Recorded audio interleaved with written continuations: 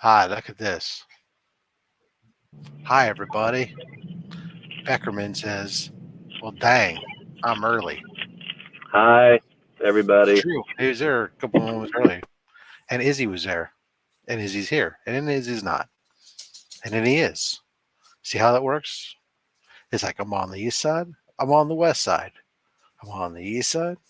No? All right. Well, that's a reference. Anyone know the reference? I don't know. Anyways, but I'll tell you what it is. It's a roll. A toll is a toll, and a roll is a roll. And if we don't get no tolls, then we don't get no rolls. Yeah, there you go. Beckerman, good day to you, sir. It's always a pleasure, even if it's just virtually, to be able to be in your presence. It's magnificent.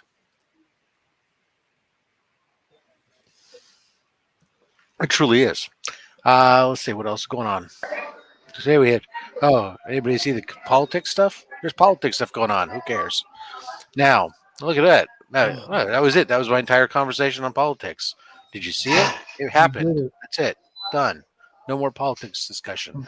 I'm proud of you, Rob. Yeah, it was important to be topical, I think. But no need to dwell on it. Let's Crow be more came out today. Yeah, who's going to see The Crow came out released last night to whatever the opposite of thunderous applause is. But any of y'all have to a raucous whisper? I guess so. But I've been critical of it since the announcement of it. I've been the opposite of excited since we got the first images. And then from seeing the trailer, it looks like you can easily stereotype this film as being like a low budget, cheap schlock attempt at just making a movie titled The Crow. But haven't seen any reviews yet. But there's stuff just like comments online from people that seem like they did not enjoy it at all.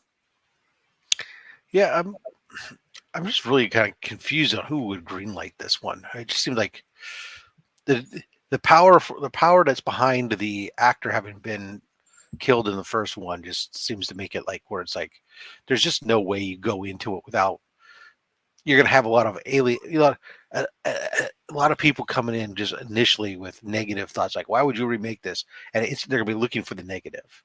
Yeah, so, I really think the only way to even attempt to try to make reviving this franchise work in this day and age I would try it on streaming. That way, like you're putting a lower standard on it. Right. That way you have more room to impress. Like when you take something straight to the silver screen, you come with the assumption they must be proud of this. They must think they've done something worthy of the money that goes into it, the presentation. And then you just look at the trailer. It looks like a generic, like Eastern European budget trash film. Like you remember the second Ghost Rider movie with Nicolas Cage?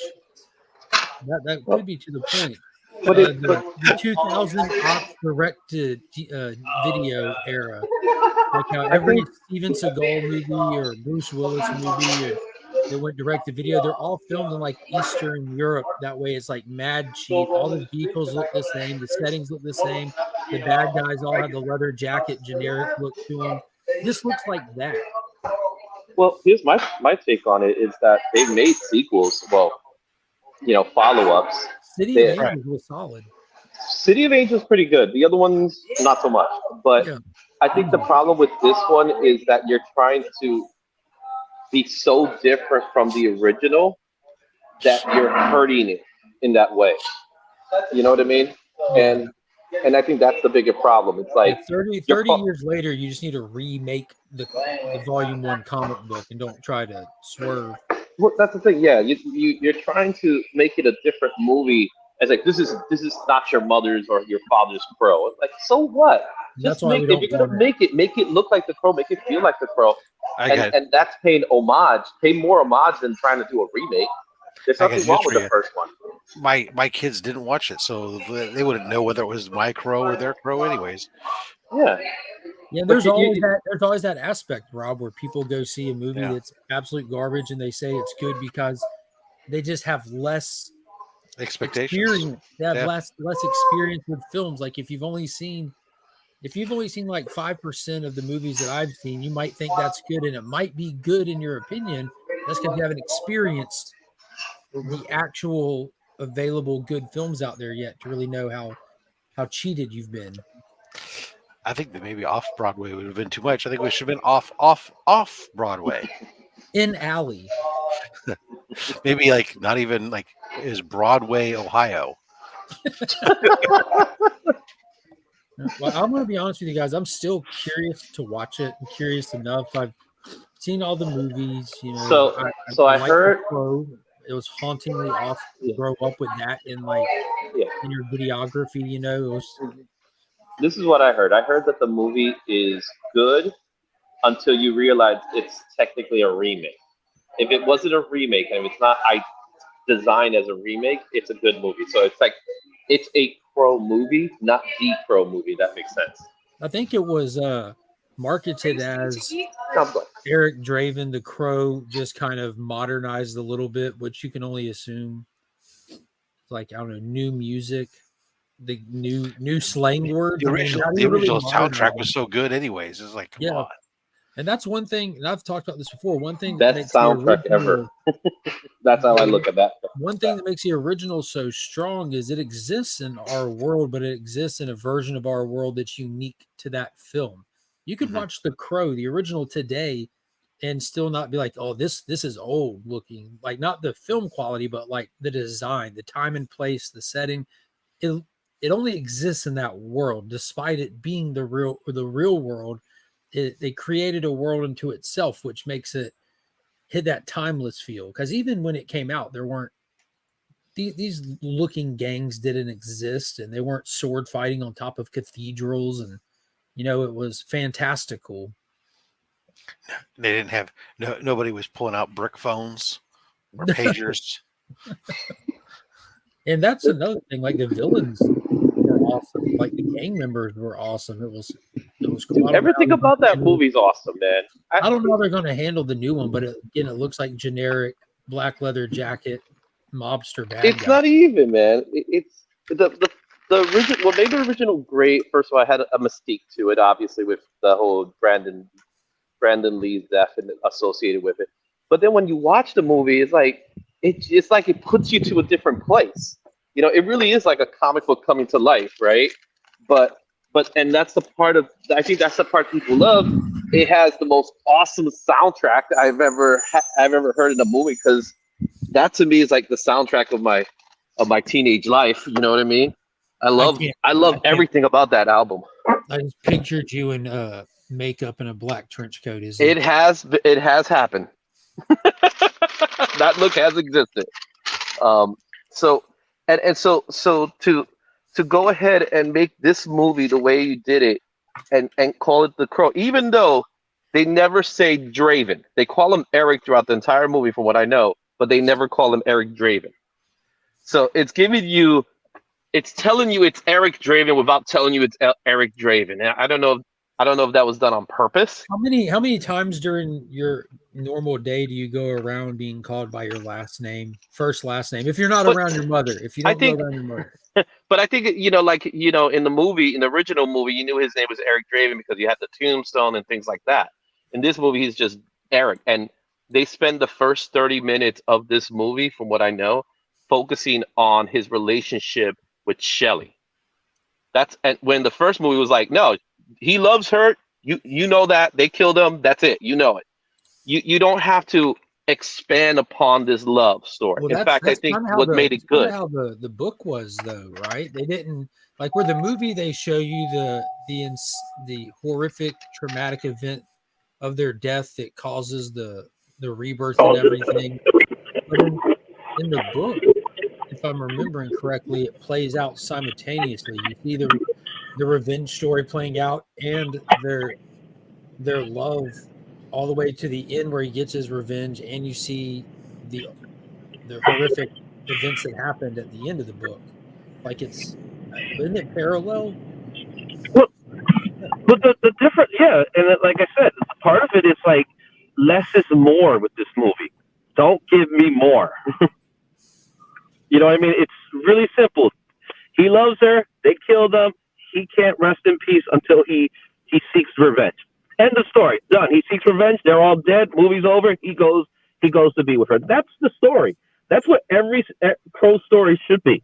They shouldn't overcomplicate it by give us juxtaposition and all that other stuff that comes along because they want to tell us why he really loves it. No, he loves her. You know that. Done. Finished. End of story. Yeah. And the villain has a weird fascination with his sister. Hello. Yeah.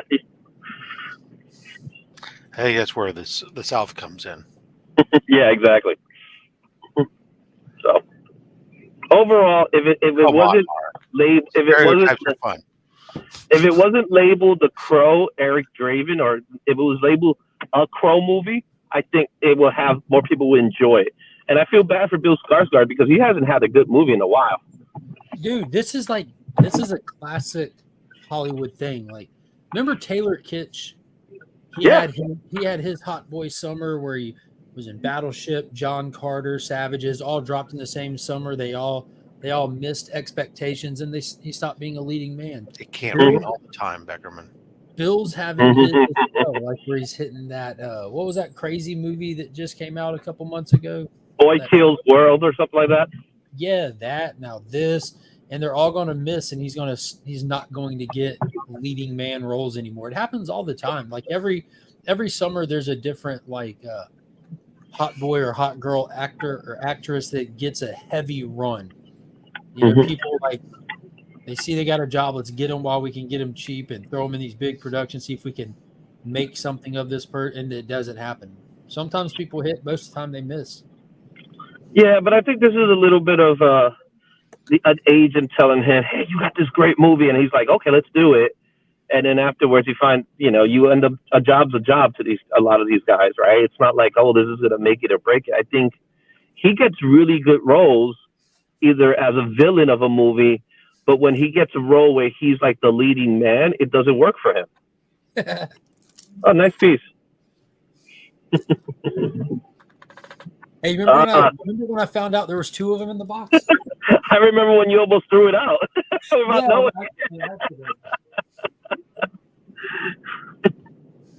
That demon was fun to draw.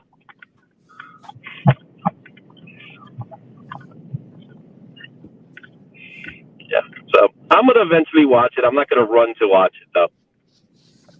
You know what movie I did see was going to be available to see this weekend that I do kind of want to try to squeeze in. I don't know if I'm going to be able to, but I really want to try. Is Retro Cinema. They're showing Smokey and the Bandit on Sunday and Wednesday, and I'm like, ooh, I love me some Smokey and the Bandit. Reminds me of Mark because he's got Georgia plates on the car. Hell yeah, that's a classic Burt Reynolds, man. Burt Reynolds, Dom DeLuise. Damn, that's just hilarious. Dom DeLuise is not in that movie. Oh no, so I'm thinking of Cannonball Run. That's why. Yeah, no, we're talking Smokey and the Bandit. Is awesome too. Yeah, Cannonball Run is a great one. Yeah, with Jackie Gleason. There ain't no way you come from my loins. When we get home, remind me to punch your mama in the mouth. Jackie Gleason, man, when he got older in his latter days, man, he was such a scary guy, man. The way he would talk. He just didn't have a filter left. He was able to. He was done. He just spoke himself, man. It's just like he did not care. He was from a generation just like I'm done. He was I think what I want, quote unquote acting. No, he was getting paid. That's all he was doing. That's right. Oh man, Jackie Gleason, you want to do this movie? Like, how much is it? We're gonna give you this much. Okay, let's do it. Oh wow, Mark, hubba. Oh wait, what's up? Wait, I thought you were rolling out the centerfold there. No, I just found a stack of posters that I don't think I've ever even opened to see what they are. Much like some of your mail. Keep or give away. Yeah, man. Oh, there you go. Spider-Punk poster. It says his post office other than that. Uncanny X-Men 268 facsimile edition. Ultimate Black Panther #1. And this one is What If Venom poster. Nice. I think there's something nice you can throw in something. Yeah. Definitely gonna Sometimes stuff just gets lost in the shuffle down here. It's like, look, I got like this just sitting down here in a stack. I love that book. Hey, are have you a gonna go copy get of that. yourself? You gonna go in there and get yourself an El Diablo sandwich and a Dr Pepper, Oh, first kilowatt was sitting down here in a stack of whodunit. and get it in a goddamn hurry? Techno guns, dolls. Oh God, I just love that film, and the fact that it's like on the screens again. I'm like, It's always fun. yeah, it'd be fun, but at the same time, I'm going to myself, do I really need to see it on the big screen? There's nothing on it that really says I have to see it on the big screen. I can just throw it back on and get it home. And Have you seen it on big screen? yes, I have once before. I think it came out once I think it came out 5 years ago. I think it was out for a short run. I went and seen it in the theater. How was that experience? Did it feel good? I want to say that I did, but I might be confusing it with a different movie. I've seen several movies where I've gone back and watched some of these older ones on the big screen, and it's kind of cool. Sometimes it doesn't really matter, but I mean sometimes it's just fun. There's certain movies that there's certain movies I would say like action adventure movies are good movies that you can see on the screen. A drama is something that I like. You know what? I can see that at home. You know what I mean? Yeah, like but Kramer versus Kramer. That example. Yeah. You know, something like that. Like, well, they're gonna do. I think on their list of movies that's coming up is the original Psycho. That's cool. And that could be kind of cool to see on the big screen again. Because you know certain times the immersion factor into certain movies is different. Obviously, no matter how good, I will admit it, no matter how good your home theater system is, and everything else, it's not the same. Thank you, Rob. As being in the theater. Well, it's also the aesthetic of who's in the theater with you. Like, there's times you go to a movie and you have a really good crowd, and that just enhances the movie. Like, not to me. I like when there's no crowd. That's why I go early in the morning. But there's nothing like watching a movie like Endgame with a group, and then you get that cap moment, and everybody's like, "Yeah!" It's like a baseball game feeling. Did I tell them to shut up? No. That's what I do like is like, so when I go back to see some of these retro ones, it's like you're seeing it in the big screen, but it's like the smallest screen in the theater with it's sold to a few people. So it's like I think there's seating for 24 in the theater, right? It's like you're really watching it like in your best friend's basement who's got a converted home theater or something, but not a cave. Yeah, I know what you mean. Yeah, but anyways, I like seeing wrestling like that sometimes. So, like in a wrestling event, it brings back the old days of closed circuit television. Yeah, they should do that more. Well, Dave & Buster's does them now. So, So I watched Furiosa last night. Finally, just after dinner, we finally got home. We had orientation, first grade orientation, and then we get home and throw some pizzas in the oven. And I looked up the parental guide for Furiosa because the wife mentioned she's like, "Oh, I want to see that." I'm like, "It's on HBO Max." So I looked up the parental guide. There's places online where I can go and check like number of what bad words are said and why is it the rating that it is, right? Yeah, well, I mean specifically too. Yeah. And I remember Fury Road was the first R-rated movie I watched with my oldest because Fury Road contains no excessive bad language, no gratuitous nudity or anything like that. It does have just weird stuff, like some of the characters and their designs are weird, odd. But I looked up Furiosa and same deal. They don't use the language that we do, which makes it more enjoyable of an experience. So we watched it. Kids fell asleep to it last night, hanging out on the couch. Like it was really good. I enjoyed it a lot. Was it rated R? I don't remember. I don't remember. I just looked up. I didn't really think to see what rating it was. I just wanted to see what was in it. Yeah. Well, there's some movies that like Like for little kids, it's one thing. R. Yeah, it's rated R. It's rated R because of the graphic kills, I guess, right? Violence. It doesn't really have gore in it, but it's just it's imagery. Violent. Yeah, it's violent. Yeah, some kids can handle it. Some kids can't. Some adults can't handle it. What are you talking about? There are adults that can't handle that kind of stuff. So. Yeah. Yeah. Dude, I was the same way, MJ. Life was just too busy when Furiosa came out. I didn't get a chance to go see it, but it was ridiculously solid.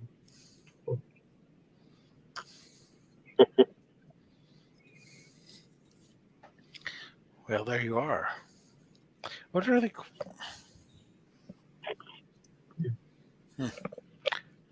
I barely spent time this week. I don't know. This week I've just been behind. I mean, you're still getting caught up from having been out on the road for last weekend. So it's like I'm just barely even keeping up with like minimal of the usual wrestling or anything else for that matter, let alone trying to go see any movies or anything. Yeah. I took some time off from work. I don't have to go back to work again until next Wednesday. So I think I'm going to try to see what I can't do.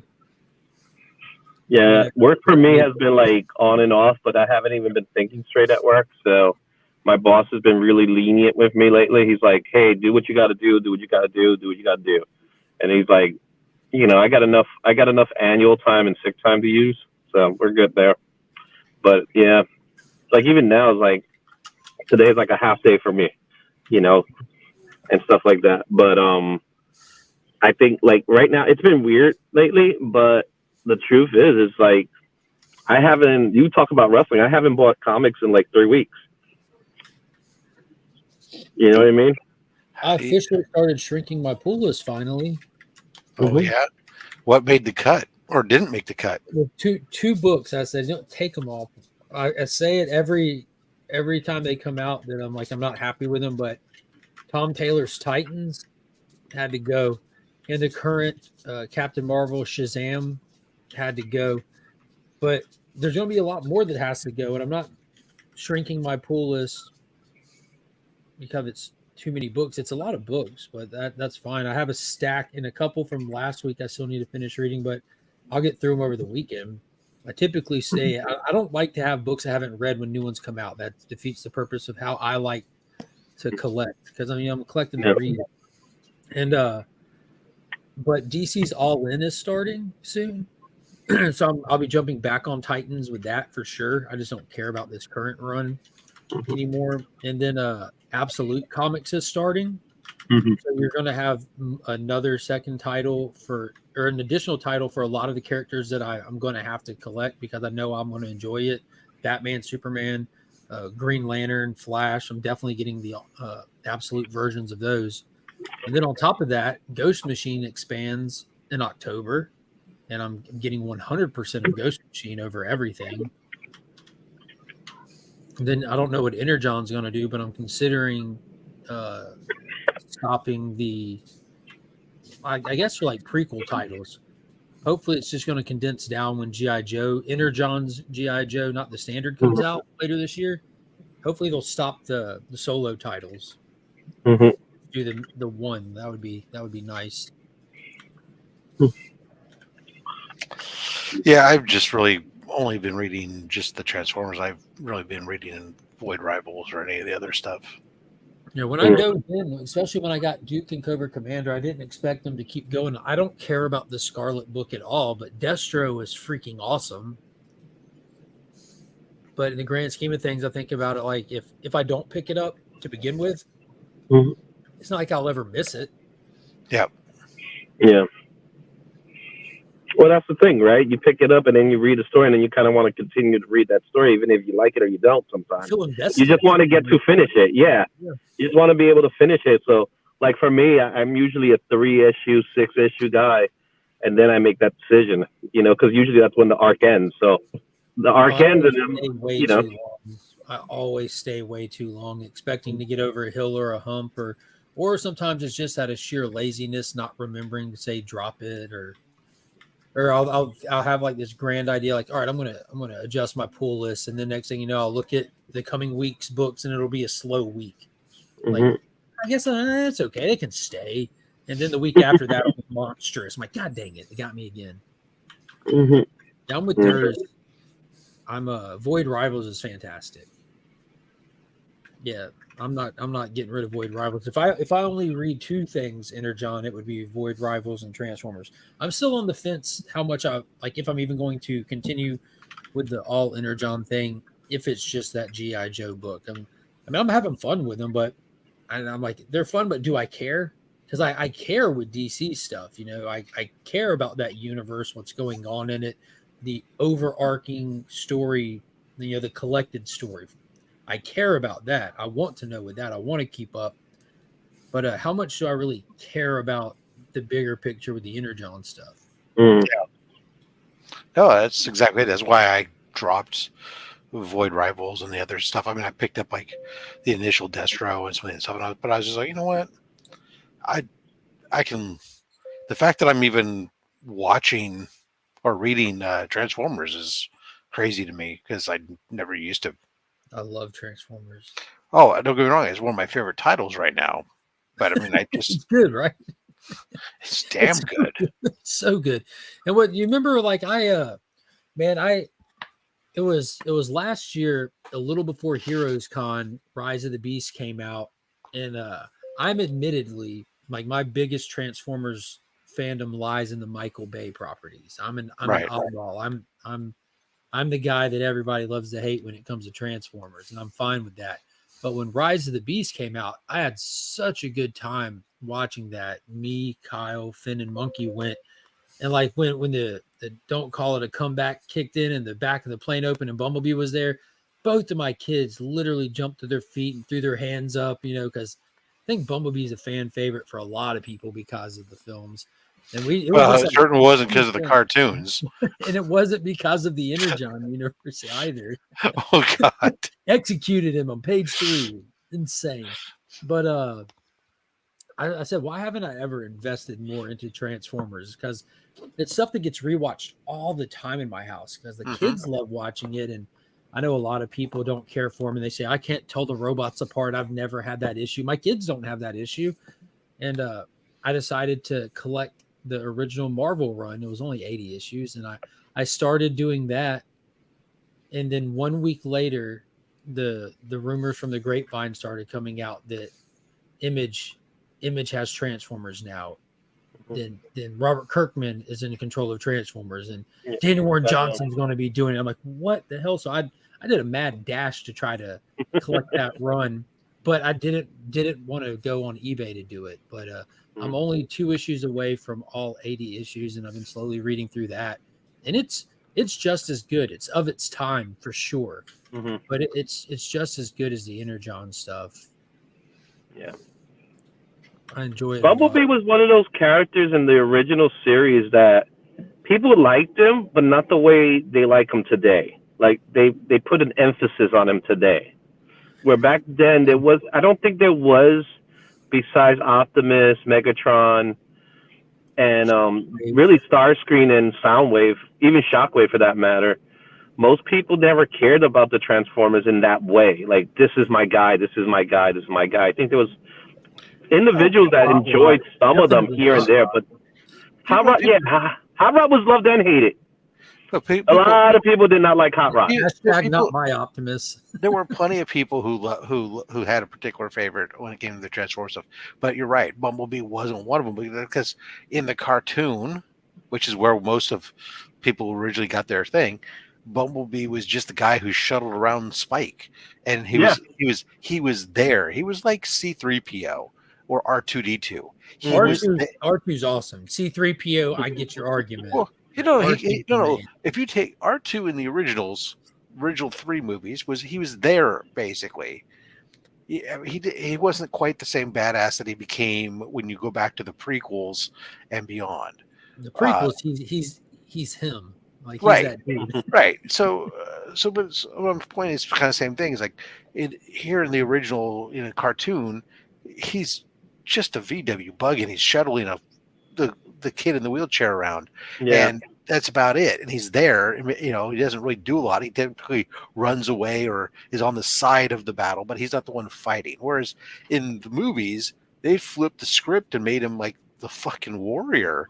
But not in the new movie. The new animated movie is a lot different. Okay, look, I'm not talking about any new animated movie that's not even out yet or something. I'm talking about the live action movies. They turned around and made him the war, like Optimus's right hand man. Hell yeah. So he also came out to be like he ended up being more like, I would say, like Raphael in the Turtles, where he was like the badass of the group. They turned Bumblebee into that, where in the cartoon he was the connection between the humans and the Transformers. He was because he was equally as small as the humans. He was the smallest guy. Job of giving them unique personalities to think of when you think of them.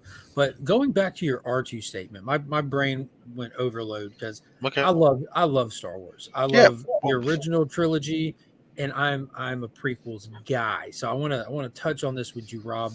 I think R2 has always been a badass, and it might have just been visually limited by the era of the originals, because he opened doors, he brought the messages. In Return of the Jedi, how did Luke get his saber? He didn't have the fear and the nervous flaws that C-3PO had, right? C-3 was just like a weird, just comedic. He was comic relief. He was the Jar Jar before Jar Jar. R2 has been plot invested. Yeah, he really was. Yeah, R2's been plot invested. He's been a participant. I get it, but my point. But the point still is, he's on the side. He's not in the mid. I mean, it's not like he's going off and doing battle stuff. He's not designed to. He's not front and center. Don't get me wrong. And maybe that's not exactly maybe it's not exactly the perfect analogy, and maybe C-3PO is still better, but not exactly the same either. But somewhere between the two of them, I think, is what Bumblebee was in the cartoon. He was there on the side of things, sometimes in the middle of it, but not. Did R2 ride with Luke in the X-wing for some reason? He did on the battle. On the battle of on Yavin 4. Yeah, he does. And that's what I'm saying. He's kind of the dude's been. That's what I'm saying. That's why I'm revising it. He's kind of an amalgamation of the two type of thing. Yeah. If I'm trying to put an analogy to that. Anyways, Finn is a big fan of R4. I don't know if y'all remember R4, but that was Obi-Wan. Oh yeah. They did a rode with him through the prequels. It gets decapitated in the opening scene of Episode 3. It was violent. I feel you on that, Durs. Check out Rob Ager's take on C-3PO. He's very important. He is the audience guide to the world. It all starts with the droids. He explains the dangers, etc. That's a fair point, because as soon as we don't have C-3, we hit the Disney era and it all goes to shit. So it's been well discussed, that aspect of the things, and I don't disagree with it. But fill you in on what? The fact that the well discussed stuff that this concept that the droids are the anchor piece, that it's like kind of you're seeing this whole story through their eyes essentially, and they're almost as if they're the storytellers of the whole saga, and that's fine. I don't necessarily disagree that you're along for the ride with them throughout the thing, but the point still being is they're not in the middle of the thick. While the action's going on around them, they're not picking up a blaster and engaging in battle. Episode 2, but C-3PO gets his head put on a battle droid or on a Roger, and he's holding a blaster, screaming "Die, Jedi, die!" as he's in the midst of a Colosseum battle. You stand corrected, good sir. I will say this much about R2-D2. R2-D2 is probably one of the most important characters in the entire Star Wars saga, because he knows everything. He knows everything. Listen, he doesn't share everything, but he knows everything. To continue my analogy, listen. The original cartoon. No. In the original cartoon, I'm not saying that Bumblebee does nothing throughout it. He doesn't just schlep the freaking kid around. He does other things, but just as these droids do. But they're not battle droids. They're not in the midst of the thing. They're not battle droids. Bumblebee's not the battle warrior that he is in the movies. That's all I'm saying. He's a worker. All right. Jar Jar is by far more important. Of course he is. Yes, definitely. Absolutely. Have y'all ever bought into the Jar Jar's Sith Lord thing? I've read all that fun stuff, and it's fun fan service to sit there and go on a tangent, what if world, but... Because what world, real or fantasy, would ever give this guy the diplomatic power that he ended up with in episode 2? Well, there's a lot of stuff like that, but still. Oh, good point. Enough said. Did y'all hear the fantastic news? Oh, Mark, I'd just like to rest my case on this one by saying, would you like to go over the list of people in Congress right now? Yeah, I was about to say. I just looked at the presidential options that we have, and I'm like, oh, never mind. Never mind. You want Jar Jar? Even though Jar Jar? I will tell you, RFK has the best bear story. If you just look it up. Whoa. Bear story. No, got it. Yeah, he went to a gay bar once. No, and years ago. He hit a bear with a car, and he didn't want to leave it in the road. This was years and years ago. Yeah. So he got it out of the car because he was going to take it to get it serviced on bear meat, pelt, all that stuff. But because life is busy, he ended up having to keep it in his car while he was doing a lot of stuff for a long time, to the point of it getting comical. But it's a funny story. It really is. It's not a political story, but he's telling the story to Roseanne Barr. That's the best part about it. He's telling it to Roseanne, and Roseanne's giving him like the look like, what? So it's a great story. Read the story. It has nothing to do with politics. Don't read the story. Just listen to the story. Yeah, watch the story. It's hilarious. It's fun watching like people's react, because he's in his house. I don't remember. I saw him tell the story to he was talking to like a group of people in his dining room. Like he's like he's like in a lounge chair or something like that, just telling the story. But you have Roseanne who's drinking like a coffee, just looking at him like this guy's crazy. It was hilarious. I'm dropping. Are you talking about JFK? RFK. Yeah, RFK. I'm sorry. Yeah. So that story was great. It's where he left the bear that's even more funny. Y'all gotta check it out. If that dude does not like make you like feel like I can relate to this dude. I just dropped the link to the Discord server in the chat. It's been kind of a slow. I guess it's been a slower week. I haven't been able to be on it this past week. But hey, Steph, how you doing? I'm okay, Izzy. How are you? I'm doing. Yeah, you're here. I thought you were gonna be, incognito for a long time. Well, I never said I was gonna be incognito. I said the channel was gonna be on hiatus. So the channel's on hiatus, but I'm gonna, I'll pop up in Hangouts and things like that. And apparently, you guys like White Comics who's putting videos out while I'm on hiatus. So I guess my presence is still out there in the YouTubes. Yes, it is. Well, it's good to see you. Rob or Elder, how are you? Or Elder? Oh my God. Wow. I'm hurt. Oh, great. Why is Elder? How are you? Well, I guess that's true.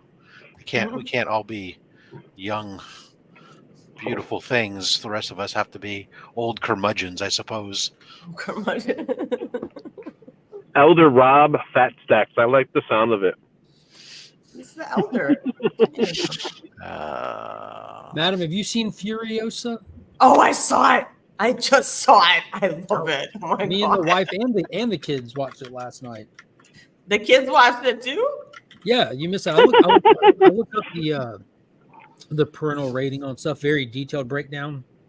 No harsh language, no, just her arm getting ripped off. And, no nudity. Like the way they present the violence is really smart. Like, Rob, picture being drawn and quartered. Not you, but picture somebody being drawn and quartered and an intense buildup to it. But instead of horses, it's motorcycles. And you're in the desert. So when they peel out, obviously the dust cloud goes straight to the victim. So you know what happens, but it happens in a dust cloud kind of thing. Right. It's like So In I'm a red dust picturing, cloud. I'm kind of picturing biker mice from Mars, sort of except it's rats, yeah. and Izzy's there, and the rats are no, sorry. They draw and quarter a block of cheese. I Hey, really liked how they peanut did butter. it. Peanut butter. I was surprised with Furiosa how long they had the younger actress play. I was sitting there waiting, like, when is this girl? When is Anya? When's the main actress coming on? It's Anya taking Joy-Taylor. forever. No, it's Anya Taylor-Joy, but Anya Taylor-Joy. And once she Pay came for on, I effort. was like, oh, they did a nice transition from her from the other girl. it was cool when the It way was a she good popped, like when they transition. did the reveal, like, oh snap. Yeah. I thought it was brilliant. I really enjoyed it. Yeah, it was really fun just going back to that world. Well, hey, show Rob what you got. Oh my goodness! What? Oh, Is she way. moving out? Is that Super Chicken? It looks like she's got like a It's a stick with super something chick. on her, like she's about to move out. Oh, okay. Well, that makes sense because Super Chicken does drinks look a like few a more symbol. martinis. For Going anybody on the who actually- road. If Road anybody tripping here right actually there. knows the reference of Super Chicken, but I might be too old. So You are the elder man. yeah, does anybody on? I'm assuming, Matt. I mean, do you know Super Chicken? I don't know Super Chicken. Okay. Give me a reference. It might jog my memory. Well, you knew the job was dangerous when you took it, Fred. Pardon? You knew the job was dangerous when you took it, Fred. No. Was that a Saturday morning cartoon? No, it wasn't really a Saturday morning cartoon. It was kind of it was one of the cartoons. It was like I think it was either the George of the Jungle or Bullwinkle, that style. I didn't Those watch guys. that. One of the side ones were that, and it was Super Chicken was an aristocrat by day who drank his super sauce, which incidentally was in a martini glass.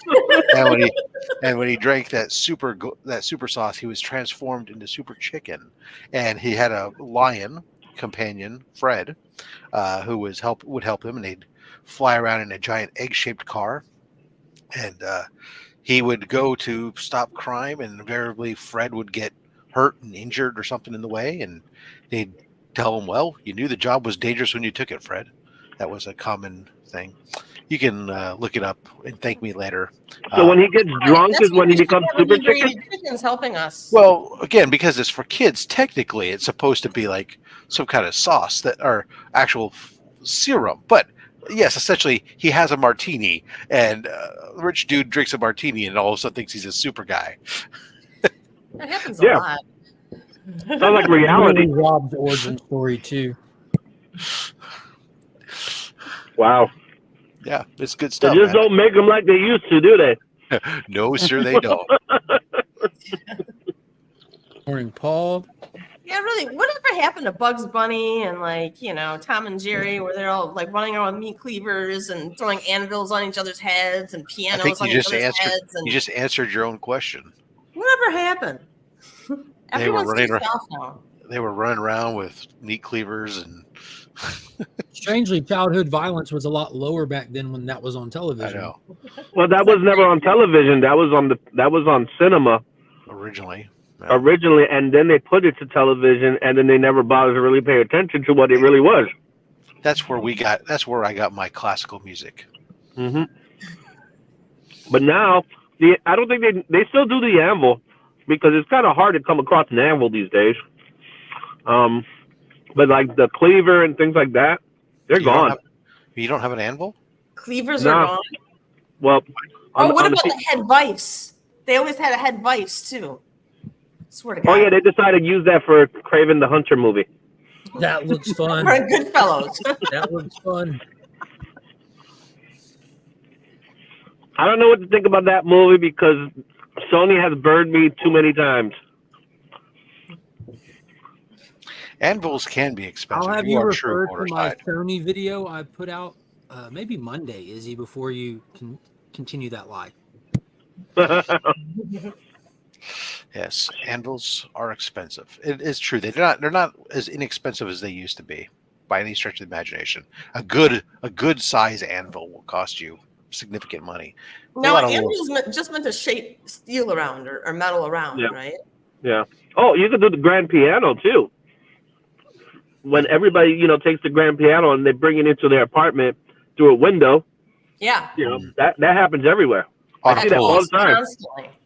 Yeah, on a pulley with rope. Yep. One rope too. One rope to hold it too. Yeah, good times. Yeah, I only have a small anvil right now, to be perfectly honest. The most of the spot I had it at for when I wanted to do for pounding, for being able to hammer stuff on surface. Instead, in my workbench I had built a section that has 4x4s underneath it, and then it has a steel metal plate that's built in flush to the work surface. That way I have a spot right on the workbench that I can pound on the steel and have it be extremely sturdy underneath. It's not quite the same by any stretch of the imagination, but I'm not doing blacksmithing or anything dramatic on it. So especially those days are over, right? These days my workshop, I don't, God, I really was driving. It's been driving me crazy that my workshop is now basically a packing station. It's got nothing but different sized boxes and bubble wraps and all kinds of other stuff spread all over it because I haven't built anything in a while. So I just kind of slowly taking it over for that purpose. And it's like my poor miter saw and table saw are going like, why do you even keep us, man? You haven't plugged us in and like. Rob, have you considered getting an assistant for mailing stuff for you? Well, especially during C3 stuff. I mean, well, during C3 stuff, actually, I have one of the gentlemen who works with Comic Capsule lives in the area, and he volunteered to come help pull and pack orders. Oh, that's so nice. That's cool. So I may take him up on that because it's. Oh, you should. Once you get them sorted, packing them becomes can become a tedious effort. Yeah. As we get older, there's not that much pounding going on. So Rob, what was the biggest package you could say that came out of C3? Like, how many pounds would you say was it? I don't know. I really don't know. Yeah. I think there was one last year. It was like maybe 15 to 20 pounds. But sometimes some of these packages, they're limited by I have only certain size boxes. So sometimes I'm forced to have to go to a second box for somebody. Or sometimes it's cheaper to go to a second box, depending upon what it is I'm shipping. Because sometimes it can be cheaper to ship, smaller flat rate box or something. But now, actually, last year a lot of stuff went out Ground Advantage instead of Priority because Ground Advantage was often cheaper. The exception being some of the slabs went out. Flat rate because especially people who bought 3 or 4 slabs, where with the slab shippers I can get up to 4 slabs in a medium flat rate box. That is incredibly inexpensive then to be able to ship, because then you're talking about each slab being about $4 to ship. That's awesome. Yeah, it is pretty good. But it is really weird. I've noticed like the way that postage rates are right now from the West Coast. Like I can ship anywhere west of the Mississippi.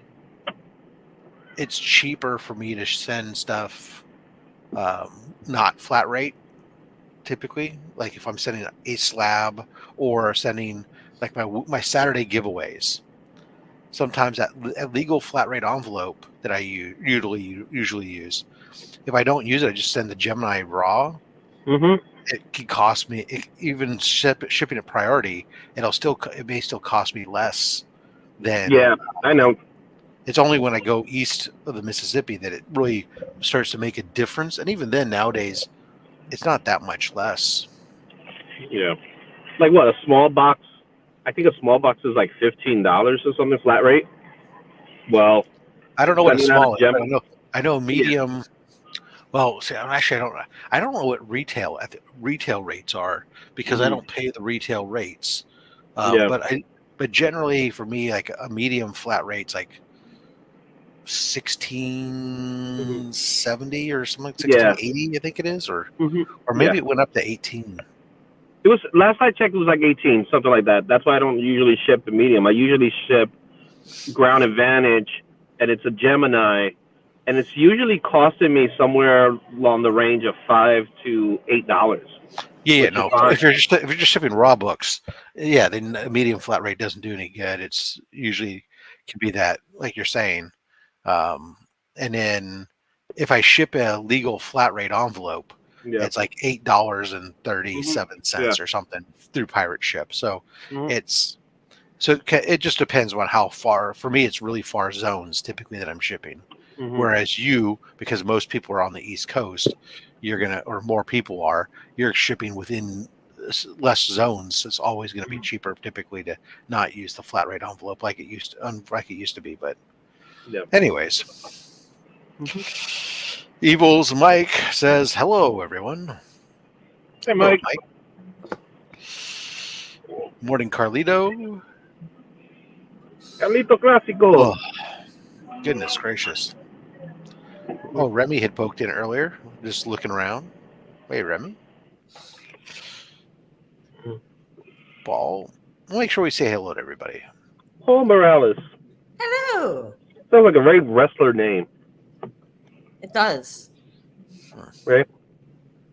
If you say. Yes, this is Paul Morales. Izzyverse could be a good wrestling name, too. Who? Izzyverse. That's a bottle. That's a bottle. That's something for sipping Jack Daniels. This is actually how I bought. This is actually how I bought my Hulk 181. You can still do that today, but you have to fill it up with gold doubloons.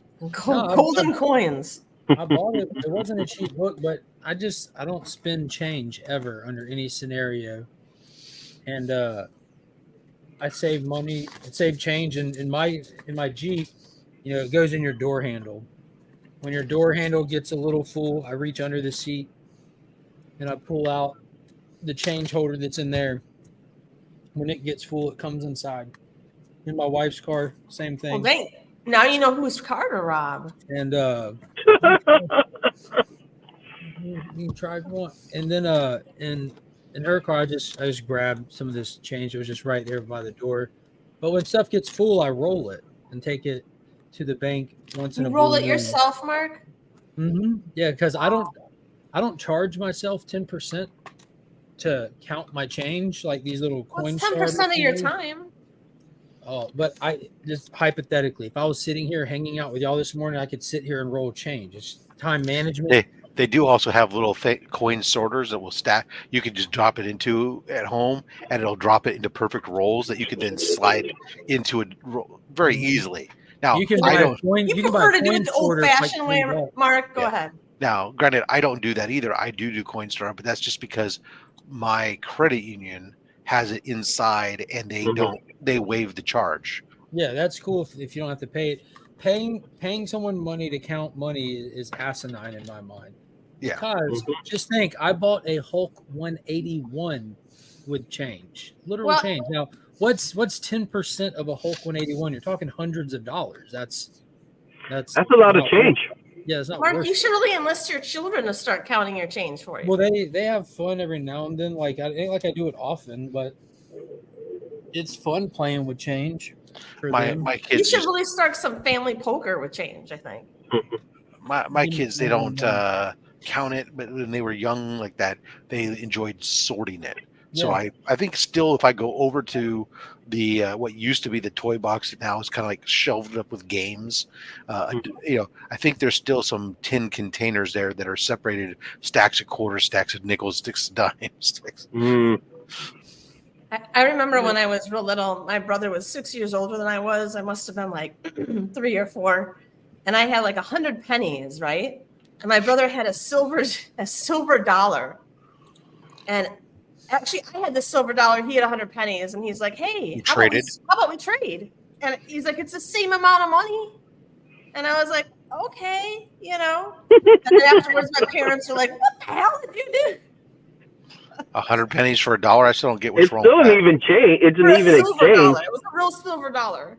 Oh, it's real silver, so it was worth more than $1. Yes. Yes. Got it. Yeah, I think I'm going to count up soon and see how much I have, and maybe try to do that for my Brave and the Bold 28. That's been on my list for like years now, and I don't force myself to get anything at a certain time, you know. And I'm literally a participant in helping Rob Hawk one at Heroes Con. Watch DJ just get one. I'm like, man, why haven't I gotten mine yet? I watched Bert pick one up. Like, I think you need one that's a 3.0 so you can join DJ and I in the 3.0. 3.0 club.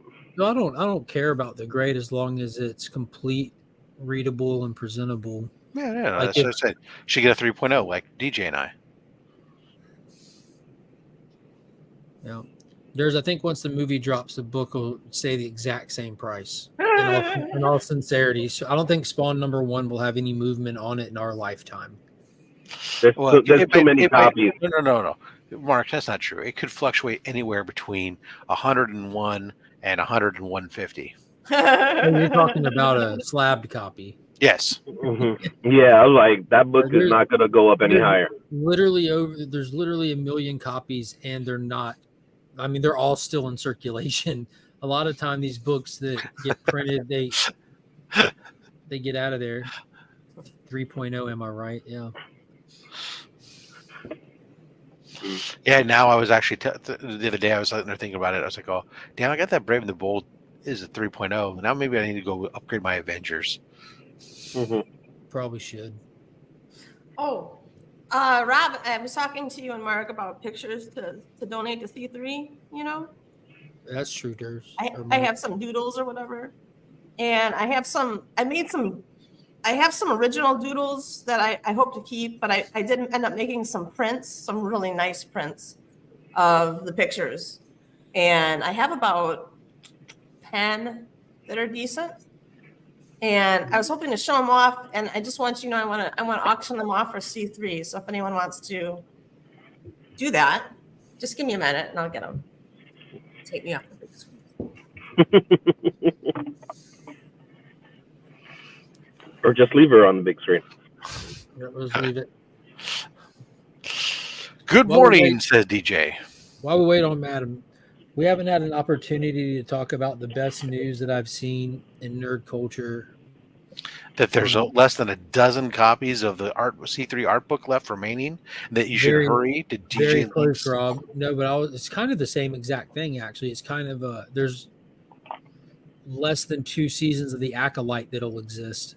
You know, I knew you were going that route because you were going to say it earlier. I could tell. Mm-hmm.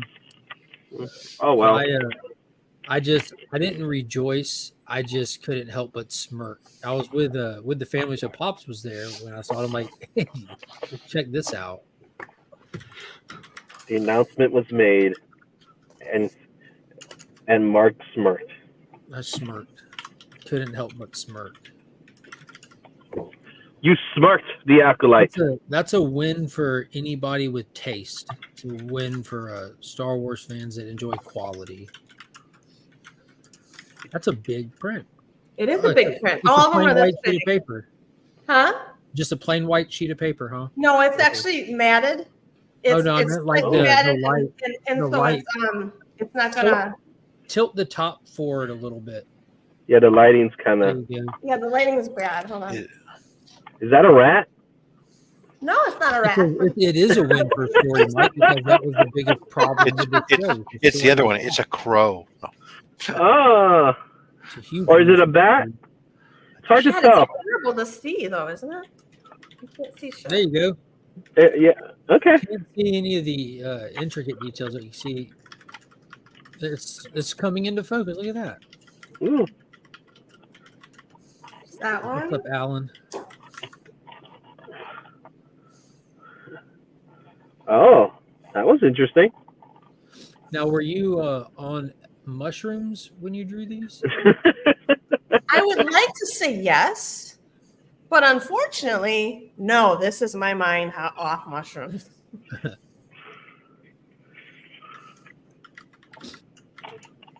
This is. I would. Give us I'll some tell you what I would commentary do. on these. I would get up early in the morning before anyone else was awake, and I would just sit down from the TV with a pencil and a paper and just draw stuff.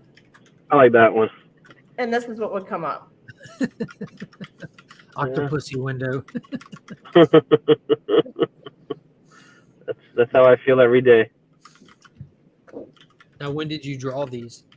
These up, I want to say about a year or two ago. And They're then very detailed. I just had them scanned off, and so I could print them because I really wanted to. People say they like them. People say they like them. People say, and it's hard for an artist because you're like, nobody really like my stuff, you know. But I guess they're different. Someone said they're kind of like MC Escher and Dolly. Kind of. I'm gonna be completely honest. At first, I thought they were Pokemon. You thought they were Pokemon? Yeah. I'm not gonna take offense to that. I could name them, sell them. Where do you have the originals? The originals are done on just some paper, and they're not very, they're really floppy. No, where are they? They're just in a folder, or you have them hanging? Yeah, they're just in a folder. Okay. Mm-hmm. But they're all this size too. What made you think of this concept with the animal with the whole window? I don't know. I've just always liked that idea of things inside of you. Wow. Now, so many ways to unpack that. Okay, this is a family morning show. Is it? I don't know. We're gonna have to clip that for when you try to sell these pieces. This is a good one. Let me get this one here.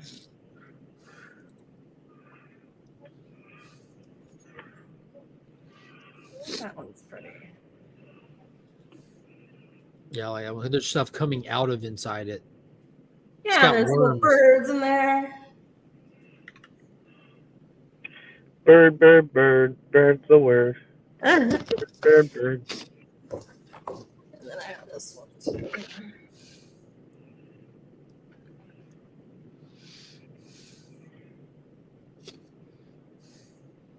That one has shingles.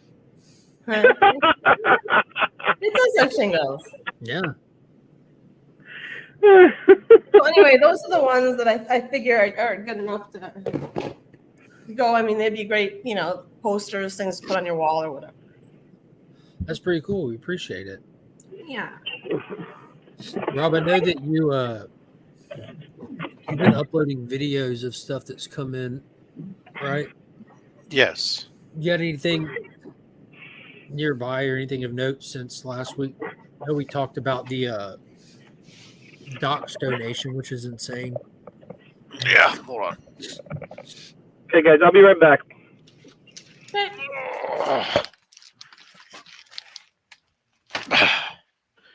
I happen to have just unpacked a bunch of boxes because there was just too many boxes stacked up here. So I haven't recorded any of this yet, but that's fine. So one of the things,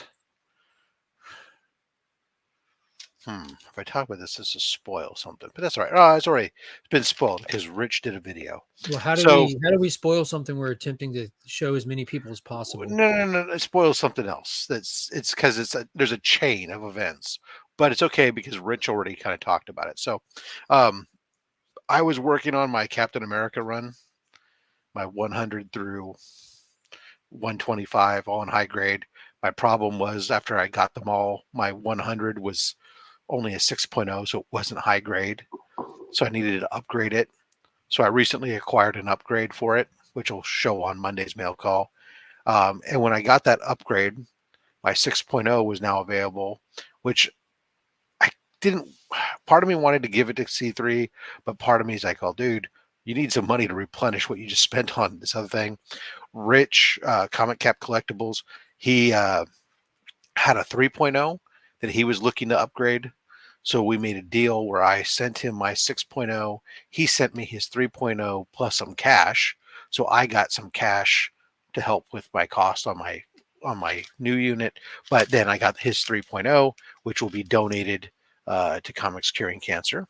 So Nice. win-win-win. Yeah. So we'll have that book. Let's see here. I gotta remember who's. Let me get me these notes so I give proper credit. Hey, Bogsy. This is from JSS Brooklyn. Sent in Nice. books. Looks like it's in Cover? good shape too. It's actually like VG plus because it's got some staining stuff on the backside, and there's some heavy creasing such stuff, but still it's a My cool wife book. Describes me. There's a third print Transformers. They sent in an Amazing Spider-Man book that he sent in, and probably the nicest looking 1.8 from a presentable standpoint. First Shang-Chi. You see the back cover. That's where the issue is. That's and I said that on purpose because that's how you shop keys. Yep. You just look for that corner chip and you get a ridiculously great copy of a key for a ridiculous fair amount of staining stuff, and you get that chunk out the backside. But that's how beautiful presenting. That's how I shot front my first side. Swamp Thing. Yeah, that's a great looking copy. If you're looking at just the front on this, it's a 7580. Yeah, if you're looking at all any day long. page except that one page, and that's all it takes, and that's the way you shop keys. And they're hard to find because a lot of people are privy to that. A lot of these books are out of price range for a lot of collectors, and when a book like that happens to hit the market, it goes instantly, and then people keep it.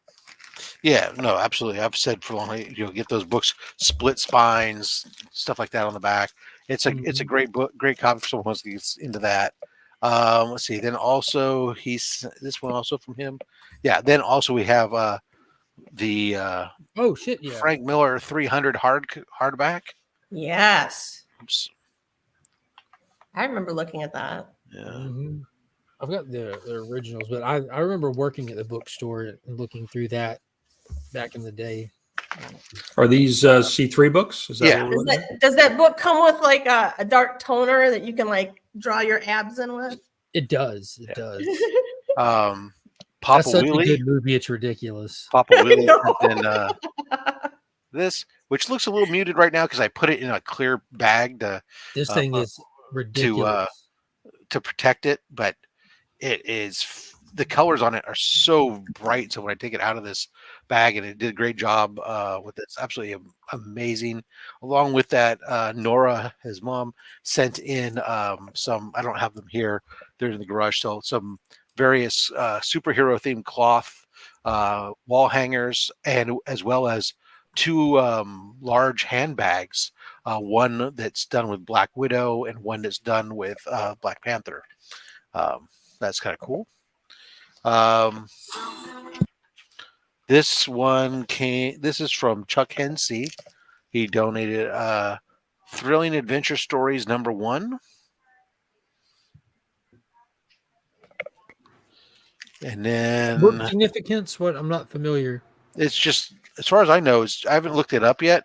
As far as I know, it's just #1 of this magazine size format. It's got some various it's very 70s. There's for the ladies, there's some, or for the those wanting some beefcake action. No, there's some. We got a Speedo.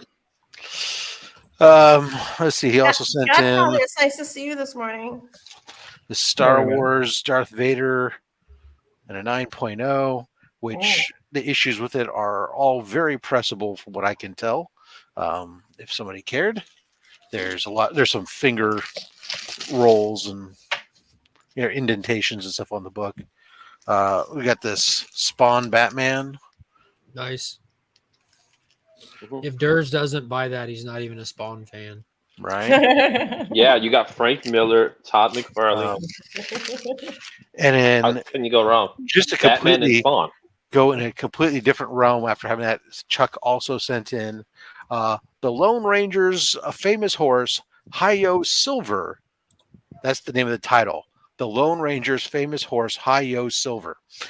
Issue number 26. It's a painted cover. Was it Hi-Yo Silver or was it just Silver? Hi-Yo. That's Hey, what I'm saying. This is the name of the book. The name of Okay. the title is the Lone Ranger's famous horse, Hi-Yo 9.6, Silver. DJ. 9.6. I wasn't aware that was his first. I thought his name was just Silver. Look, I His didn't say name the is horse. Silver. I'm telling you, this is the name of the book. Oh, shit, man. You done pissed him off. Jesus fucking Christ. Are you blonde? She only plays one on TV. On YouTube. On YouTube. On YouTube.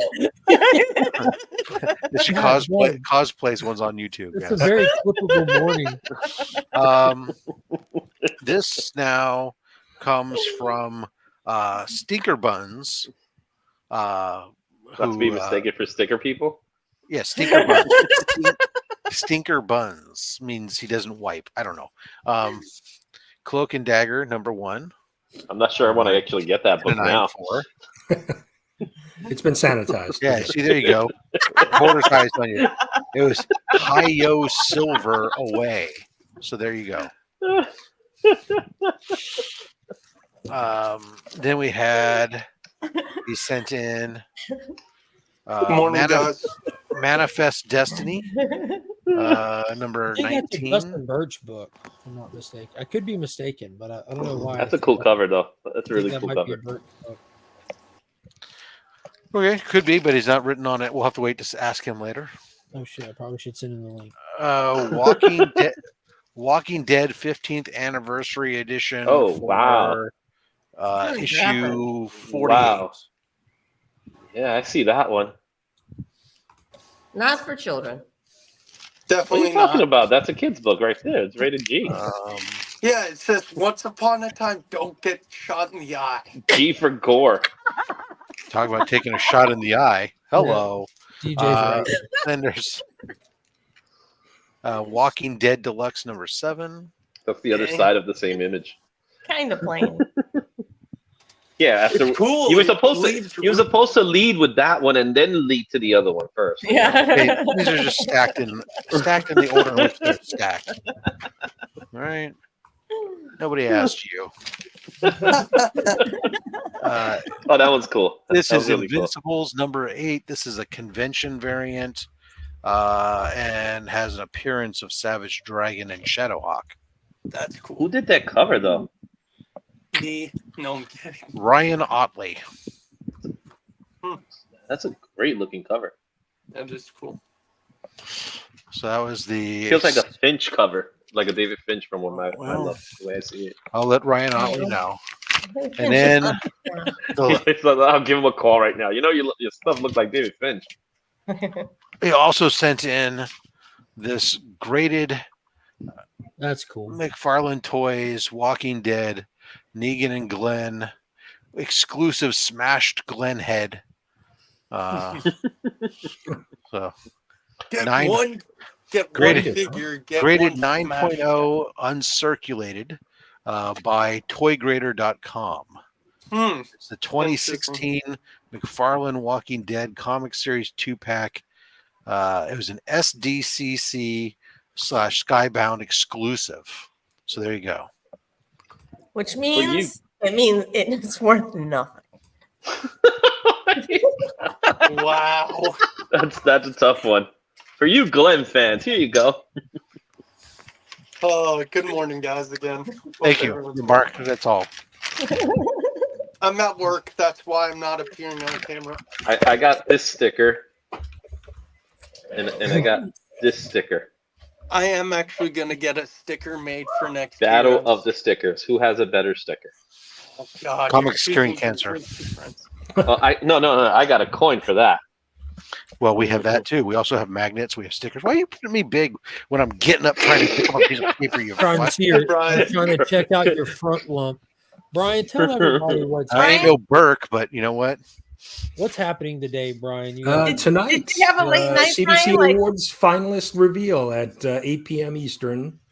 So yeah, we're getting ready for that. Excited to unveil all of the some familiar faces and a lot of new faces. So Did you get my looking check? forward to it. Brian, are you gonna leave head horses and Get everyone who You didn't mean make the you sent finalists? you sent him a check? I PayPal'd him. What are you talking about? Well, I sent him Come a on, check. man. Venmo too. I had to send him the check after he said, or I sent him the check, and then he goes, "Oh, well, send me some Bitcoin too." And I'm all, "Fuck." I got tons of Bitcoin for you, man. Tons. They've All all right, been mine. I'll send you my crypto account. There you Brian, go. how long is this thing tonight? It should go pretty quick. Just a brief intro, and then Mr. DJ Links has put together all of the videos to announce the finalists. So we'll run through those. They're like between 30 and 40 seconds each. So we'll run through them pretty quick. So I'm Did sure you get we'll to be see the done final within- video? I'm sorry. Did you get to see the final video? The videos, yeah. Yeah. We So all assume that we'll you be don't watch this shit. You just put it out. Brian, I was gonna tell you I got something from you in the mail. okay. Was it? What You did know I what it send? I is? don't remember. You don't remember? Was it Well, a let me vial tell of? you a story. It's send been a a lot of long stuff. time since I got the mail. The certified Was Western it a Union. win? Was it the doctor? The doctor? Yes. Yes. Okay. I Doctor, will use some of us. doctor. Open it up. I have Give me that the back here. news. It's holding up a toy. I have to open it. Yeah, mine too. Mine's over there waiting to be opened at some point. I opened a set. MJ's going to stay up till 1 a.m. his time to try to watch live. Well, So he better be on that list, Brian. I got to open mine, but well, I'm MJ was one of our first winners, year one. Yeah. I hope that Sticky Goose wins everything this year. That would be hilarious. Just all of a sudden, last day, last second minute. I want to see him accept the award. Oh Like my he should God. that's what I want. I want to thank all the sticker people who voted for me. It would be hilarious. It would be hilarious and awesome if he did get finalists and he wins some stuff and he comes on and he accepts and he brings his same energy to it. Like, Actually, I hope think- he- hope he brings great. that same trash You know- talking, just I doing hope he his own brings thing that same energy. snarky attitude. Yeah. Okay, but I Yeah, also exactly. want Durs to present the award to him. Oh, dude. Oh, that'd be That awesome. would be great. We got both. I was like, and presenting the award, collecting with Durs. That would be hilarious. That's Well, prime tune time in tonight. You know watching. what, Maybe we can. Maybe that'll happen. We'll see. You know what shocks me is That'd be I amazing. was looking on the website a few days ago or a month ago, and I'm like, WVogs18, are you kidding me?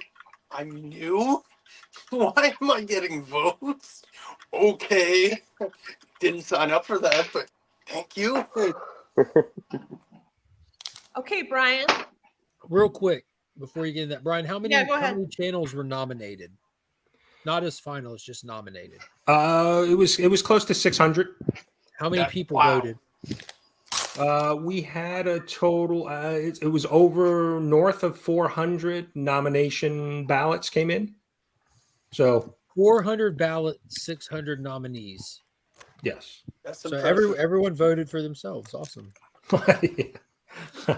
There were a few ballots that I threw out that I just got rid of because they were the What? same channel across all 30 categories. You're telling me you're not counting every vote? You said they voted for the same channel across. Well, isn't that like kind of the same thing as like leaving the ones blank? Then like just do the ones that they qualify for, and then just Yeah, it's omit just the others? laziness where they just vote for the same channel. They want to go vote for a single channel in a particular category, but they just cut and paste it across all 30. So, If I can interject there, hi everybody. What's up, Bo? Hey, Bo. I got to Hey, Bill. I got to admit, when I like told my family or a few friends that aren't really in the comic scene, and I've said to them, "Hey, go vote for Aussieverse," for example, I got at least 3 or 4 people that I'm hoping they're not watching this, but just must be stupid because they would message me and they'd go, "Oh, I just voted for Aussieverse for everything," and I'm like, no. So it's your fault. No, well, I'd say to them, So you did it, Bo. read it?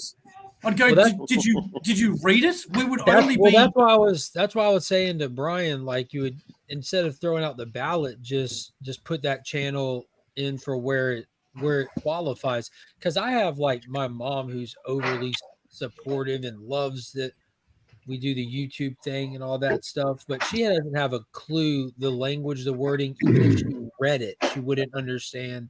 It wouldn't even be a thing like, well, vote for me in the ones I qualify for. And if I try to explain it to her, it would just make her more confused. It would be much easier to say, just copy and paste my name down the ballot. And they have a committee that they said will work out the kinks. yeah, I mean, there were certainly some ballots where somebody may have been put in the wrong tier category, so I adjusted that, because that's sometimes that can be tricky, right? So You mean I don't have 5,000 subs? But see, Mike, just for context here, asking people to fill out something that takes 3 minutes is extremely asking of a regular human. Yeah, so people, I saw where it took a YouTuber 8 hours to fill out the ballot, which was ridiculous. And then if you ask someone that doesn't do this, it looks Chinese. It doesn't compute. The language doesn't even make sense. I mean, that's the wrinkle with the nomination, that it's an open nomination. But I've been trying to think of, and I asked the committee, is there a better way that we could do that? Because based on the categories and the tiers, it can be time consuming to come up and make sure that everybody fits into the bucket that they. But I don't know if there's a better way other than just having it a free form, open nomination. Yeah, well, it's an open nomination, though. Y'all work it out. It's still an open nomination, so you put names in there, and then you guys, I guess you sort them out. I have an idea. That's that. What if you allowed you had names that were on the list, but then right before the finalists, we just swapped them out. Sorry, I'm in. Well, now I'm concerned about how many have been thrown out for Aussieverse, because the first 2 weeks I was pimping that stuff, man. It was a very small amount that were removed, but they were all for Aussieverse. They were all Aussie. I was going to say the same thing. I believe they were. Bo, yeah. If you didn't, they were like the wrong verse. If you didn't, I'm not even kidding. How stupid some people are. I even had a few people message me and they go, "Where do you vote?" And I'd go, "There's a nominate me. Click there." And they're like, I'm not seeing it." And I'm like, "Are you?" Like, one of them was my brother. You got to say something like, "Grandma, what you got to do is hit the button." The formatting of it does look like it's not like big thick letters. It does just kind of fit in with what you're reading. It's like you read like nominate now, like you would keep reading and be looking below it for a button or something, or it's not like that's easy to fix. Yeah, I would definitely say put a big shiny red button like there. that. Yeah, like change up the font where it says nominate now at the top. As you're reading down the website, it looks like you're just reading an invitation to keep scrolling down to nominate somewhere below. Gotcha, it doesn't say nominate below, but it does just flow. It doesn't feel like where you stop and kind of dive in. Can I change the subject for a second? No. Yes. Hold on. We got a question before you do, and this is a valid question, and this would be worth discussing. Brian, are you prepared? for all the I mean, temper tantrum, twisted underwear, and straight up bitches that are about to come out of the woodwork after the reveal tonight. Yeah, I mean, obviously DJ has seen the full list because he created the video. So there is there are certainly some categories that I think are going to spark some rage. Hell yeah, some finalists. So we'll see. We'll see how it goes. I'm ready. I mean, at this point, 4 years in, I took some pretty good lumps year one. So I'm pretty seasoned to it now. So yeah, I'm ready. Hi, Stephanie. Hi, how are you? Let's start rage. I'm more curious now. What are you doing? I'm working. Working doing what? I'm a cashier at Lowe's. Oh, We're I guess slow. we can't see you do that. Okay. Yeah. Okay, I agree with that. Brian, But you're working right now. I finally opened Yeah, it I'm up. outside though. No one sees me. Oh. I'm with Mike here. I love the temper tantrums. I love temper Can you make me big, Mark? Yeah. Yay! There it I is. The finally doctor. get the doctor. That doctor is in. Can you just read it aloud to us while we're here? I could. Would you like me to? No, just the back cover. The inside. Oh, I of the see back the back cover. Yeah, here's the back cover. No, the inside of the back cover. Are you mentioned in here, Mark? Thank you to the doctor supporters. It looks like Ben Parker Comics, Just Your Average Geeks, some guy with a big goatee and big white mustache with glasses. An elder. An elder. There's a war happening this morning. Indie Comics and Reviews, Legion of Comics, Indieverse. Shout out to the comic book homies and circumstances, a comic bookworm, and me too. That was a good read. That was a really good read. I was gonna say I can't wait to read this because it's first of all, it's not too long, which means I'll probably read it. Wow. It better not be too short. And then I where was feel like we wondering, got robbed. I was wondering, Godfather, what's this one then? So they're just different covers. They're just different covers. Okay. Yep, same book, just different covers. Trying to maximize sales. I gotta say, I really like this cover. I mean, I like the one you chose, the graphic cover. This has to be my second favorite though. So that one actually is that cover was done by Mario Martinez. He's actually a good friend of my daughter, and he actually works at CGC. He's his name? Mario Martinez. How does he spell that, Brian? Mario?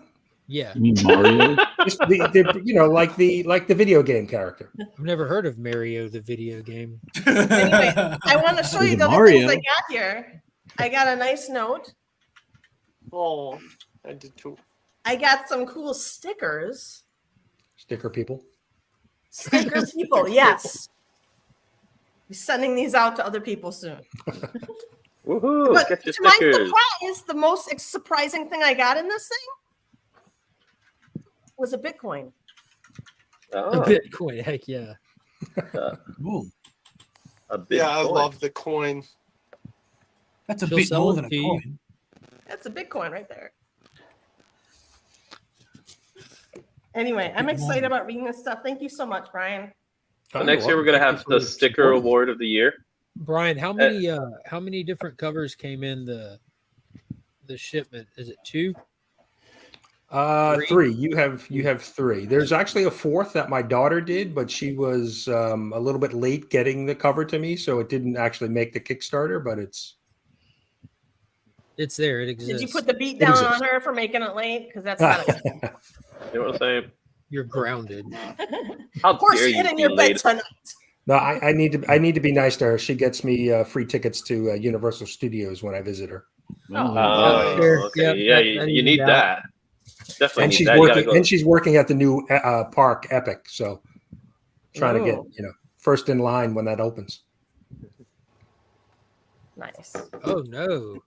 Kirk. Mike said he lost interest with the Energon universe. He thinks the G.I. Joe mix killed it, but can't say it hasn't mixed. You had Duke show up in issue 3. So it's But, like pig and it's kinda- elephant DNA. Yeah, it hasn't really mixed. Really, you have the characters, like there's just this.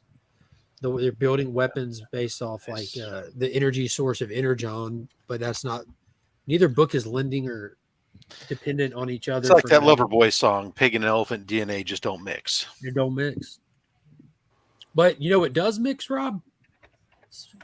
Spider goats. Spider goats mix. Yes, so that's one thing. I was gonna go with Hashtag never vodka and orange juice, but I mean yours works too. We didn't say good morning to the guys in the bottom row that need a haircut and shave. But well, Justin Birch, we had a question for too, no less. Justin Birch, did you work on Manifest Destiny? Did I work on what? I'm sorry? Manifest Destiny. No. Okay, so that answers that question there. You were wrong, Mark. Hey there, pre-haircut Viking. So how does the awards work? As somebody that's only been doing YouTube for a couple of years, is there some extravaganza Oscar-like show? Yes, yeah. So what you're gonna put a deposit down for your award in order to try to win it. If you don't win it, that deposit goes to the winner.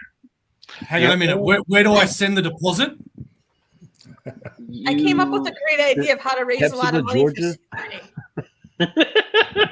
You need to go get a designer tuxedo. You need to make sure that you show up in New York. Oh wait, no, we moved it down to where you're at now. You're not in New York anymore. Yeah, that's right. So, we're in the South now. We're in South Carolina. Yeah. So South Carolina, where there'll be That a ain't red too far from carpet. me. There'll be a big red carpet affair. You can show up with your significant other, Mrs. Aussieverse, and she should also be wearing, of course, a very professional designer gown, because you'll want to impress the paparazzi that will be there. I'm taking notes. Yeah, as you should. I have an idea for C3. And First, get the Mrs. Aussieverse. Just because I saw all of you guys with your beards and everything, why don't you guys have No, a massive, no, clean no, shave no. campaign and like one? No. So, anyways, Thank you. Thank you. What? It's gonna grow back. No.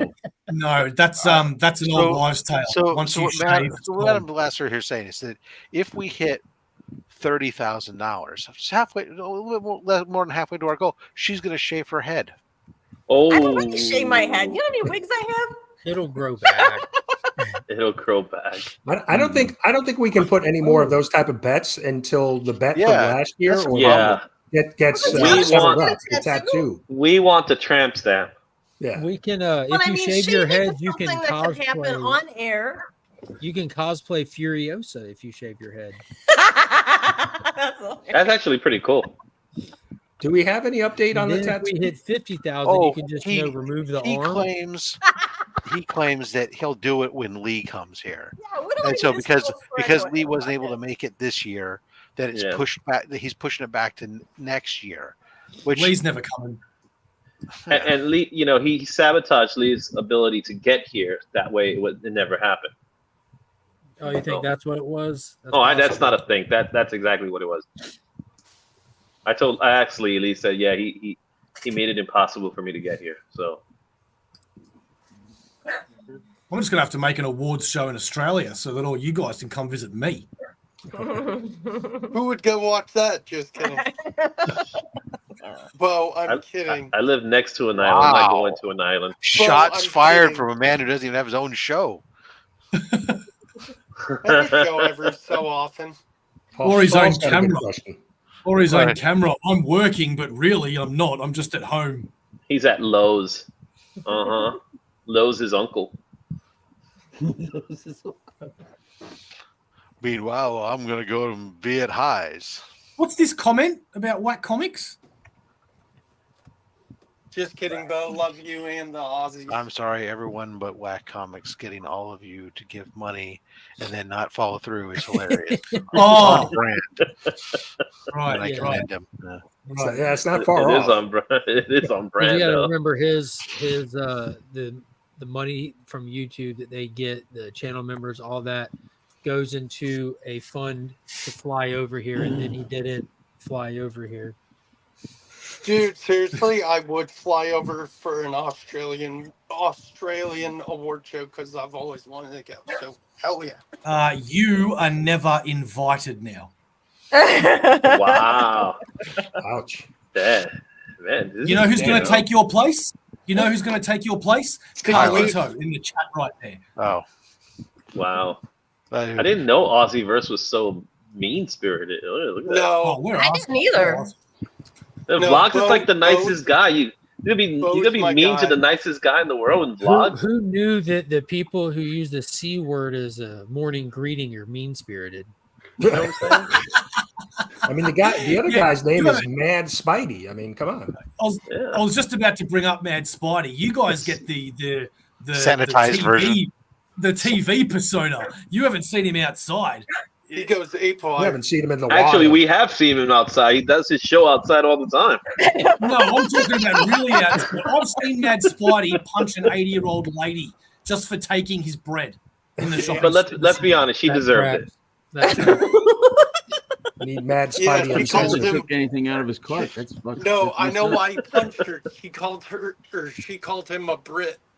He's like, I'm not British. I'm not. That's an insult worth to hit somebody over? I know, right? Australians hate being called British people. As much you know this as an Australian? You do? No, we hate being called Mongolian. There you go. Now you know. Mongolian? Wow. Or Kiwi. I didn't see that. Why would you be called Mongolian? I don't know. I just made that up. I thought it would be funny. It was. It's not even close. In your own head. That's how most of my jokes work. You know when a joke has really failed when you go on Legion of Comics and say something and Mark just goes like this. I think we need a recount on the most comedic YouTuber. Hold on. It was so absurd. That's what made it funny. Come on. So I've only got like how much? I've got 13% battery on this laptop. So if I may, before I get booted off from my own non-electricity, can I show off the book that I got today? Yeah. Nice. Oh.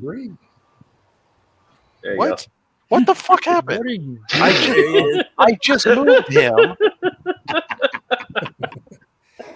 Right, one sheath. Rob's making one last push for the best mustache. No, Mark Mark and I are trying to do the same thing at the same time, and yeah, that's probably what's happening. I am very, very proud to say that I finally got this. Especially when I'm the sort of guy that really doesn't. I don't fond over art so much. Like I'm in the minority. I love the stories and everything. And I opened this up, and the art in this book is just fantastic, man. So many different variations and styles. I've got a few that I love over the other ones, but very, very happy that I got that. And it makes me feel proud that I got to contribute. So thank you very much, guys, for all of you creating this and creating such a fantastic cause. So it's really, really cool. And not only that, but I got what I paid for, but then I also got that as well. So that's pretty cool, man. I think it's important to give credit to cancer because without cancer, none of this would be possible. Yeah, okay. No. Sure. Okay. No. I don't know how that That went. doesn't work. Well, that's what you just said. But That I think just we don't. That's. But we can't thank cancer. Yeah. Why would you Yeah, thank Justin. cancer? No. That fell flat.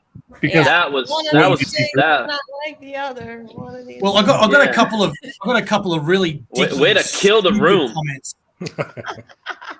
I really want to say Wait. Now we need Legion to make. We need Mark to make that face that Vlogs was talking about earlier. That Ozzy was mentioning. Just did it.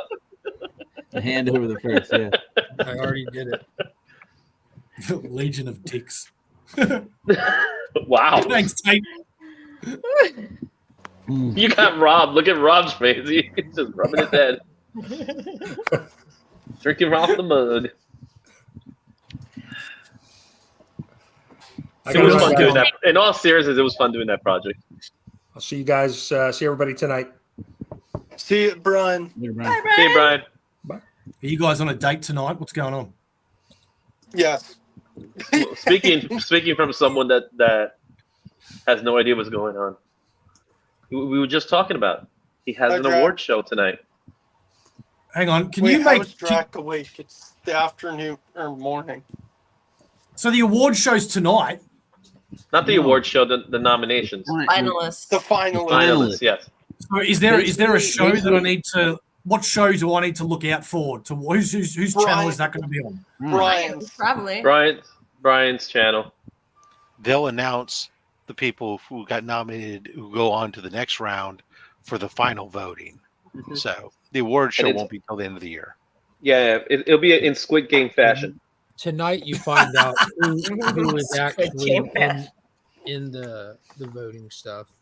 Yeah. Find out on Dragon Ball Z. Does he open the voting like right when it happens or anything? That I don't remember. No, We didn't get a chance to tell him before he left. If I I have more ever come respect. to Australia, I'm hitting you and Spidey up. I would. No, like don't you hit to me go to up. Australia. No, don't hit me up. I don't want to see it. I'll hit you up though. Oh, dude, it's one of my plans to go to Aussie soon. To go to Aussie. I'm kidding, Vogs. I'm kidding, Vogs. Hey, Ozzy, if I go to Australia, I'm definitely not gonna look for you, so don't worry about it. I think you make sure that when you do show up there, Vogs, make sure you say, "Hey, I made it to Aussie." I made it to Aussie. You just say better yet. I'm in Aussie. I'm in. Oh God. I'm in I have an off-subject question for you guys. Go, madam. I have some rats outside my house because I live No, on they're just in the panel. property. There's rats, you know. They're just in the panel. And I'm just wondering. I've been putting like buckets of like half-filled water, like 5-gallon buckets of half water in there, and they've been drowning themselves in there. Like I caught 4 of them drown themselves in the water, and I'm wondering, Is it like, water? Is it water or this is it vodka? Is it water or vodka? It's straight water. I'm in the Okay. middle of the desert, so they want the water so badly.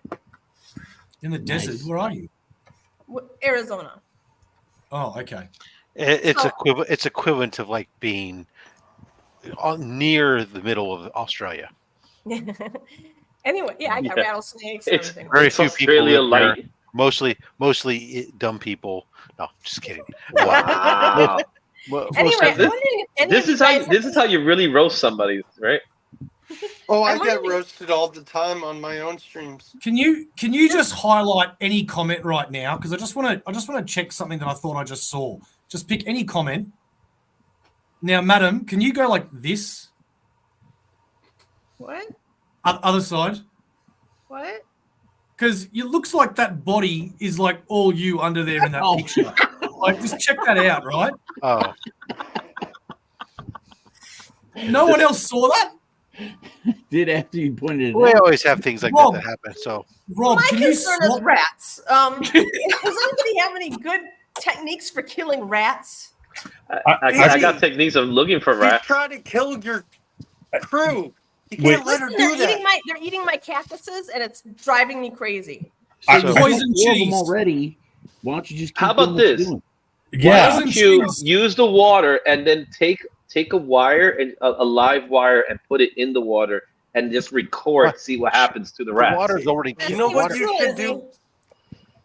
Stephanie, Poison you should cheese. call the Pied Piper. Cheese doesn't work. Peanut Just peanut saying. butter. So Poison Call the peanut Pied butter. Piper. That's all I'm saying. So the water's already killing them. So she doesn't need to add anything to the water people. It's Correct. just how to get more of them. Yes. So Because I whether feel like there's one who's really smart. Call who's an seen all his exterminator. friends die in the water. Call and he's not Izzy. going in there. He called his friends. He's like, You could hear yo, them screaming for help. yeah, no, I mean there's lots of different those online. are terrible rats. They can't swim. That's so weird. Call Izzy. They're not like a Izzy, New you're York the rat. King. They can I've only never swim. said anything about killing rats. Why do I get overwalked? Oh, Go time. ahead, You ever Rob. seen a rat- you Go ever ahead, seen a Go ahead, rat do a Rob. backstroke? They can only You ever swim seen so a rat long. do a backstroke? Jesus fucking Christ!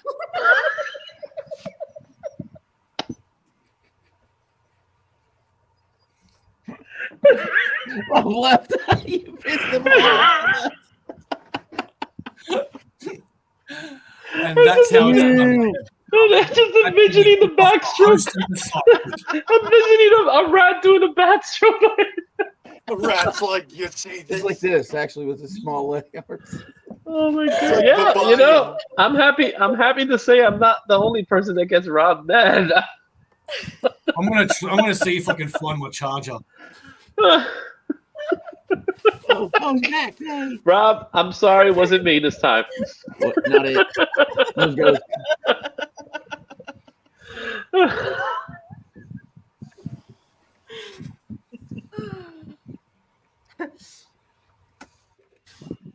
Oh, Rob, you may go. did you have any You ideas? go. You're giving him permission. Like, what the hell?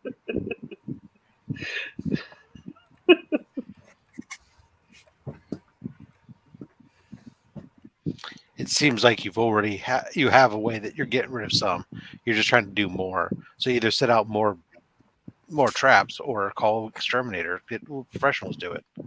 I think I don't want to call the professionals because they take a long time with their traps and everything. But this particular rat, I feel, is very smart, and like he knows not to go in the bucket. Like I have a smart rat on my hands. Have you tried regular rat traps with peanut butter and some rat poison or something? No. I'm afraid like a do you little have rat cats to that get are in there or outside? something. You know? Do you have cats that are outside? My cats are inside. Okay. Because, yeah, you don't want to sit that out if the cats are outside. That'd be bad. No. No, we have bunnies and quail and lots of lizards and lots of nice things. Quail. I would say try some traps as well. Okay. Yeah, that's your best solution. Cheese the most alluring thing for the rat? No, it's peanut butter. Cheese is a yeah. Don't do cheese. It's a myth.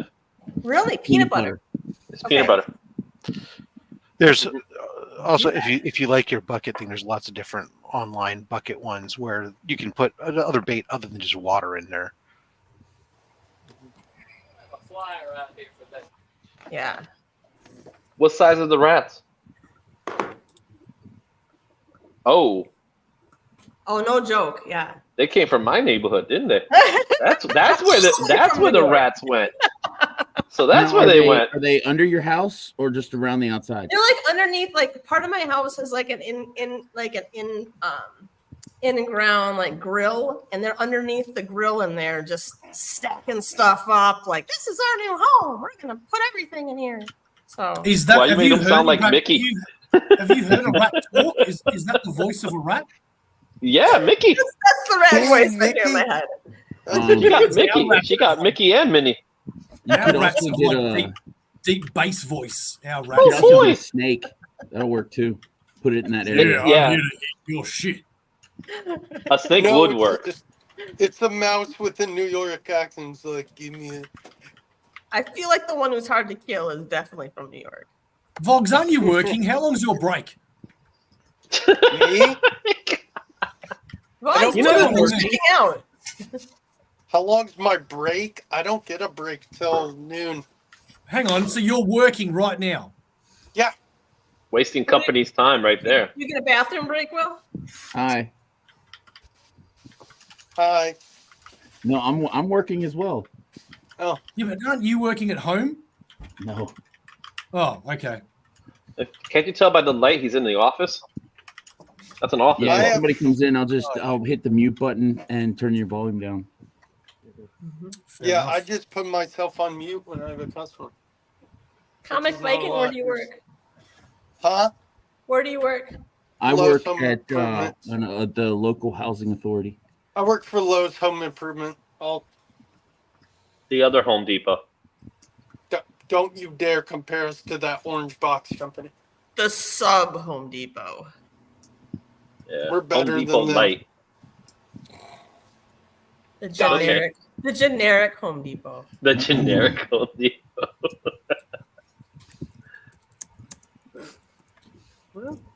I bet you can get some good deals in those because no one's going to 2 days those. left. You don't need to bid on it. Are you trying to buy something in the workplace? I have my Mikey? eye on something on eBay, and people keep bidding on it because They want to win it, but yet there's 4 days left in the damn auction. Oh, what is it? So I could start bidding. No, I'm not telling you. I'll find out. Okay, good luck. I'll just start raising the price. Searching eBay now. Don't tell me what it is. I'll just find it. Don't worry, I don't want it. I don't want to get anything in eBay. I'll just wait till you sell it in a couple of weeks. No, it's not going to be sold.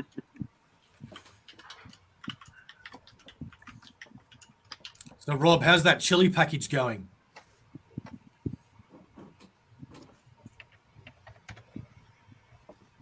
The package Oh. you're going to send to him. He said, "Fuck your chili."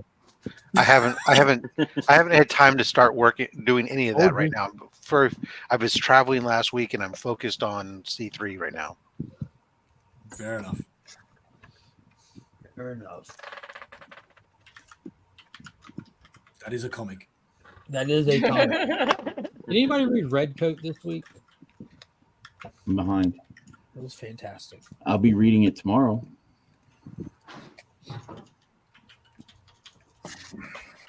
Walk away for a minute, come back. Everyone's just quiet. What's happening here? Yeah. Well, I'll actually do some work for a moment. Lame. I'm looking at next week's books. I'm looking at all your faces. They're going to re-release Transformers #1. Oh, thank God. You Well, didn't they have got the original, the 4-issue no. limited series. They're going to the re-release. facsimile. Yeah. No, reprint. Well, this one's called the Transformers 40th Anniversary Edition. And it's coming from Marvel. No, it's coming from Image. I'm shocked they got that. Image. But it's the same cover. Well, that's just not. So how is that possible? Because this is a reprint of a Marvel comic. So because it's a reprint of a Marvel comic, but it's going to be sold through Skybound. Yeah, but Marvel doesn't own it. Image does. Image does, yeah. Image But owns doesn't Marvel Transformers own- and everything. Image owns everything Transformers. They have the rights. It was a licensed property. Image has it now. Image has the license. So to they the could Transformers. so they could print the actual. That's why they're not calling it a facsimile, because they can't make it a facsimile. Well, it wouldn't be a facsimile, period. Well, you get my point. It's not.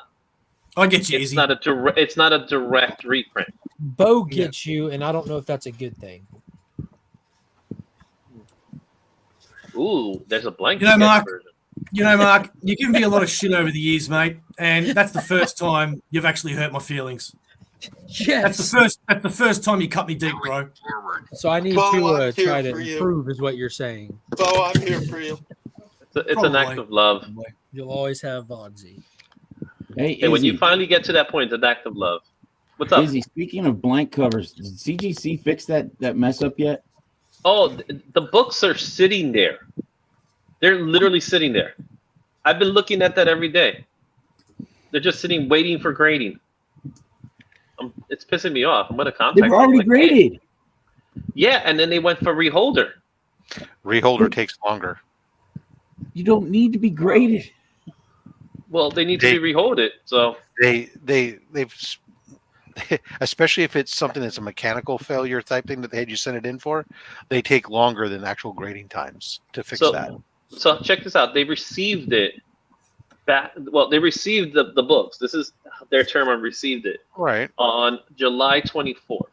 They opened it, yeah. Yeah, you probably won't see those books finished up there for another 2 to 3 weeks. Yeah. So it's scheduled for grading right now. Oh, see, so that's fine because they're usually 30 to 40 days on reholders. Do y'all remember just a couple short years ago when it took 18 months to get books back from CGC? Yeah, I remember remember those dreaming if days. you got them back in 18 months. Yeah, if you're on the lucky side. You know what? I want to say one thing. I love the fact that it's winter down there and we can see Bo wear a beautiful sweater like that. It is a beautiful sweater, though. I'll give it to him. Mark and Rob, you really like the sweet and sour of the panel, aren't you? Yeah, it keeps things flowing. Is that like in that where We're some doing the kind of good cop, weird bad cop dichotomy, or that it's that we're saucy and you want to put us all over something? Oh snap! I'd put you all over something, Rob. Spread you like butter. Did you guys see that All video over with his Old face. Wolf where he ate a stick of butter? No, Yep. that sounds I terribly wouldn't, dangerous. I wouldn't watch that. No. Yeah. Yeah, that really grossed me out. It was very hard to keep watching after that. Why would He somebody do Almost, that? almost as bad as butter. it was. Almost as bad as watching your impersonation of Gollum the other day, Izzy. Well, I can't wait to see yours. I like how committed. I like how committed he was to it, though. I missed that. Can you do it again for me, Izzy? I don't have the statue that I did it with. You Do don't you need need a that. statue? Oh, I gotta zoom in for this? Of course. Oh. I don't have it in me right now. Sorry. Oh. And how do you know I've been on it? Maybe I haven't. Okay. That's right. Yeah, You're both from there's, Australia, Chip- so do you have the Chip Whack Australian question version or says, something? I like the shtick that he has going this season with having he had Iggy do the little after credit thing in the first round of them. Now he's got Brian doing it. It's pretty funny too. It's really fun. I am enjoying those. When did you record that, Izzy? Like 6 3 months months ago or ago. something like Yeah. that. Yeah. It was a while back. Yeah, it was definitely a while ago. Yeah. I was wondering when it was going to come out, to tell you the truth. You don't know when you're releasing your own content? It wasn't It's his not my, content. it's not my content. Oh, okay. We're talking about Whack Comics. You know how Lee does like all the interviews Say no more. beforehand? Yeah. The 10 Whack Edits them. questions. Say no more. Well, it's Australia, so it Say takes no them more. longer Say no to more. do Say no everything. more, Yeah. Squire. Stop talking on the talk show, he said. Did y'all see the little thing that he clipped together about Cliff? Oh, yeah, there was this weird guy just walking There was down that the weird- street. Yeah, that really ugly guy in the hoodie. There's a lot of weird people in that video, especially the guy in the hoodie. You know what's funny that makes me laugh is no one's called me out Squids. because I look like a dork whenever I appear on camera. Oh no, I called you out on your photo taking skills. Yeah, That- they suck. I They're know, they're thank you, they're Izzy. the best, man. They're the best because all I have to do is just cut out the same face and it's in every single photo. So Hey, kudos to you for having a photogenic face. my dad makes fun of me. He's like, "You don't know the smile worth a dang." I'm like, "Sorry." I don't know. You look I don't pretty care. happy when you're smiling. Yeah, Brad You said he finished smiling his- made me smile numerous times at Heroes. that is true. That is very true. Dude. That genuine, honest, happy excitement. That stuff is contagious. I love it. Dude, I smiled from year to year every moment I ran into someone. Yes. And next year's gonna be better than ever. And next year we're getting you. And next year you're going on a scooter. I'm gonna put you on a scooter next year. I'm gonna be there all 3 days. I'm gonna just put you on a scooter. Dude, Just Izzy, see vlogs on the scooter. Dude, Izzy, it was fun to get drinks with you and Cuppy after the day. That was fun. Sitting at that bar, that was fun. That was fun. That was cool. The bar was cool. House of the Dragon was epic. Do you drive, Vogsy? Do I drive? Yeah. My car's totaled though. Sounds like you don't drive then. It sounds Not like currently, no. he tries to drive. Even when his Sounds car like- wasn't No, for it, no. sounds like he The ain't good story at it. is, the story is someone hit my car in the parking lot at Lowe's and it completely just The tree hit his car. He said Means he somebody Another hit negative my slant car. on Lowe's. Somebody hit my car in Lowe's and totaled it when I pulled out in front of them. no, someone just completely tore off my bumper and It's the problem with Lowe's. There's a lot of big. The- trucks. You know, funny That's- story. Cliff has the a story Lowe's that starts problem, just yeah. like that. Yeah, but from a That would different never happen perspective, on right? Lowe's. Cliff story is exactly the same, but it's from a different perspective. No, someone tore off his bumper. Yeah, Ursol's dope. Carlito, this is the biggest lie I've seen all morning. that is a lie. Yeah. I'll make him Okay. smile.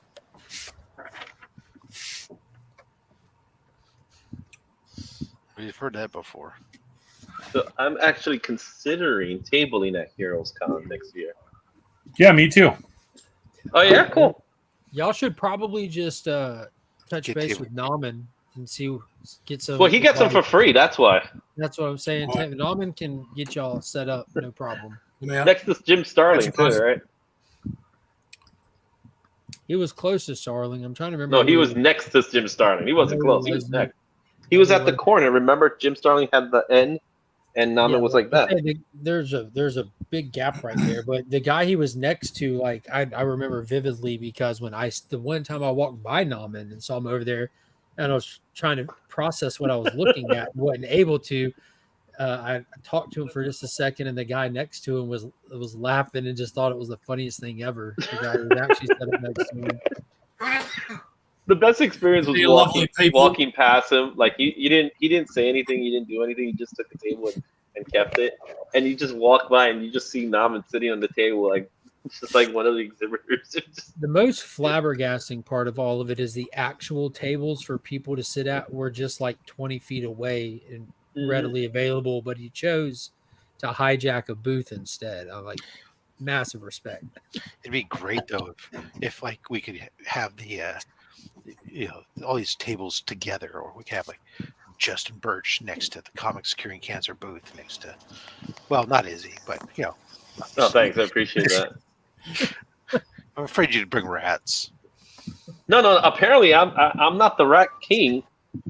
We might have found that rat queen. That's right. You know, Hey, I'm good at killing rats. Hey, I got no problem with that. Some of these rats gotta go. Hey, And they are outside my house. That's not how you get on inside. top. But that's how you get on top, right? If you're going to be a rat and you're going to rat on Madam, she's going to make sure she takes you out. But that's how rats work.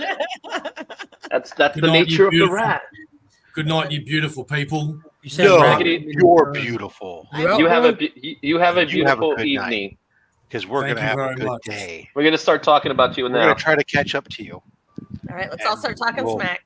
See you All tomorrow. right, bro. Appreciate you hopping on, homie. See you, Bo. I think it's Y'all already say tomorrow. rat too many times, CJ will pop up and start ranting. So watch yourself.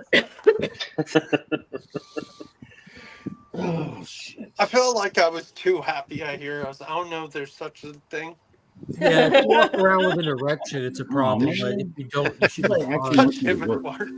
There's different levels. There's happy, there's Smurf happy, there's short bus happy, and then there's hey, Burke at IHOP happy. Yeah, Burke at a IHOP happy is you might catch a charge. You have to be very careful. No, it was a lot of fun. Well, check it out. Common Vikings taking a office call. Look how professional he looks. Look at that. It's just his fiance. He Looks does like look he's making a serious. deal. He looks like he's making a deal. He looks 30 serious. Listen here, man. In 30 minutes, I'll be taking a call, and it'll look just like this. He's like, so how many do you want? So are we going to buy out that Except low? there'll be less people in the video screen. He's making a deal to buy out the lows that Logs is in so they can close it down. He's actually making a drug deal, and no one knows that. So. Narcos. He did say he was with the housing authority. It makes sense. It tracks. Oh, there you go. Deal's made. The rats are coming. Pick up on the corner, my picture. Bengals happy.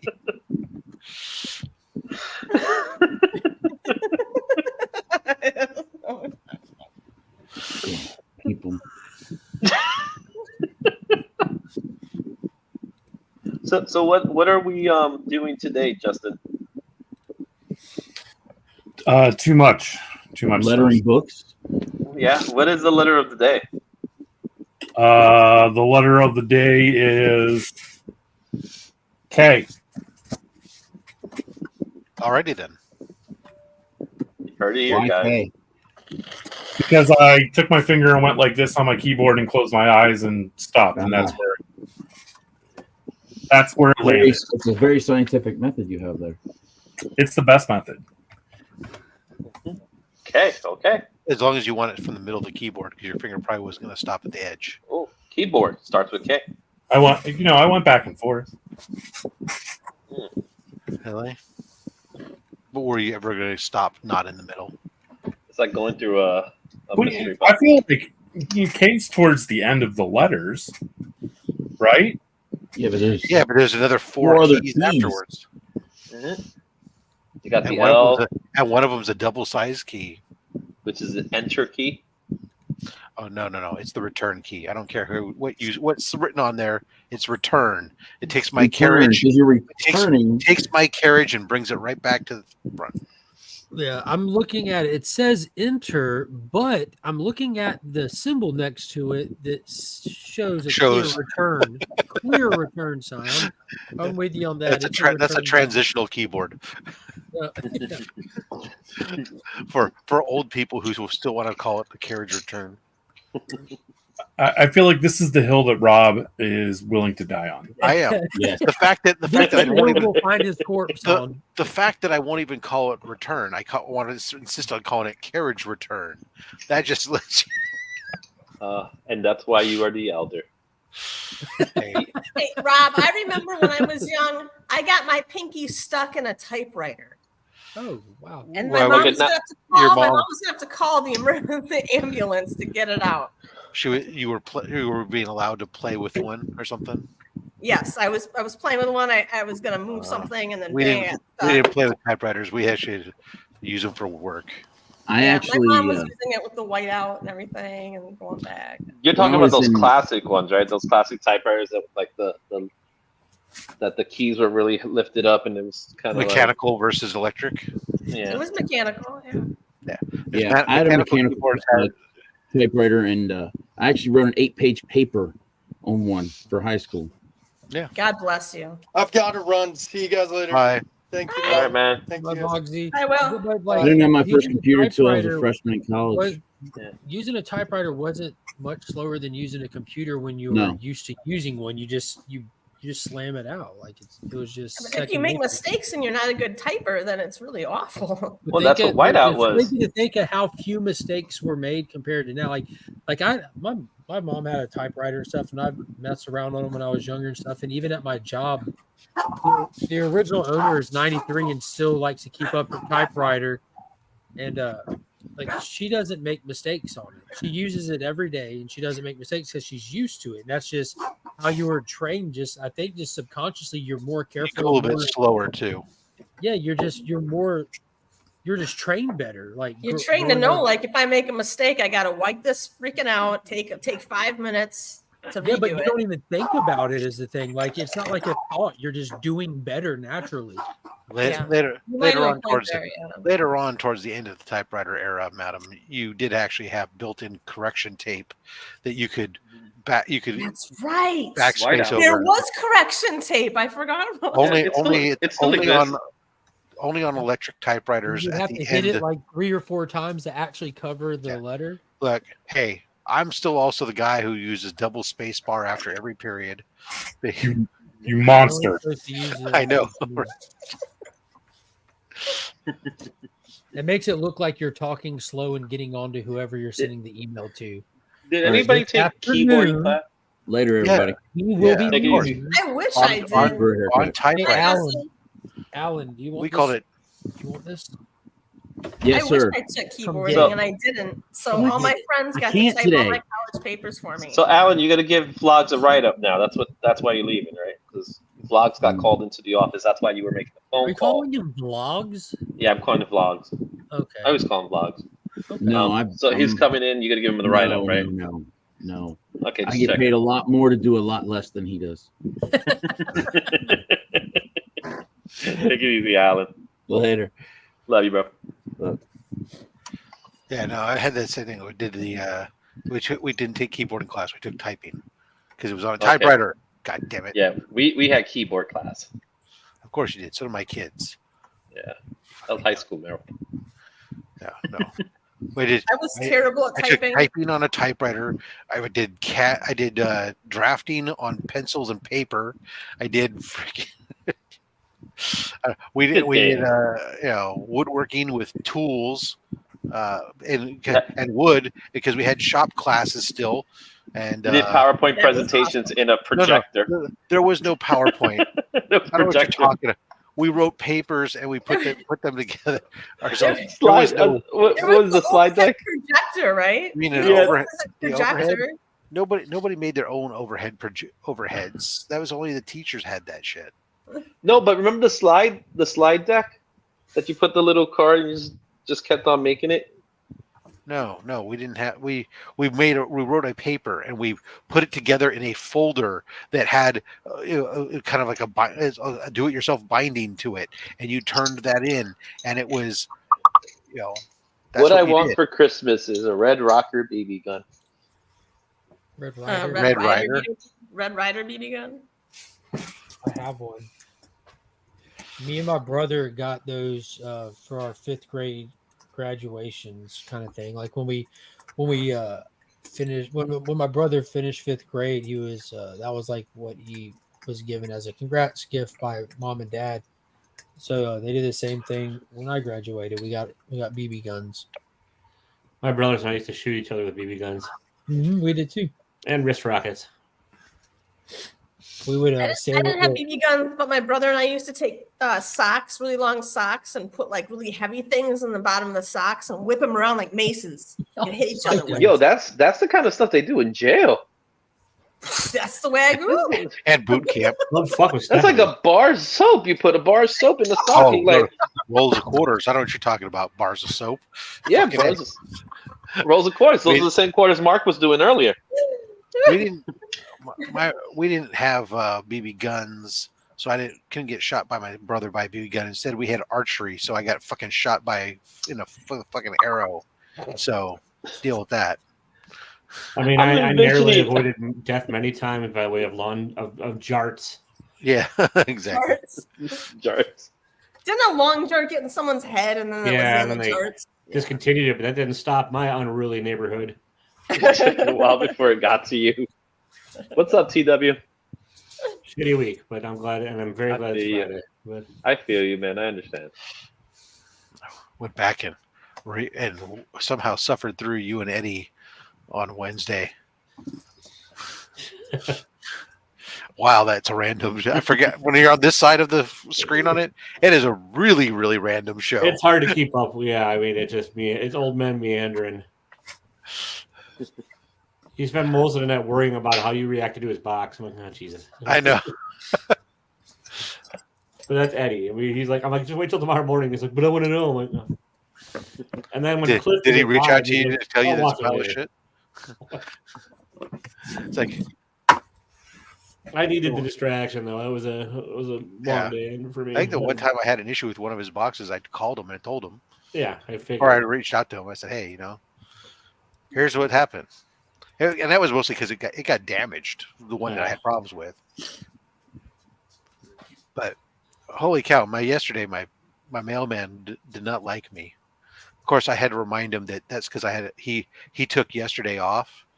Sorry. Yesterday he showed up. He hit the package. He had to make multiple trips from the truck to my porch, and the stack of packages must have been like 4.5 feet tall. And he's like, "Oh damn!" He's all, "It's crazy." I said, "Yeah, well, probably half of it's for the charity stuff." And then I said, "And in my defense, you weren't here on Wednesday. You had a fill-in, and your fill-in marked half of these packages say that they were delivered yesterday, but he didn't want to be bothered, so he just leaves them on the truck for you." And he goes, "Yeah, that's true." It's like, fuck. Yeah, I've got a bunch waiting for me back in Madison. I'm currently at my dad's house because, well, like I said, my life's a country song this week.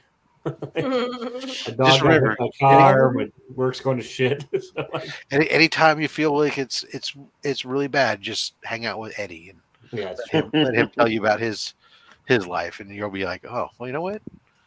Shit's looking up." True, I'm still employed. Like, at least my life isn't as bad as that guy. I could lose grandchildren and not know it. Ooh, that's actually probably a good OnlyFans. Like, look better than me by comparison. You know, I will stand next to you and make you look good for $10.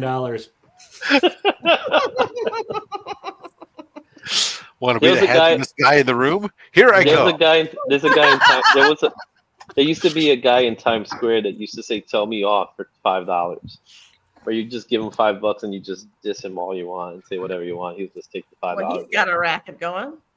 I mean, it's from therapy. It is pretty good therapy.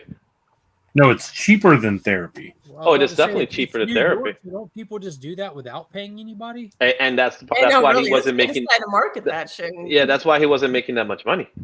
But so I could give him like $1 and be like, "You're really bad at this." I feel like someone like Tom McCurney could make a lot of money doing that too. Yeah, and he could wear one of those outfits too while you're at it, like dress up as Elmo, or just have the Elmo headpiece on. That way you still don't get to see his face, like they normally do. I just imagine a big giant hand on top of his head. Yeah, 3 hands, like his regular hands, and then just a big hand, like one of those wrestling foam hands or something like that. Yes. Like the it wasn't what like stovetop stuffing or one of those like. Yeah, I know what you're talking about. I know that it was like you press his tummy or something like. Well, technically, it was. Well, no, that's Pillsbury Doughboy, but then there was also like a weird hand that was used for some hamburger helper. Yes, that was it. Wasn't there one for Arby's as well? I think there might have been for Arby's Arby's too. is Yeah. the hat, isn't he? Well, that's the logo. Arby's is a hand, yeah. All I know is that Arby's is a great space in life. I've never eaten there, but they created the meat-based carrot, so I'm all in. Oh, You've never eaten at an Arby's? No, believe it or not, there's not a lot of them out here where I'm at. Another reason why California sucks. How else are you supposed to eat and then feel shame immediately? Look, I found one, and I walked into one time, and when I got there, the person behind the counter wasn't able to take my order. I guess they were one of the first people to pioneer this concept of you have to do your own shit. And at the time, I wasn't having anything to do with it. I was like, oh, fuck. You're going to stand there behind the counter and make me go through a video fucking screen to find the shit that I want to order. That I'm not familiar with. I haven't seen the format. Yeah, no, I'm out of here. Bye. See you later. And Don't you just want to scream to them like, this is taking your job away? Oh, no, he's got a job. He's standing there. All their job was there is to sit there and stand there and take your payment. Yeah, they don't need that job much longer. Grade C barbecue sauce, grade D meat, and grade E liquid cheese. Kyle went to a restaurant that that's what it is, really. The little table topper had a QR code, and we're waiting. The waitress comes like, "Hey, how are y'all doing? You can scan the QR code for the menu, and if you want to go and get your drinks." I'm like, "I'm not doing that. Y'all have paper menus?" So like, "What are you scanning?" Exactly. Like, I'm not getting my phone out. I'm at dinner. I'm not like you're like. This is gonna go 2 ways. I'm going to help myself, and I'm not leaving a tip, or you can wait on us, and I'm going to leave you a very good tip. It's that easy. Yep, I think that's bullshit. The QR codes at the table. What if I don't have a phone that's working? Come on. Fuck that. I told the lady that I had a flip phone, and Kyle was just laughing.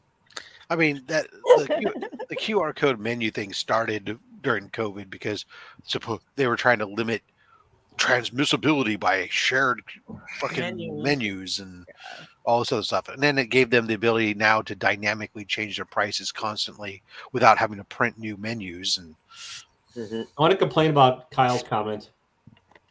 Please do. You shouldn't be able to judge what we complain about, Kyle. If I want to bitch about anything, I'm going to bitch about it. That's life. I didn't read it. What do you want to complain about? Yeah. What makes your complaints more valid than ours? All right. Well, this is McDonald's, big lineup at the counter because they don't want to use the screens. What drives me crazy is I went there the other day, and I do use the app because I like to be able to make sure my order gets placed correctly nowadays. But then I go through the drive-through to pick it up, and they sit there. As soon as I pull up, they tell me I got to go drive up and wait. And I'm like, wait a second, I placed my order a while ago. Why do I have to? I got to drive up and wait. And I'm sitting there waiting. And after 15 minutes sitting there, I had to fucking get out of my car and go walk inside because they ain't got nobody to bring the goddamn food out. So I had to go back into the counter. Well, what the fuck's the point with all this stupid shit? I completely agree with that, Rob. I had the same thing happen to me going through McDonald's, and it's like, Jesus, I'm parked here for 5 minutes. I see everyone else going through the drive-through, and I'm just stuck here. I pulled the sucker card, you know. Burger King and that's why they brought you the rats. Y'all should go to Burger King. Or Burger King sucks, man. Burger King's food is terrible. Y'all are gonna say McDonald's is decent? I didn't say I never said anything about McDonald's food being better. I will agree with Mark. When it comes to the burger, I would prefer to eat a Burger King burger over McDonald's burger. I don't like the aftertaste that's left on a Burger King burger. They're both fast food burger joints, so we're not. No one's claiming quality. Of the two, I would rather eat the Burger King burger than McDonald's burger. Are we gonna have the McDonald's burgers has less meat in it. When it comes to zero meat. I'd rather eat the Wendy's burger out of all those burgers. Again, absolutely. We're talking about. I said there was 2 options here, Izzy. We're not bringing 3, 4, and 5. We said of the 2. I'd rather eat the burger at Burger King. I'd rather eat the chicken at McDonald's. The chicken at McDonald's I prefer, and definitely the fries. You can't beat the fries at McDonald's. You can't. Yeah, I won't even eat the fries at Burger King at all. They've ruined it. I don't eat the fries at Burger King or McDonald's or anywhere really. No. McDonald's fries I can eat. I'm driving until I see a Hardee's or a Culver's.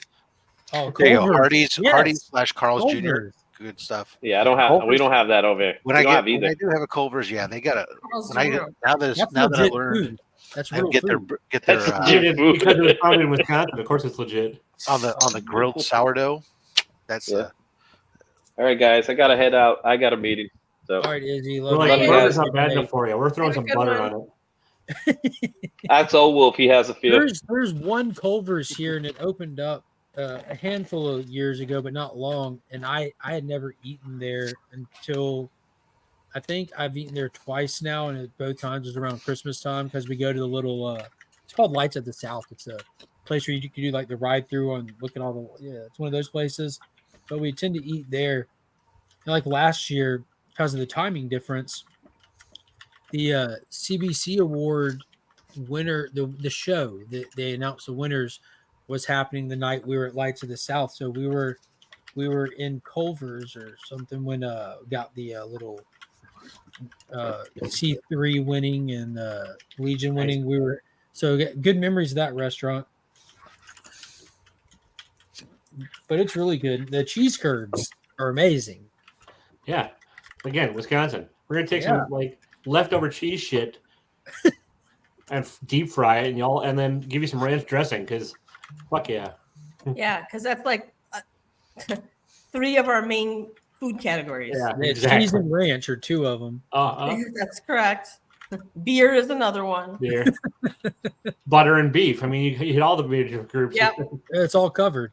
No need for fries. Yeah. Who needs vegetables? Well, that's the onions on your burger. That's a salad. I did 7 years as a vegetarian, so I'm almost like on a carnivore diet these days. I don't ever get combo meals. I just get the sandwich. Yeah, put bacon on it. Nice. Yeah, did you say you're a vegetarian, but you're eating bacon? No, he's no longer a vegetarian. I was a vegetarian for 7 years, so now I'm almost switched up. I'm almost on it. Like if I go like to Ruby Tuesday or something like that, I'm ordering like just the meats. I don't want the sides. Just give me the ribs. Mark, I have a question for you. When you were a vegetarian for 7 years, what was the greatest lure for you to break your vegetarianism? Was it bacon? What was the what? What was the greatest thing? It was hardest to not eat. Chicken wings. The thing you like the most. Chicken wings. Chicken wings? But it's not because of the actual chicken or the wing. It's I like hot sauces. I'm a hot sauce guy. Just put hot sauce on pizza rolls.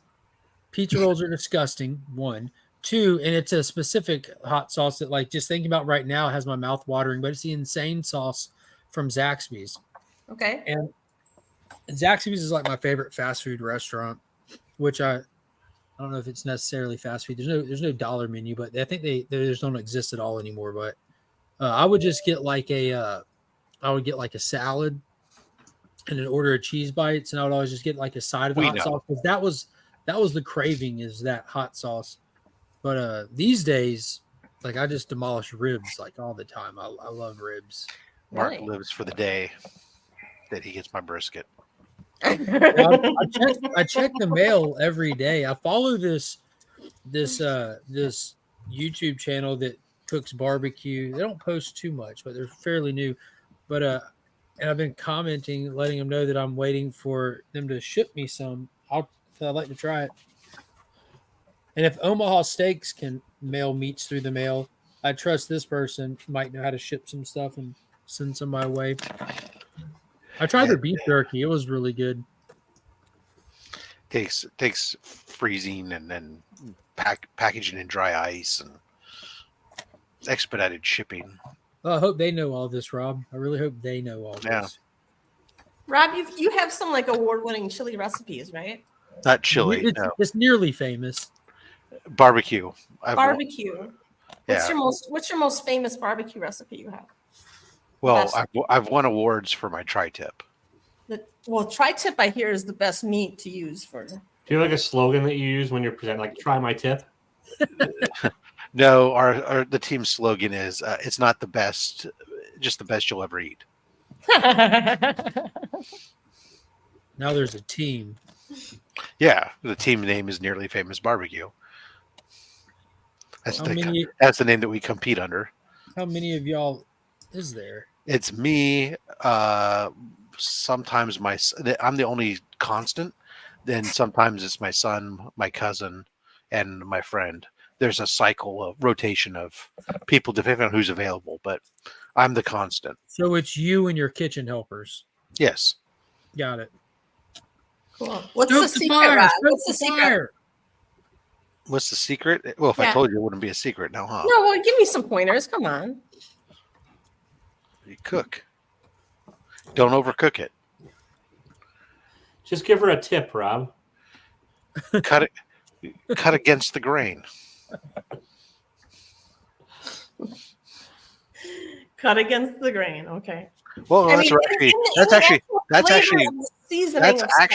actually really important, especially with tri-tip, because tri-tip the grain goes two different directions, and so it's important to make sure you track which way the grain is going and cut the piece of meat in such a way that it does go across the grain. Because if you go with the grain, then it becomes it's tough to pull. It's supposed to be super tender. Yeah. Well, Boris said the secret ingredient is garden hose. Sorry, what was that, Taylor? I watched the Alton Brown episode where he cut up garden hose to demonstrate that. Oh, okay. Well, Boris said the secret ingredient is love. Yeah, if you guys ever make chili, do you ever put chocolate in your chili?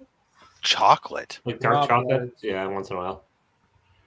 Yeah, unsweetened chocolate. You put a cube of that in your chili. Nope, never heard of that. Or coffee, also. Yeah. Coffee and everything. Yeah. I don't really want to make. I've never gotten into making chili. I'm perfectly happy with a can of Dennison's. Oh no, you need to make your own chili. But I want to get into making pit beans. What are those? Barbecue beans. It's similar to. It's not chili, but it's when you go to a barbecue joint, they serve beans on the side. Yeah. So how do you just add some brown sugar and some? Well, cook it. You take your beans and you can cook it in your barbecue sauce and some chunks of meat and other ingredients in there. Baked beans. It can be similar to, except in pit beans. I cook them over the pit. So you got to have like a kettle over some fire.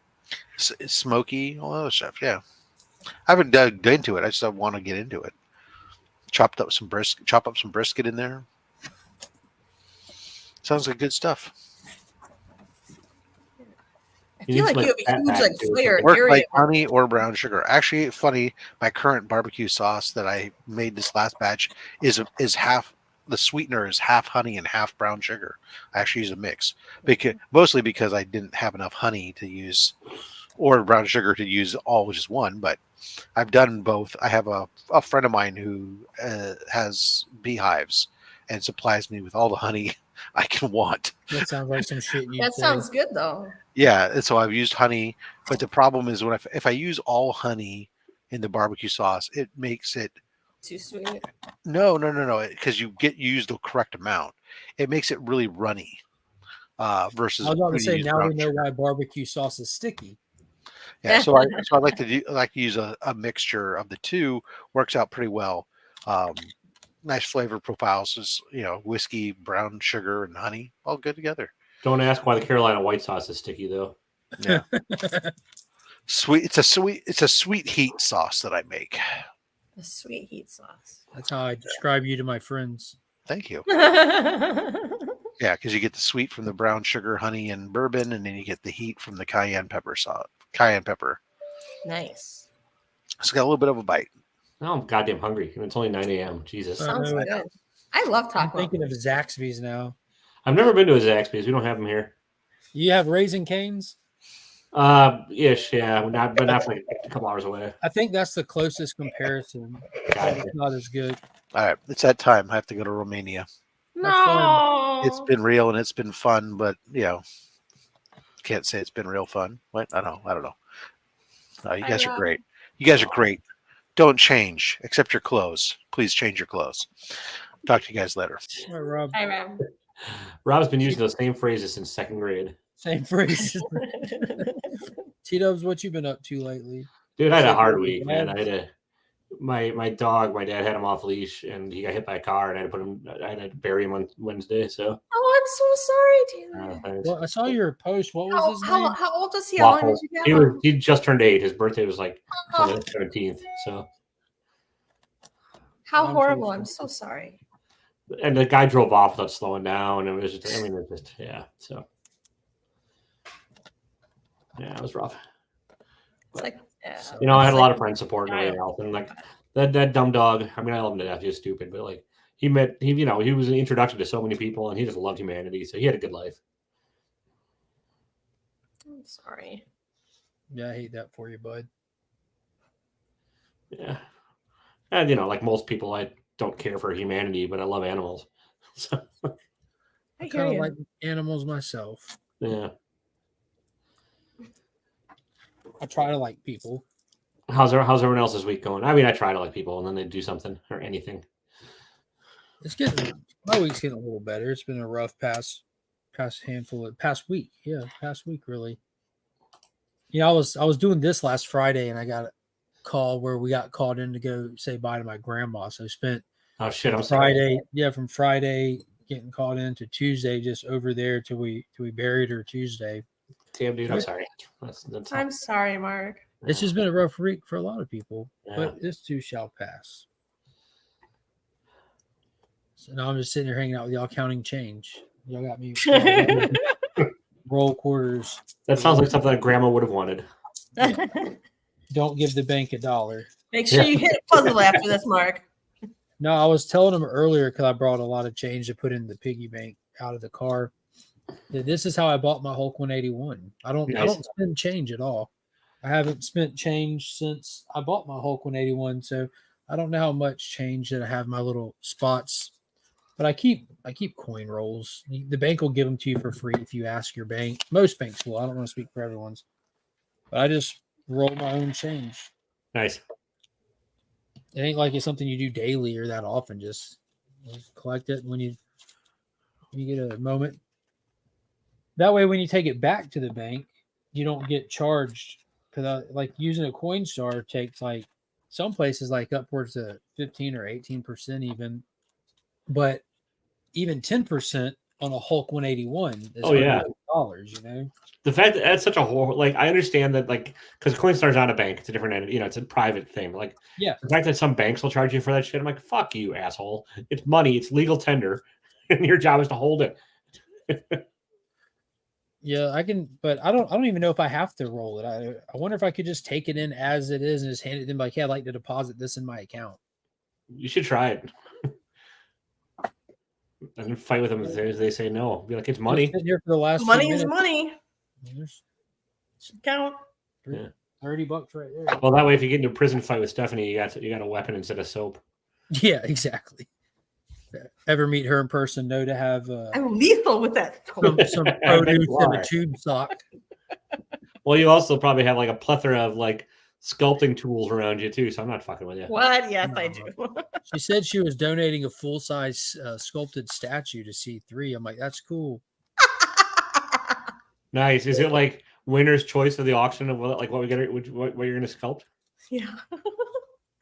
You decide what you want to sculpt. I just want like a life-size nude of me that I can put in my window and scare my neighbors.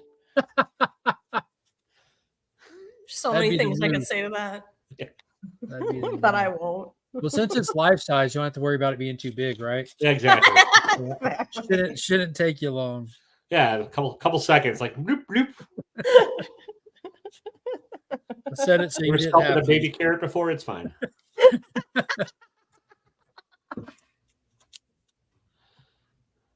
Did either of y'all see Alien Romulus yet? I know you said you saw Furiosa.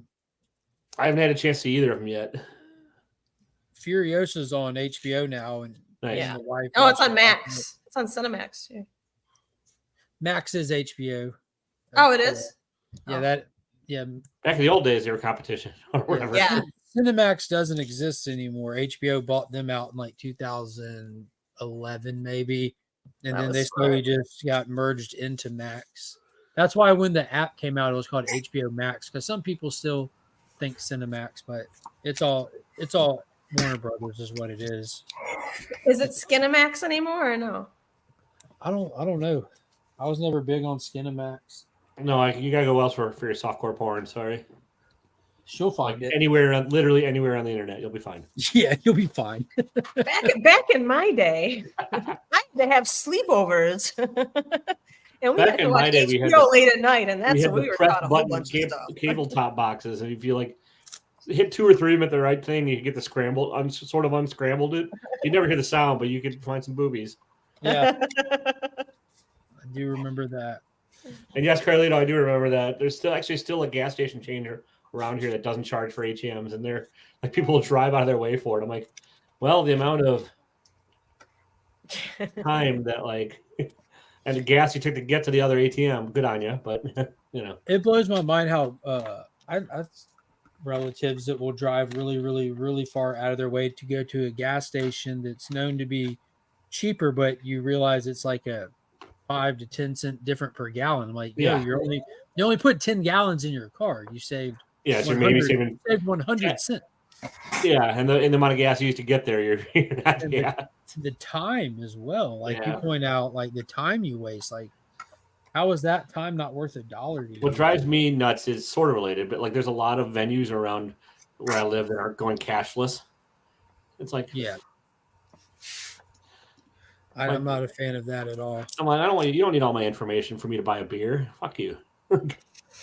I went to the Augusta Green Jackets baseball game and did the little pitch thing, but that is they have it posted everywhere, and it's a completely cashless stadium. Wow. And they have all the little vendors and booths and people advertising their stuff. And one of the things is they have like the little prize wheel, spin the prize wheel, and it's like $1 a spin. And the things you can win are just trinkets for little kids, little bitty stuffed animals or bracelets. I'm like, you're telling me I can't hand you $1 bill and you couldn't? You'd have to do the little mobile digital payment, give them your card for your little kid to spin a little wheel. Takes longer for your card to process than it does to walk up, spin the wheel, get the prize, and leave. All right, you guys, I'm going to go start my day. Thanks. All righty. Thanks for having me on. Enjoy your day. You guys enjoy your days, too. Kill some rats. And I hope to. Thank you so much, Justin. Mm-hmm. There's one rat with his name, my name on it. He's going down this weekend. A rat got your name tattooed on him? All right. Bye, guys. JB, what are you working on right now? I don't know if I can say. You're not allowed to name the title, at least? Yeah, I'm not sure. So, is it a new book that is yet to be released at all? Correct. Are you allowed to mention the publisher? Probably shouldn't. Okay. Don't feel bad. They don't mention your name either. And then after this is done, I had like a 99-page book that they sent me revisions on, and there's like 500 revisions that need to be done. Why didn't you do it right the first time? Why didn't they write it correctly the first time? You would think they would like have a cheap rough draft go through. Yeah, like before they ever send it to you. They would have someone check that. But they didn't. That's what I'm for.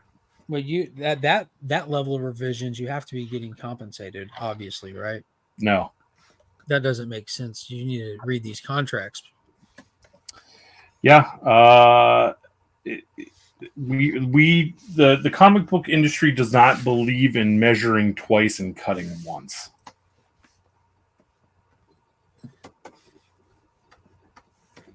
That's crazy.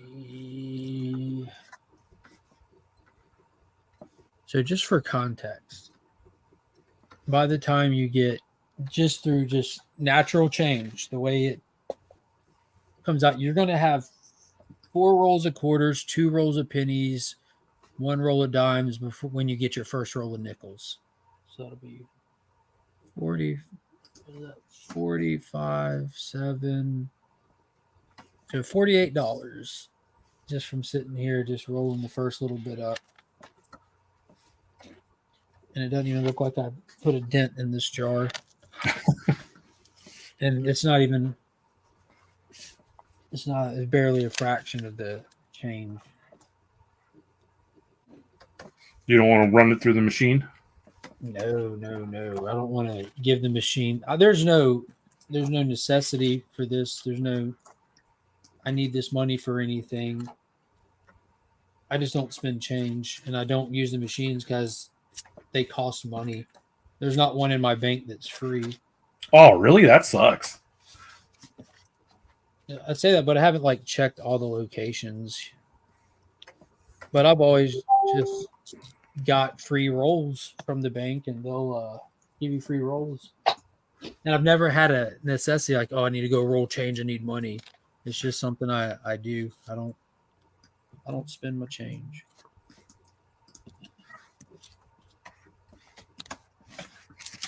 That's your Heroes Fund money. Heroes Con money. Yeah, that's I was kind of talking about that. So the last time I rolled it up and cashed it out was when I used it to buy Hulk 181. Yeah, that's what I would do. So I was wondering earlier in the stream, I thought about it. I'm like, I need to probably roll it up and see where I'm sitting at and kind of make some goals, because I've had Brave and the Bold 28 on my get list for 3 years now, and I've had help Rob spot one out at Heroes Con, watch DJ just pick one up, watch Burke pick one up. I'm like, man, I've been really wanting that book, but I'm not just going to buy one offline. That ain't fun. I like to hunt them and find that deal that I'm massively proud about. But might be fun to see where I'm at and see if that kind of affects my looking for one. Because I don't just collect change. I collect paper money too, like I collect change. Keep money in a bunch of different places, That way that because just have your regular, weekly household account, pay bills out of, eat dinner, stuff like that. Kids' school. You got a savings account, or I don't think they call it that. It's like an investing account now. You got to have a cash stash. I've got a couple of those, and then have the change stash. But I haven't stopped and looked at where everything's sitting at in a while.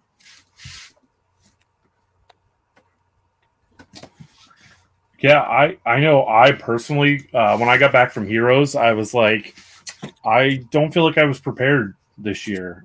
So I'm going to start selling a lot more stuff on eBay.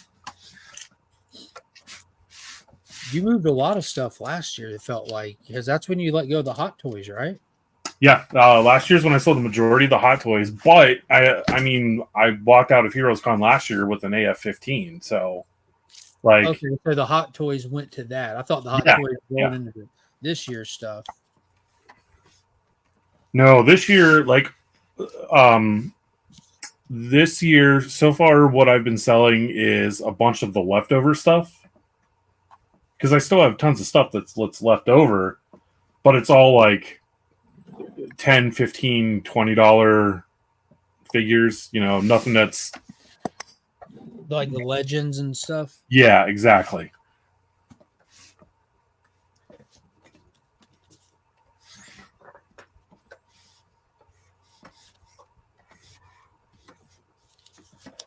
Well, that was fun. So in about, if I can just sit aside 10, 15 minutes, can pretty much roll out $50 and change. It's not a bad return on my time. I don't believe so. Sure does add up fast. My goodness.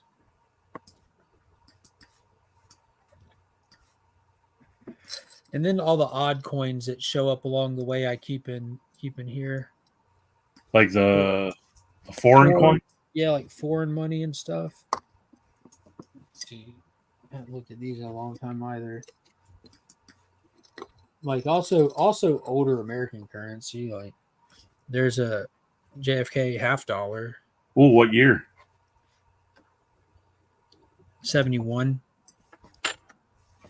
That is, I don't think the silver is as high in that one. 67? If someone knows for sure, I think it's 67. Let's see what else is in here. I mean, it's still silver. It's just not as much. I need to win the lottery. Here's a 1918 $50. Is that right? This thing's chipped up and old, and it's got an eagle on the front. That's pretty cool. Little Liberty dollar? Yeah, I think so. I need someone who knows a little bit better than I do. Where's Digger Jim when you need him? Yeah, and then the back, but the back is where it's like kind of messed up, Justin. The year, you can't make out the year at the bottom because it's smudged out, but it looks like something 78 or 18 that all you can make out for sure is the last. It's definitely not 1918 because it says "In God We Trust" on the back, and that didn't come around till like 1950s, I think. That saying. Yeah, can I see it one more time? Mm-hmm. Yeah, it could be 1918. But it says "In God We Trust" on it. I'm seeing 1918. Okay. Walking Liberty silver $50 that say "In God We Trust." Okay, I thought that didn't get added till a little bit later than that. And there's the front. I mean, that is at least a $20 coin. It says it's only worth 50 cents. All right, here you go. Here's the 1964 $50. Yeah, I think I think those have a higher silver content in them, so they're worth a little bit more. You got a spare like brick of gold you can send me, Mark?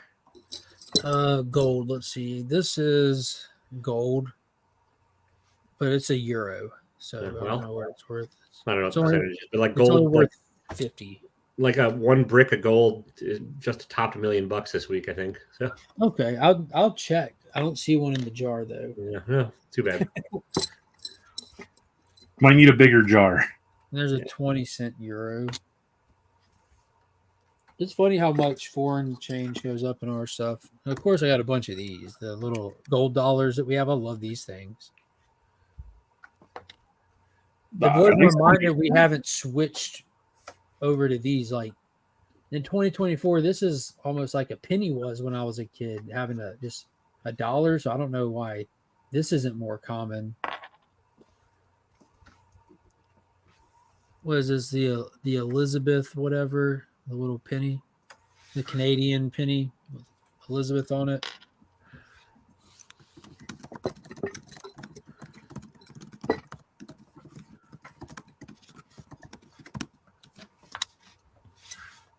I think Canada has switched over to just plastic money now. They used to have a $1 and $2 coin. Yeah, the loonies and the toonies or whatever. Yeah, that's a cool name for them.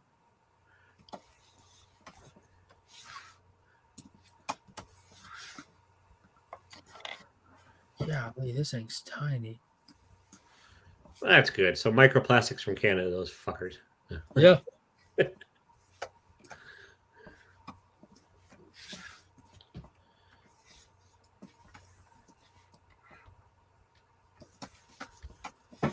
I'd be fine if we got rid of everything except for the quarters. I need those to do the laundry. I got plenty. Nice. And I can't even tell where this little microscopic is. It says Republic of something that starts with an H. Is that Honduras? Yeah, Republic of Honduras, 1980 something. I doubt you'll be even able to see this one. This is freaking tiny. Yeah, that is small. That's what she said. Have any of you, random, not coin related, but actually weirdly comic related question, have any of you bought anything from Hip Comic? Hip Comics, is that an IG seller? No, it's its own platform where they have auctions and buy it nows. And I have not, but I've seen videos from collector auctions who has bought from there. Okay, I'll take a look. I'm just curious. I know that they have like their own in-house stuff they sell, but you can also like buy from independent sellers now and there and probably sell on your own too. I don't know what the percentage is, and I'm not sure. Just curiosity. I keep getting emails from them, and I haven't. You have, Mike, good experience, or is that me? Taylor, what was it? Hip Comic, you said? Yeah. I bought ones from them a few years ago. I had no problems with them. Okay, just curious, because and it kind of related to Mark. They also have like Hip Coin and Hip Stamps, I believe, too. So like, that's funny you say that because I like stamps as well. Well, there you go. There's my DC stamp set. Nice. And shout out to Taylor Winder. Here's my Civil War stamp set. Shout out to Taylor. Why are you shouting that shit? It's got the North and South on it, so it's very inclusive. Okay, I was just about to say. This is actually my favorite stamp set that I've ever gotten. This is the Life Magnified. This is just some of the coolest stuff you'll ever see on a stamp, I think. Focus. There's like super magnified. Yeah. Like it's just really, really cool stuff. That is one thing. Like, my grandparents have passed on a long time ago, but I used to get like handwritten letters from one of my grandmothers, and she would make sure to send it with cool stamps. Yeah, and that was always nice. Like last year's Christmas set. This one I used half the sheet because it was a repeating set, but it's like T-Rexes. Hell yeah! Stop the stream. And they're all what do you call it? Holograms. They're not the greatest holograms, I guess, because of the size, but Mighty Mississippi. These were just really nice, like those. So you're a collector of what comes out, not what's been out. I mean, those DC ones were super new. I hated using these, but I love using these. All the different stars, and they're all like holograms and stuff. But when I first started sending out welcome packets for channel members, I'm like, yeah, these are dope ass stamps. I'm going to send them those. Waterfall ones are cool. Now this was cool. This was a repeating set as well, so I kept half of them. But this train stations, and it's got the train station from Cincinnati that the Hall of Justice is modeled after. Oh, I'd like to hear the story behind that. That was the story. It feels like there should be a YouTube video in there that's a little longer, but no. Yeah, you're welcome. You did it. Thank you, Mark. I keep international stamps. Or Owl's Eyes. Yeah, just got stamps. You know? Stamps. Stamps are fun. Good stuff there. But yeah, these are the coolest ones. You got like the classic comic covers on them, and then you just have like a hero shot. Those are cool. Yeah. I feel a little bit out of place on this panel. Well, I bring you right in. It's your weekend, Nick. This is what you've been No, waiting for. listen. My night doesn't even go past Thursday night. I'll be honest. Yes, Mike, I have seen The Crow, and I will state it like this: this is the version that we should have got in 1994, where there was no budget, no desire, or no real, what's the word I'm looking for? Plot? Yeah. I mean, no real need to tie it to the source material. Yeah. And to make just a terrible. Anytime I see Danny Houston, I mean, he's a good actor, but anytime I see him as the bad guy, I know it's going to be 30 Days a Night. It's going to be a shit movie. Did it at least have a good soundtrack? No, it didn't. It didn't. It failed pretty much on every level that I needed it to make a mark on, and it failed. There was one cool action sequence, like the violence was ultra violent, like even more so than John Wick. I think it was more violent than John Wick. But I think that was just violence for violence sake. Other than that, we should have got that one 30 years ago, and we should have got the one that we got 30 years ago. We should have got that one, this one. Mike wants to know, is it better than 2, 3, or 4? I do want to, before you answer, I do want to say City of Angels is good. It's not Brandon Lee, but somehow they still brought like the right tools to the movie when they did City of Angels. Yeah. I put this in the league with those other 2, 3, and 4 because I don't really count them. I've watched them once, and that's all I'll ever watch them. But what about the TV show Crow Salvation? No. I mean, if you could go back and read the original comic, and then you never need to read that again either. No, I've read that multiple times. Have you really? Yeah, I heard it once. I'm like, this is what they based everything on.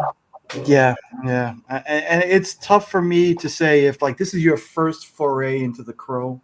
Yeah, I don't know if you should watch this first just to see how bad it was, because you may not watch it. I'd watch the first. I would always tell people to watch the first one first just to see what it's supposed to be. Yeah. For me, the first one. I mean, I would tell them to start with the best one.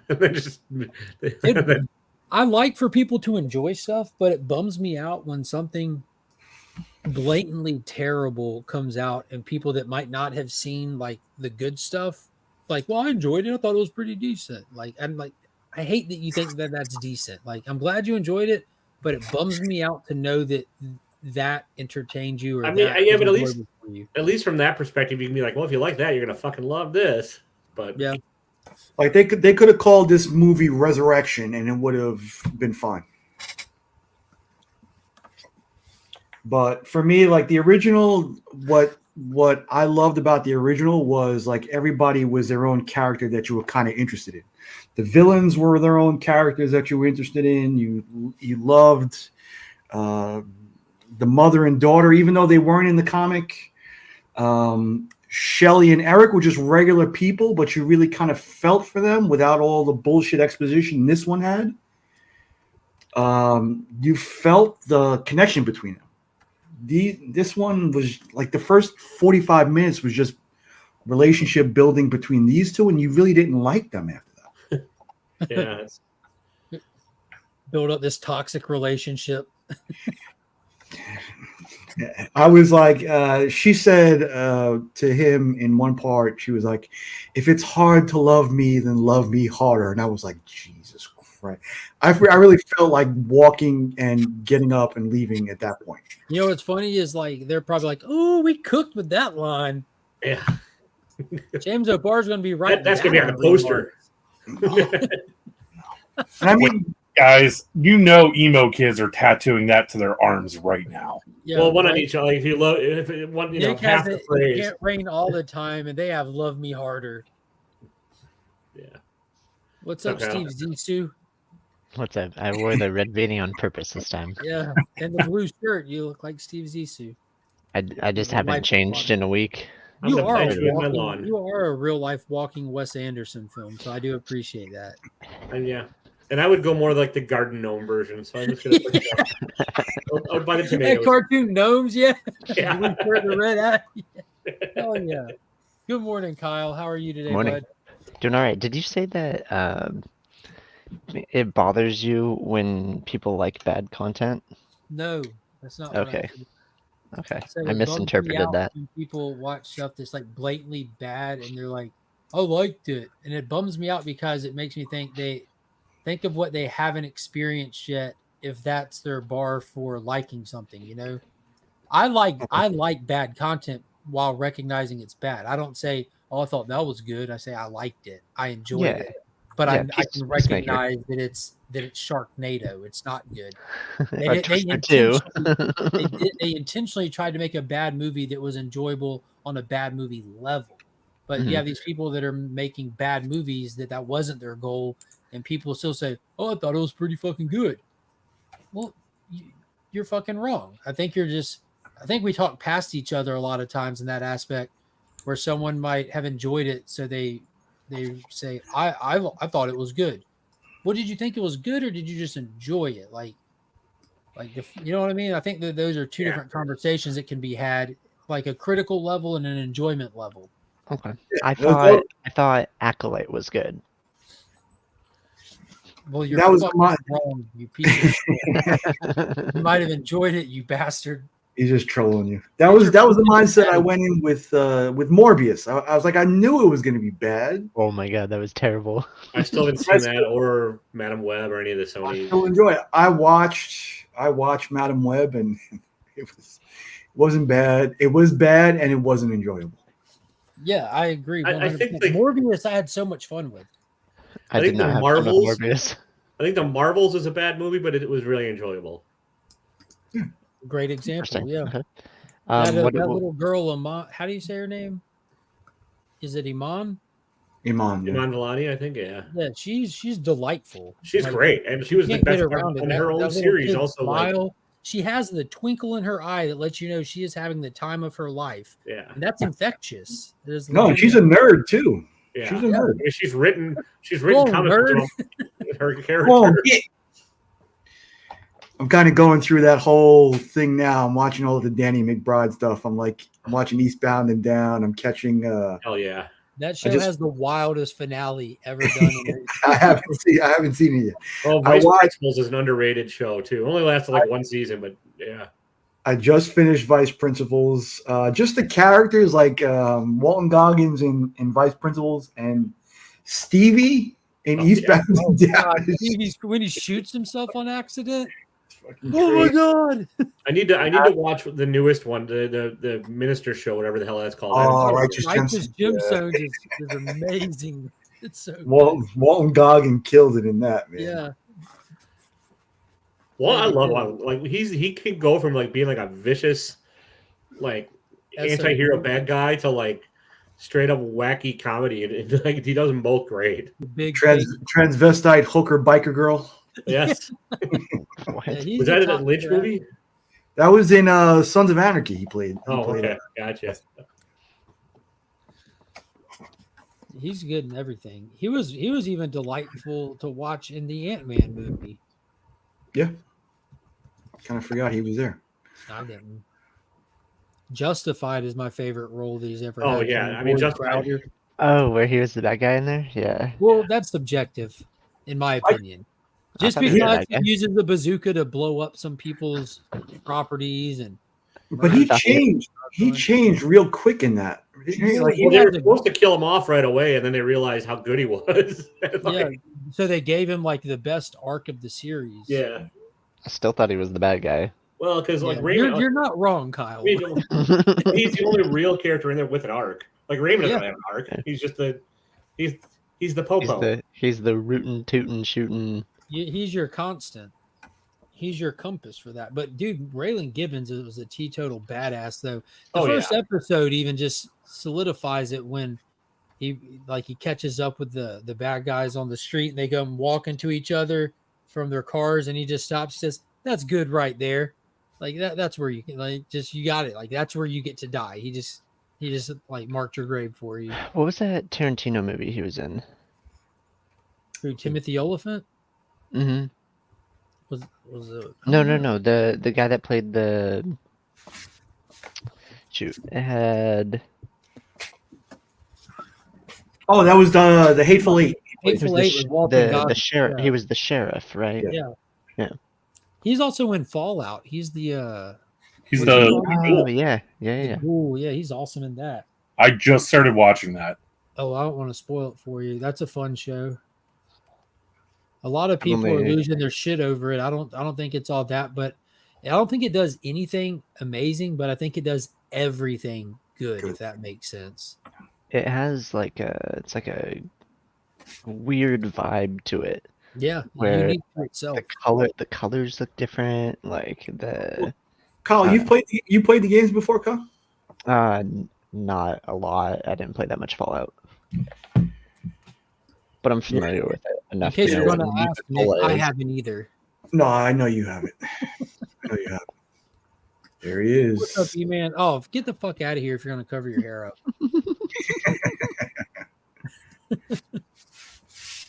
Hey, Mike, I will say this about The Crow. For me, I am hypercritical. Like, it had to hit on a few different points. Soundtrack was one of them.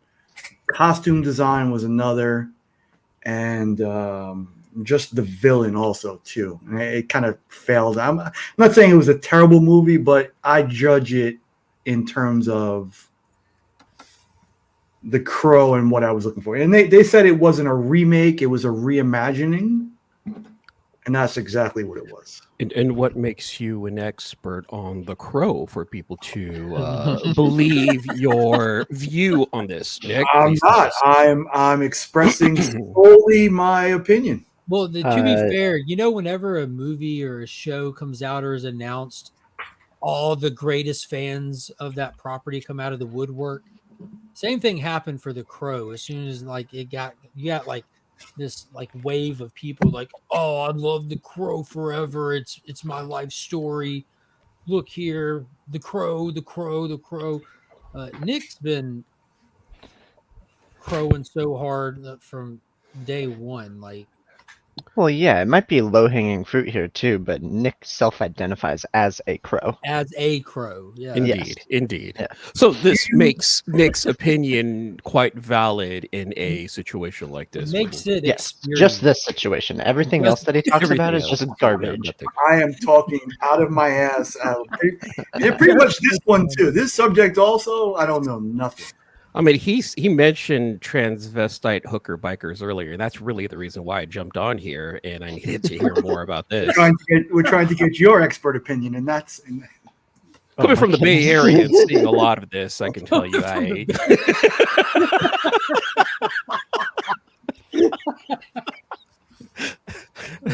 getting taken down, not by me, but this stream's gonna get taken down. This is why I disappear off camera so much, is I don't want to be in these clips. But his voice and his name are, so. Don't worry, Kyle. We'll edit you in and post. Put a picture of Bill Murray from Life Aquatic in there. Nick is a huge Crow fan, trusted source, and will value his opinion over some bitch-ass Tomatoes, which has it at 19% critic score right now with 47 reviews. Imagine taking other people's opinions as the measuring. As the word of God. Yeah. To be fair, though, I don't think there's too many people that actually take the critic scores or the audience scores as their defining point of if they're going to see something or not. But what it does affect is the impact, the momentum, Like if Because people everything see needs that, like a, oh, I want to go see that. Have you seen that? Have you seen that? But if yeah, it comes out that like, oh, this is garbage, don't see it. Blah blah yeah, blah. it kills its conversation, it kills its impact that it has, and any kind of like, it doesn't resonate through the social media halls, and no one's There's it's not there's on a anyone's reason mind to why do. Borderlands only made like 90 million or something like that. It was And 8 million opening weekend, bro. That's so sad. I wanted that movie to do well. Single digits. See, this is why I believe, Mark, I think it'd be a great idea if he adds movie reviews to his channel. I don't know if that conversation's ever come up, but it'd be fascinating to hear your opinion on movies. no, he doesn't have good opinions though. Yeah, everyone thinks I have bad opinions. Yeah, he thinks Just Peacemaker is a good TV show. Specifically, what would be Hey. no content if Kyle and myself actually did that kind of shit together? Kyle has zero impact on opinions here because he steals energy from Arizona and water from Northern California. So we're gonna stick with that right there. Anytime he's wrong, it's because of that. Always remember that, you guys. Kyle steals energy from Arizona and water from Northern California. Actively right now. Bastard. What would your rating scale be though? Based on, would it be on like knit hat colors? Like switch up on this. No, it's got to be different every week. I will say There's a parody show that did that. He would be like, it was like 2 left boot shoelaces out of 5. Like it's like we just do random things. I'm giving this movie 16 bananas out of 4. Right. These I think people still watch what they're going to watch, but I think it impacts when they watch it, kind of thing. Because there's like there's the bigger there's a small handful. There's bigger channels that are out there that I've watched. Like I know that they have a massive impact on the performance of stuff in theaters easily. Like they were dogging on Furiosa before it came out because Mad Max wasn't in it, and they're making fun of it, like the Hollywood trend of just kind of like putting females in lead roles over the last few years, how there's a push to do that. And they just clumped it in there with that just to make fun of Hollywood because they love making fun of Hollywood. And then the movie came out, and the guy that was championing this whole like make fun of this movie thing for weeks before the movie released made fun of it not performing well. Then he watched it, and then he gave it a high ranking review. I'm like, dude, like, you're contradiction. That's why you always wait for the movie to come out. Well, like the thing is, like if he wasn't criticizing the movie being good or bad, just criticizing Hollywood wanting to make it, like fan of the franchise, and then he watches it and he enjoyed it. But now, like, look at the impact you're making. Like if you enjoyed it, what if you wanted another one? What are the odds now? And then the same thing with Alien Romulus, because it's now 20th Century Fox owned by Disney. Same thing, like trash talking, just another movie thing. And then it comes out and it was fantastic. But now you've put yourself in a box where you have to find a way to have disliked it or be able to be critical of it, because just saying I was wrong is not something the channel ever does. Ever. Oh my god, I get it, man. We can hear the emotional damage. Oh, can you? Oh shit, I'm not mute. I apologize. Emotional damage. Emotional damage. I just thought that was red in the other room. He'd be in here, but without his shirt on. You don't want that. We don't like him with his shirt on, anyways. Bastard. It's when he's at his best. You don't talk about my friend like that. I love red. Good morning, my friends, by the way. I didn't get to say that. Good morning. Good morning. Not sure if you saw my comment, but I finally caved and bought some Lorcana cards. Oh, did you? Yeah. Oh, you set Justin's needle up. Well, you gonna show them, or are you just gonna tell me about them? I could just open the packs, I guess. But you haven't even opened the packs? What are you doing? That's some My Hero Academia cards. I don't play that game. Vox Machina. I don't play that. And then I got 2 starter packs. But I guess the 11 card editions is the booster packs only really care because they tell you exactly what's in the 60 card starter. Hold on, let me wash my hands. Put on gloves too. I find it hilarious that he hasn't changed his clothes in a week. I do laundry. He was wearing that same shit when we watched the Olympics. Do you do laundry as you wear that same T-shirt? That's no. I only have 2 pairs of clothing. I have like one that has a bunch of holes in it, so I wear that while I do laundry, and then I just wash this shirt over and over again. You need to bring the sheriff shirt back out. Yes. Yeah. Wait, that's a deep cut for my Instagram. The matching hat. That's an actual sheriff shirt too. We assume so. Trust us. It looks like it. Where do you open these from? You just rip I it got, open. From the I got side. Inklings, and I got so it's 3rd series and then 4th series for Ursula. Yes. Yep. Okay. Cool. I just noticed your thing says Sticky Goose won't clap back at me. Yeah, I keep talking so much shit to him, and he just won't. Where at? In his DMs? Yeah, just personally. What am I supposed to do? Talk behind his back so that he makes like content about it? I'm like, and I even put in our DMs, I go, you could use any of this for content. Like, you're a narcissist. I think he's a self-admitted narcissist. Is he? He thinks that he's the best YouTube. No, he says it in his videos. I think I think everyone misses where he calls out himself and exactly what his intent is and exactly what he does. Like he doesn't hide any of that, but people never. What do we do? Do we move 3 to the top? I usually open Pokemon cards, or does it matter? You rip the bottom one blind without looking at it. You rip it, and it gives So you. just bend them in half. Yes. No, the bottom 3 are your rares, your super rares, your legendaries, and the very last card is going to be a foil. You just named way more than 3 cards, Justin. Sorry, 3 card types. It's going to be one of those 3. Nerd. Mouse is the one of the 3rd.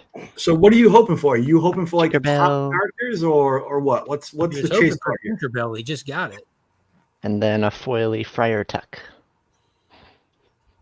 Okay, Wait, next back. Wow. Okay, that was quick.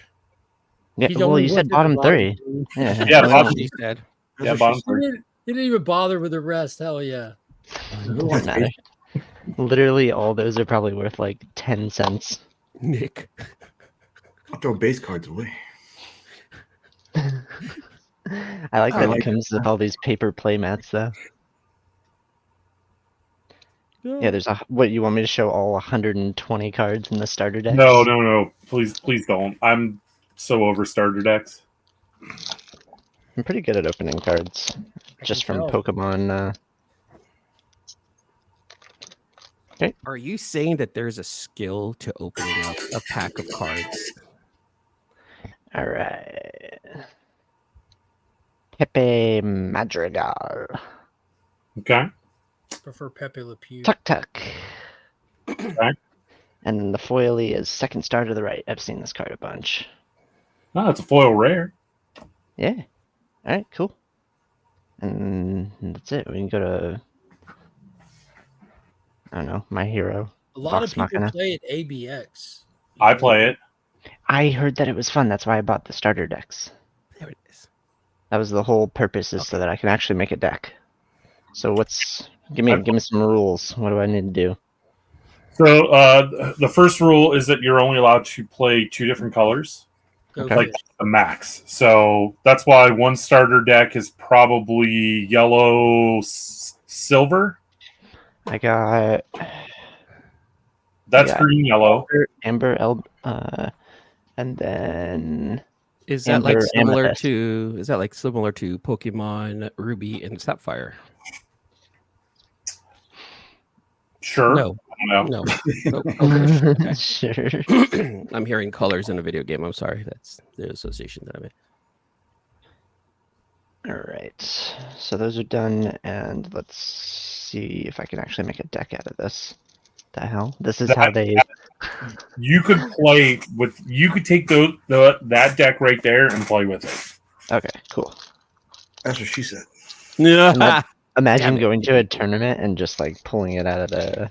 Someone did. Someone did. Like I went to a set championship in July, and I got paired up with a guy, and he's like, "You're probably going to win. This is just a starter deck." I didn't want to think too hard about it. Oh, nice! It comes with 2 foils. I got a Pongo foil and a Peter Pan foil, but I think that was on the box. Pongo. Oh, that's what it is. It's literally on the box. I got those 2. Nice. Yeah, Paul said that they get about 20 Lorcana players every Friday night. Oh man, that's awesome. So you should drive down here and bring your whole family and all of your possessions. Play Lorcana on Friday and just stay till the next Friday. But how do I'm gonna have to do laundry at your place though? Oh, that's fine. It's only 4 pieces of clothing. Kyle, it's only a 5-hour flight from LA to Atlanta, and then like an hour drive to. I think you're good. Mark's whole plan is to get us to move all to move to Augusta, and then he's gonna leave. I'm not leaving. That's for damn sure. But it's for y'all's benefit, not mine. Into the Eagle. All my friends moving here is for y'all's benefit. Again, coming from the Bay Area, that makes a lot of sense to me. I'm sure comics and cards would be a lot cheaper over there. What did you? I gotta pop these out. And gas and food and groceries. You don't have to. You can just use space. Like it's damage trackers. You know how much gas is over here? $4.09. We're down to just under 3, but that's because it's Just close to under 3. I mean, yeah, just under 3 Holy because it's shit. election season. Gas is always cheaper over here than over there with y'all. There's a gas station down the road that's $5.25. Oh, Kyle, I bet you like at the Grapevine, it's like $7. Mm-hmm. It's easily 6. Yeah. But we've come down a little bit, but we also California taxes 75 cents extra tax than every other state. Yeah. Well, it's also expensive in Manhattan. It's probably like $7 or $8 a gallon in one of the 3 gas stations on Manhattan. Gotcha. Well, that's probably why, because there's not enough gas stations. Supply and demand, sir. Supply and demand. Yeah, the new set comes out like soon. Today. So yeah, it was released in card shops 2 weeks ago, but today is the release date for like Target, Walmart, Best Buy, and Downtown Disney, which I could just go pick it up there. No, I mean you could have gotten it at Downtown Disney 2 weeks ago. Like they're part of the card shop release. Yeah. Yeah. What are you opening now, Kyle? I'm trying to open the 60 thing, but it's like. Are there rare stuff in there? I thought you were good at opening these. You were just bragging. I don't know what the heck this is. I know how to open. I know how to rip packs. So, Justin, aside from your chosen profession, are you a bigger card guy or a comic guy? Comic. Yeah, I mean, like, I used to play Star Wars CCG back in like junior high and high school, and that was like the late 90s, early 2000s. Mm-hmm. And then I stopped because they stopped making the game, and I just started picking up Lorcana earlier this year. Cool. I was holding out, and then I don't know, my nostalgia caught up to me because it's like characters. I don't know. I mean, Disney... like that's what I did a lot at Heroes Con. Like I would eat dinner, and then Dustin and I would just go back to the hotel room and play till like 1 or 2 o'clock in the morning. Nerds.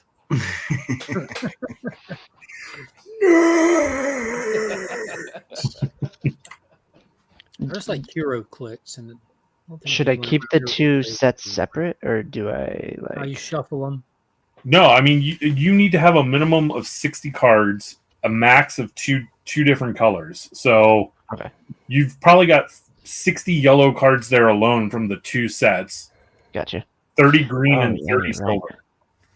Okay, got it. I have 2 ambers, yeah, so 2 yellows and then a purple and a green. Got it. Sweet. All right, I'm ready to game. Let's go. Round 1. Fight. All right, here. My deck is right here. I have so much reading to do, though. My deck is right here. I'm ready. Hey, I think all of our decks are right here. Hey, it's a family show, sir. You can Watch it. I got cards here too. No, these aren't. These are basketball cards. Yeah, So just see, shuffle these bad boys up. deck right here. Do you have How them all many in different sleeves? colors are there, Justin? You said a maximum of 2 can be used, but how many? There's six colors. So purple. Oh, sorry. Let me start at the beginning. Yellow, purple, green, red, blue, silver. What do the different colors signify? Nothing. Like, I remember in Pokemon there'd be like yellow, blue, red, and green or something, and it was just like the different Pokemon types, like if they're earth based or fire based or kind of thing, right? Yeah, it's nothing like that. Not like one color specializes in this and Gotcha. So. He did. He plays Pokemon in the theater. All right. I got my Ursula deck. Yeah, now. man, you got it. Yeah, you got it, bud. Is it just 60 flat and that's what you use? Minimum of 60. You can have more. It's up to you, but it's minimum 60. Oh god, I just dropped all of them. All right. Pokemon. I'm gonna put I'll have 71 then. How do you come to that number so fast? There's a 11 card additional pack, right? And then 60 in the starter. Yeah, but not all the cards in the pack are the same color. Okay, that makes sense. Card games are for fucking nerds. Welcome back, T-Dubs. Hi, everybody. Hi. Oh, that makes perfect sense now. So I got to make sure that I pull out the colors that are not amber and amethyst out of that one. Okay. I probably would like it. I just don't need another rabbit hole to fall down in the collecting or anything. like Mark said earlier, you can't miss out on something if you don't start it. Fair. I'm sorry. Oh no. Sorry, I've gone back to work. Nice. He hella tuned you out. I mean, I've been back and forth on work all morning. What's work? It's what we do to survive, all of us do the rest all of your the day, and time. it's soul sucking, and you cry at night. It's all, Okay. Sounds great. Can't wait. It's what we Sign all me up. do all the time to pay your bills, Kyle. Yeah. Especially me. Water thief. we have like the really holding that greenest. grudge. Well, because we're it's absurd that like Southern California, like has the Southern green, California has is like absurd. You're has right. like 100 or 200, 300, 400. I don't know. We have a fuck ton of golf courses, and we just use water. Someone said Disney and DJ showed up. Did someone say Disney? Are you talking Moana too? He's not tall enough to ride the rides, though. I'm nervous for Moana. Oh, no. Moana is like my favorite Disney movie that's been released in my adult age. Like I love that movie. No, we're just about to talk about the lawsuit that Disney is trying to avoid. Are you a Disney Plus subscriber? If you are, then you get to die at their parks for free. Hold on, wait a minute. That chair is talking? Oh, yeah. when I slander things, I try also not to be in the room. Yeah. But again, his voice and his name are on there, so. No, I was getting my card holders for the foily ones, so I don't mess them up. I'm also nervous about Moana 2, simply because Lin-Manuel. Oh, I can't say his name. Miranda. Thank you. It's not writing the songs. The creative mastermind and genius behind so many of our greatest hits in recent years. Modern, yeah. Never seen Hamilton though. Oh my god. Don't Covering your hair. You legit haven't seen Hamilton? I legit have never seen Hamilton. I've heard like the soundtrack because my stepkids love it, but I hate that you heard it before you saw it, but I'm glad. Like the soundtrack is still fantastic. When that came out, when they put like the original Broadway run on Disney Plus, I was still at my old house, and I was like, I just turned it on one night. I'm like, I'm gonna check this out because I've heard about it, and this is the first time you can see it without going. It's not historically accurate. I heard it was spot on, but I sat there and just watched it from start to finish, like cried like multiple times, like didn't sob like a baby, but got like teary eyed. It's so fucking good. Hamilton? What a baby. Yes. amazing. I think that's when I fell in love with Mark when we bonded on Hamilton, and I was just like, I love you. Like, wait, you like Hamilton? Like, who doesn't like Hamilton? Beetlejuice is better. Apparently, everyone on the panel. My stepkids and Mimi are going to go see Hamilton later this year. They actually have I tickets for the recommend show. watching the original production before you go see anything, if that's the case. No, but so the if E-Man is going to go see it, it's the same exact thing. If he's going to see it on the theater, in the theater. I think there's going to be a massive production difference between the people who were show running it in that original run versus whatever fucking person you see doing I it. disagree. I disagree. So I seen it on Broadway without the original cast. When the original cast was swapped out, it's literally the same exact show. You know, all these Broadway singers sound exactly alike. They have that Broadway. There's no difference in production quality, anything. What is It's he literally talking the about? same exact show. Hamilton on Broadway. What? No, everybody's different. What? Yeah, What? everyone. I'm with you on that. Everyone's different. Everyone is different, and that's what makes us all unique and special. I'm so confused. Feels like that should be a song. That's also when you go. Everybody's different. That should be the next Moana song. I am unique. I am special. You have Lin-Manuel Miranda. You have Lin-Manuel Miranda in the original, and you also have like Anthony Ramos in there, who's like in the new Twisters movie, who's in Transformers: Rise of the Beast. He's playing the Hood on the Riri Williams show. Yeah, he's playing the Hood and that. Who's Disney Navi? show. Who's Navi? I hated that one. What was that one, Nick? The Heights. Heights. I hated that one. He's playing a whole neighborhood white people are scared of. Yeah. That's getting gentrified slowly. Yeah, all right. No, but I can't recommend Hamilton enough. Like, I think that's one of the best things ever in life. There's sliced bread, there's toilet paper, and there's Hamilton. But Nick told me he prefers his bread not sliced. I don't even. Don't confuse those three. Actually, I do. You're right. You eat the whole loaf? Nice loaf of Italian bread. The long way, though. Yeah, the long. No, sideways. It goes in sideways. Like, Whoa. So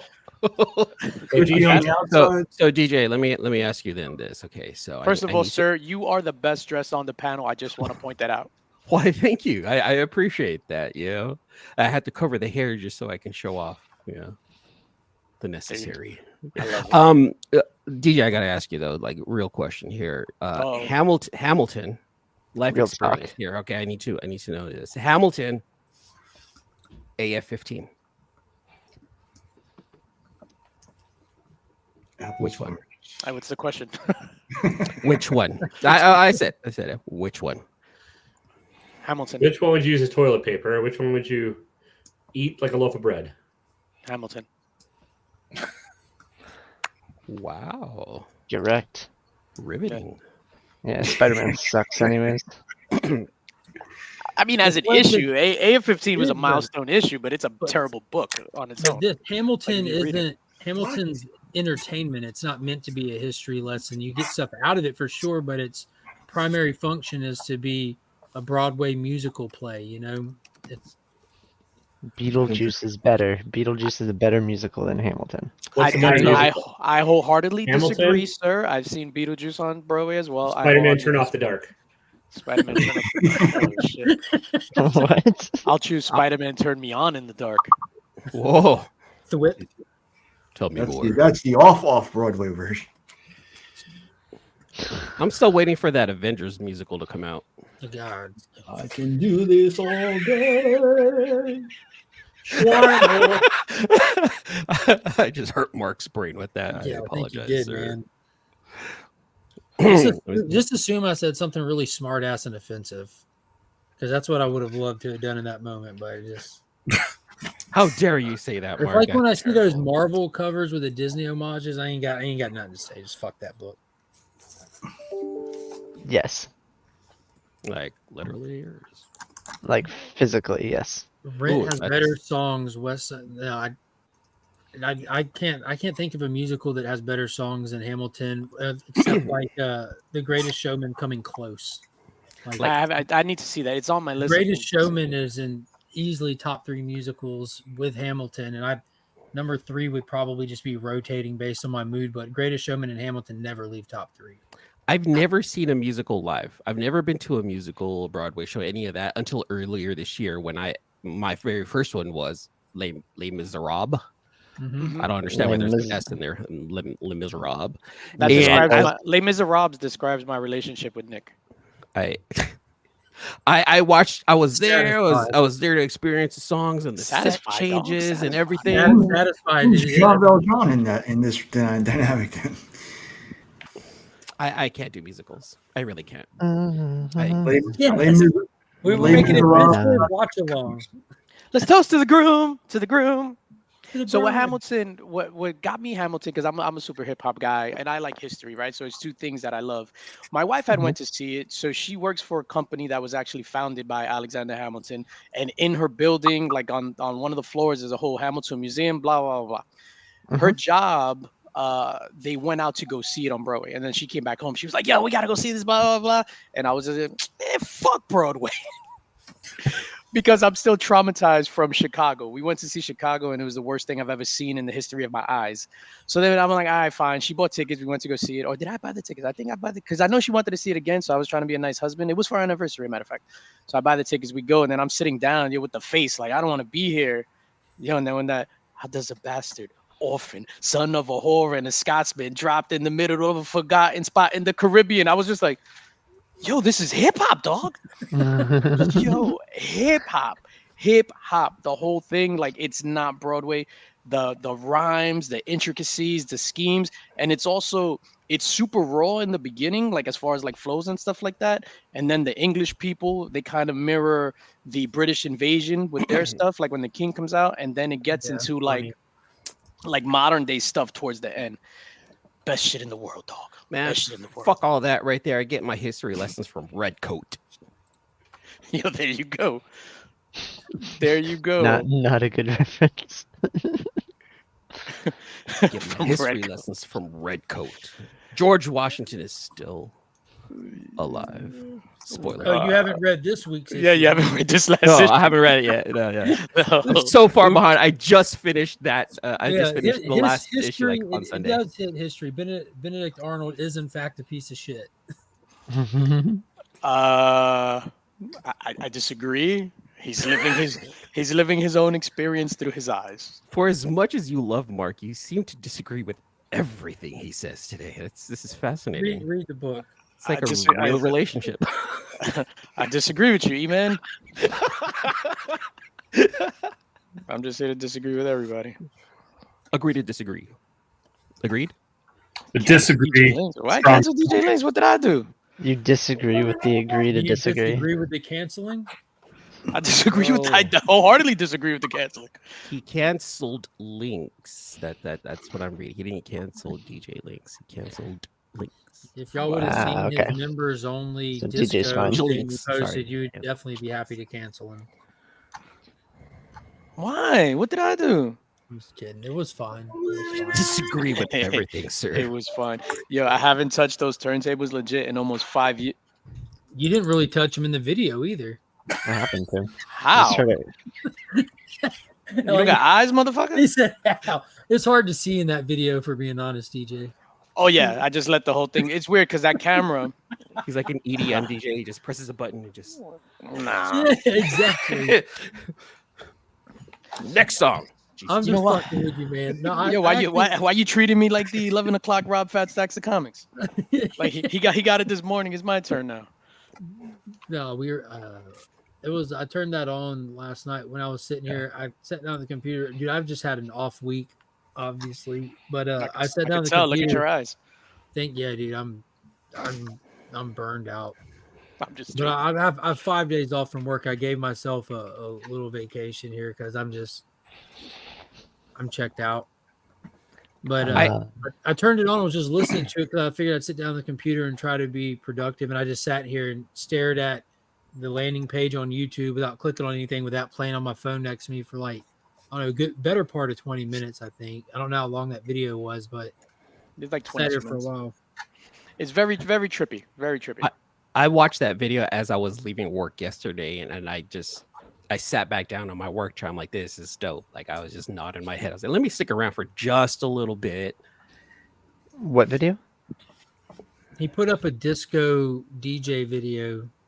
Just Like a little from mix. the little hits from the 70s. He calls it a mix. I call it just listening to the radio. It's just one song after the other. I was wanting some scratching. I was wanting some. What are some other DJ words? Turntablist. He wants some Fade. It's crossfade. He wants fade. Yeah, there was blends in there. There was crossfading. There was a tiny bit of scratching, but I've never been like a wiki scratch DJ. I'm more like that's all DJing is in my mind. Like, that's all. Like I don't know about it. You know, I'm not. Wiki scratch. I just thought that's all it is. I appreciate that. With your hands. Yeah, there's a big old like DJ turntablist culture here in the Bay, and that's how I meet DJs too. Fresh. Yeah, there you go. Yeah. That's not the word I was expecting out of that sound. It's crazy. Alan's coming by for a handout. DJ, King George or Hercules Mulligan? Hercules Mulligan. You watch your mouth, Kyle. It's an honest question. No, that's a good question. It's making me think. Because, like, I really enjoyed, like, he had, like, who's that grunge rapper? Hercules Mulligan. Well, I mean, he had, like, these, like, angry vibes, but then, like, King George came out and just crushed his song. You'll be back soon, you see. I think King George has the more memorable stuff. Okay. I think he's. I am Hercules Mulligan, a tail spying on the British government. Dude, when he came in like out of nowhere, that was awesome. Like you didn't know it. Yeah, that was more surprising. When they rolled King George out, it was more of like a gimmick, in my opinion. Gotcha. The performances are They put a 15-pound crown on his head just so that he would have to try to balance it the entire time. Heavy as a head. He's wearing 2 heads. E-man, you gotta watch this shit, dog. You really do. It's really good. Yeah. Well, hold on. What are we talking about now? This is a lot of things. We're back to Hamilton. Back to Hamilton. Okay. Back to Hamilton. It's definitely worth your time. Okay. Right. Nick, what's your favorite musical? I don't have one really. When you were living in New York, you never went to Broadway? We went to see Rent. Blue Man Group. Beauty and the Beast. But I've never really liked Broadway music. I would always like go to like Blue Man Group or some other performance kind of art. Mm-hmm. Yeah, like because my daughter, when she was coming up, man, she loved Broadway. So obviously we wanted to foster that. But there were some where I was just like, I know I'm going to hate it. Like, you just take it. I'm not going to go. So she saw The Lion King. She saw Beauty and the Beast. They saw Aladdin. I caved and went to see Chicago because it was her birthday. And it was the worst. Like, Chicago was terrible. Beetlejuice was really, really good. Hamilton. Beetlejuice was better than, it was like even way better than the movie. Like, Beetlejuice was amazing. Beetlejuice was so good. I don't know. It was my favorite musical of recent. There was another one we saw that was actually good too that I totally forgot. Moana is still my favorite musical. Has anyone seen Spamalot? No. Oh, really? Or This Is Spinal Tap. No, I'm ethnic, so no. Spamalot was very enjoyable. Thank you, E-Man. Thank you. Little Shop of Horrors. We saw the revival on Broadway with Seymour was the guy that played King George in the original Hamilton cast, Jonathan Groff.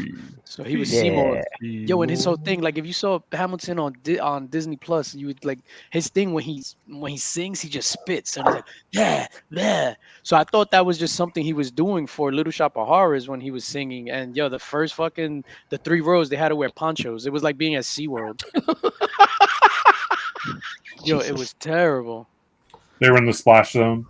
Yeah, dude, it was crazy. Suddenly, Seymour. That's the greatest musical ever of all time. Mark, you're muted if you were talking. No, my bad. The dogs are I'm barking loving now. it. Oh wait, wrong jingle. What was this at? Huh? Oh, this is stuff I've had. Oh, okay. Little shop of horrors.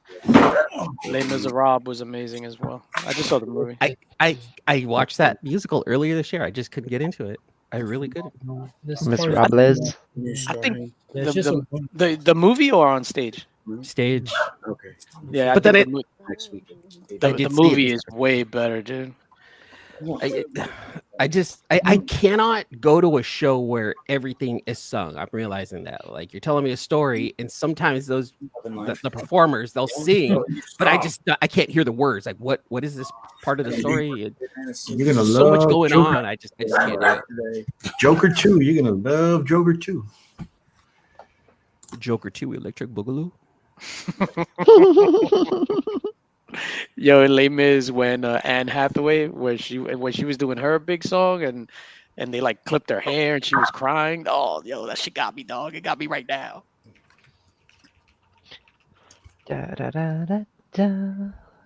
I'm loving it. All right, chords are organized.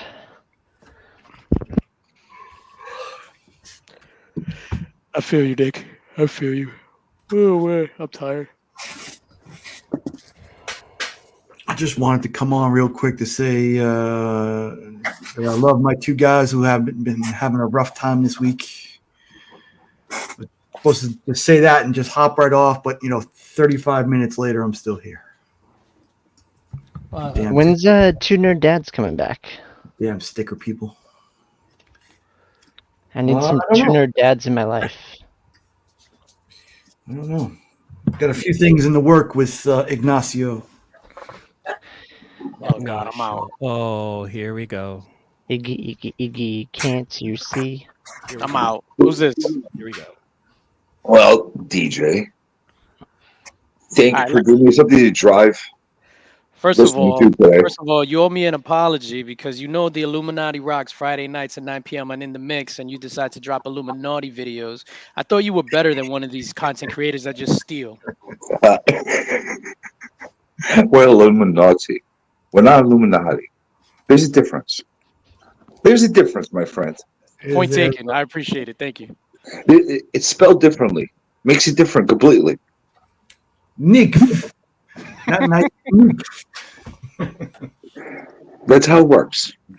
Nah, you're 100% right, sir. This kind of feels like the Gordon Gartrell video, the Gordon Gartrell episode of The Cosby Show. I told Mark the other day it's not a shot at you guys.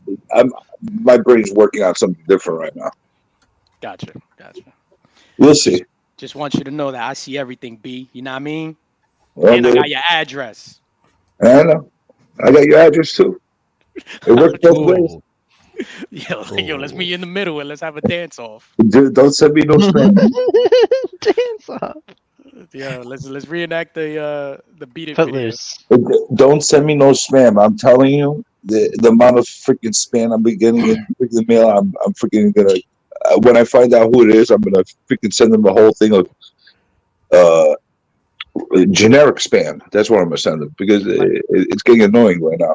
Like literally the meat, the canned meat. Yeah, dude. Somebody keeps sending me cans of freaking spam. No, you're lying, dude. Hey, send some this way, man. I got some recipes for that. And you know the funny thing is, they keep putting my address as the return address.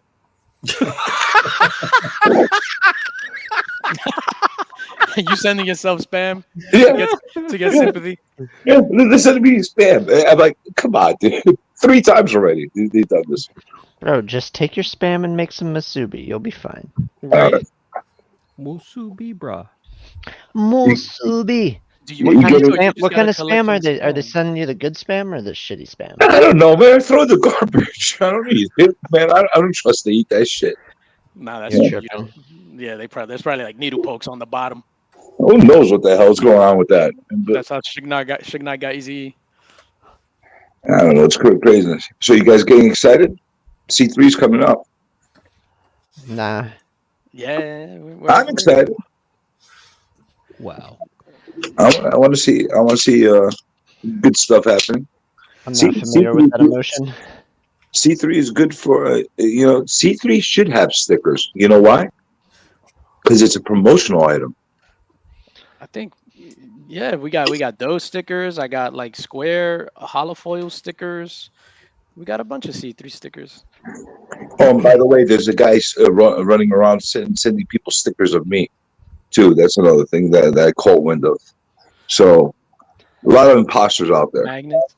What do you mean sending stickers of you, of your little character there? Dude, somebody made like a strip of stickers of my avatar, and even wrote copyright Comic Journey on it and sending it to everybody. I wonder if it's the same person who's sending you Six spam. people already got them. And I assure you, it's not me. I'm not wasting my money on stickers, and I'm not wasting my money in mailing stickers that I don't want to make.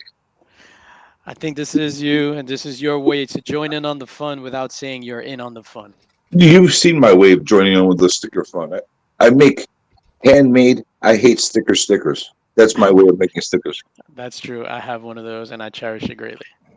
That's the only sticker anybody will ever see coming out of me. The handmade card. Rare. Yeah, but C3, we're excited coming up October 4th through the 6th. If people, we're still asking if people have anything to donate as far as a quality item. Hit up Rob or hit up the C3 Instagram page. I think we're doing all right. We're probably not. We don't have as much inventory as like last year. That's okay. Is there anything specific that you would want to see come in as a donation? I mean, ideally, we want stuff that's gonna go for money. I mean, obviously, everything goes for money, but there's different, tiers of items. So we don't have a lot of top tier items per se. Like we had a lot of top tier items last year, where certain items will fetch $500 or more. This year, we have a handful of things that'll do that. Okay, so I got one super rare, and that's it. Donating it to C3?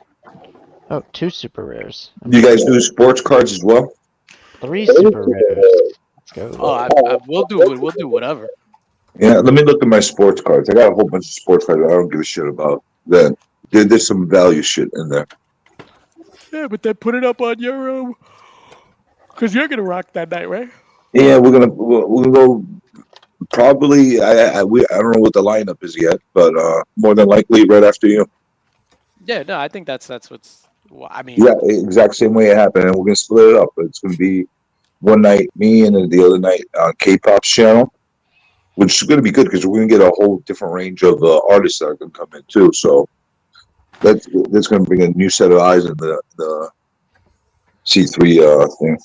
Yeah, no, that's amazing. That's amazing. We're happy to do that. Yeah, I don't think we didn't meet this week because I had a dinner obligation, but the last time and Rob shared the tentative schedule of shows, so he just has to finalize that and add everybody to a group chat so that we know the shows and we don't step on each other's dicks, don't go on at the same time. Are you gonna be going on until like 11 or 12 that night? It depends on the amount of stuff I have. So right now I don't have a lot of stuff. So I could just do like the regular, how we do to 10:30 maybe. But we'll probably stretch it at. I would like to go at least to 12 or 11:30. All right, I'm gonna base myself completely off of you. So when you have like an idea of how when you're gonna wrap it up, I'll know what time to start telling people. Gotcha. I like this version of Comic Journey. Very organized. The one that's like not bullshit. Yeah, I'm never fucking bullshit. You said the one that's not bullshit. Come on, man. I'm just here to troll. The Comic Journey is in danger of being known as a nice guy, but we don't want to. No, we don't want to spread that rumor. Don't want to spoil the surprise. Yeah, we don't want to spoil that. Oh, listen, I am who I am. Whether you would think I'm nice or not nice, it makes no difference. That's who I am. I didn't say nice and not nice. That's your words. Or bullshit or no bullshit. Yeah, there we go. Bullshit. Yay! Did you guys hear the Jesus talk on my last interview? Shout out to Jesus. What's up? Oh, with him? was that with the journos? What the fuck? Yeah, and my head's still ringing with all that talk. Somebody did a spot on impression of you, Comic Journey. Sure. How you open and close the show.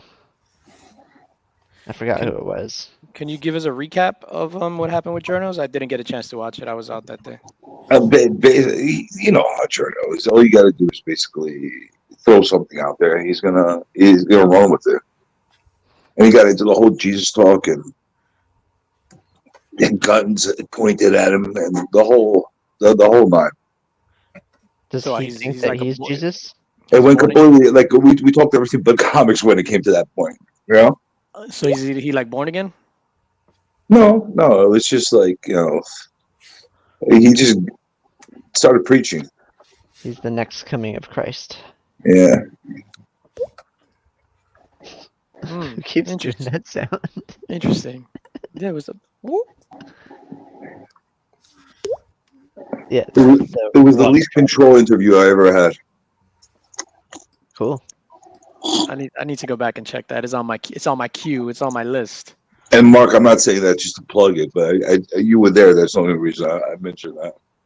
You can plug whatever you want, man. Nobody's Hey, gonna yo. bash you.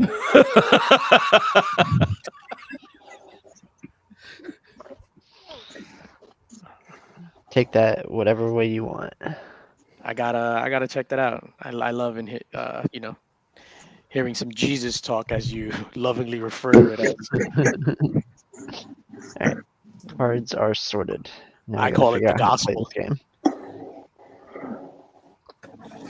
Da-da-da. You had a good interview on MJ's channel the other day. Yo, MJ is a real cool cat, man. Like, he's a real cool cat. I didn't know him. I had no interaction whatsoever ever since that whole sticker thing, the sticker goose situation happened, and he came up into the mix and he started interacting with me. But he has a decent channel. Sticker goose, I love it. It's just the fact that there isn't a week that goes by that we don't say those two words together. It's just nuts. I prefer to say sticky gooch. It is what it is, to be honest. I voted, like I You said, I guys might voted not want to watch that last video community builder. because you might think I'm vindicated after you watch his last video with what I was saying the other week. Because you a sticky apologist. I'm not, but I was warning everybody of something, What and happened? nobody wanted to listen. What happened now? Sounds about right. With people ratting, Who ratted on him? just I'm not giving it any free publicity to anybody. Failed comic book content creator tries to cancel Yeah. me again. Just saying. I'm just saying. Again, is he referring to Durs? Possibly. I don't say names because I don't want to get any kind of things thrown at me. I don't think it's that big of a deal, CJ. Not gonna No, lie. I'm just saying. This is such a small, tiny thing in a small It's community, YouTube, bro. Oh, Justin, thank you. I stay in my lane. I don't say anything about anybody. People cancel people every day, B. Yeah. Marcus just tried to cancel me in the chat. Hashtag cancel DJ Links. He's constantly. He's constantly putting me in the cancel list. Yo, He doesn't know. He doesn't know I'm YouTube Hydra. You cancel me. I'm a grown up 7 heads. YouTube Hydra. I like that. You cut my head off, man. 7 new ones come right out. Hey, yo. Or go right in. There you go.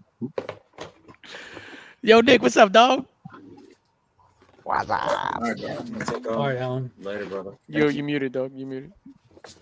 Just taking it all in. Is that Justin? So now Are you live? it's here, I was talking to Alan, but I do have a question. Yes. CJ, why did you take away Biggie's wrench? I didn't. I didn't. He didn't have a wrench, and it was very serious. And we want to know why you took it. Well, one, I'm going to take away everybody's wrenches because now I'm going to be.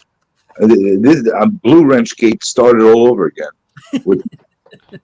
So I'm going to take everybody's wrenches away, and maybe I'll keep one person that has a wrench, and that's it. Because I'm sick of people freaking canceling and timing out each other and whatever they're doing. That's funny as hell. That's what you they should do? You should leave me as the only wrench person. Yo, I think if I see people get timed out, I go and remember Eman when you accidentally bumped that person? Yeah, twice. Eman accidentally did it twice. I remember that too. Hey, that's legit too. Yeah, I'm like, bro, you got to unbump him. He's like, oh shit, I didn't even see that I bumped him. I actually remember. I think I was there for that. He's like, "What did I do?" I was like, "What?" See, And then I see in the chat, Eman bump someone. I'm like, oh, what did I do? The last time I took Biggie's wrench away was because he freaking blocked Comic Tom. I had Comic Tom on the chat yelling at Jem. Jem goes, take this guy off. And Biggie took that seriously and blocked the guy. And then I lost it. Biggie took something seriously? Yeah, you go figure. People like to have wrench. I don't know why some channels just give everybody wrenches, and some people think wrenches are this or that. I don't understand the mindset toward wrenches. People beg for wrenches. What the hell? Moderating bots and like obsessive I comments. just want to be recognized as being cool. That's all. I passed out enough wrenches so that people can share. It's more for links. Yeah. I could care less about wrenches. Like, it gives me more responsibility. Yeah, I feel like everybody who has a wrench in mind knows not to block anybody, not to time anybody. If I wanted that to happen, I would say it, and I definitely don't want it to happen. You know. Yeah.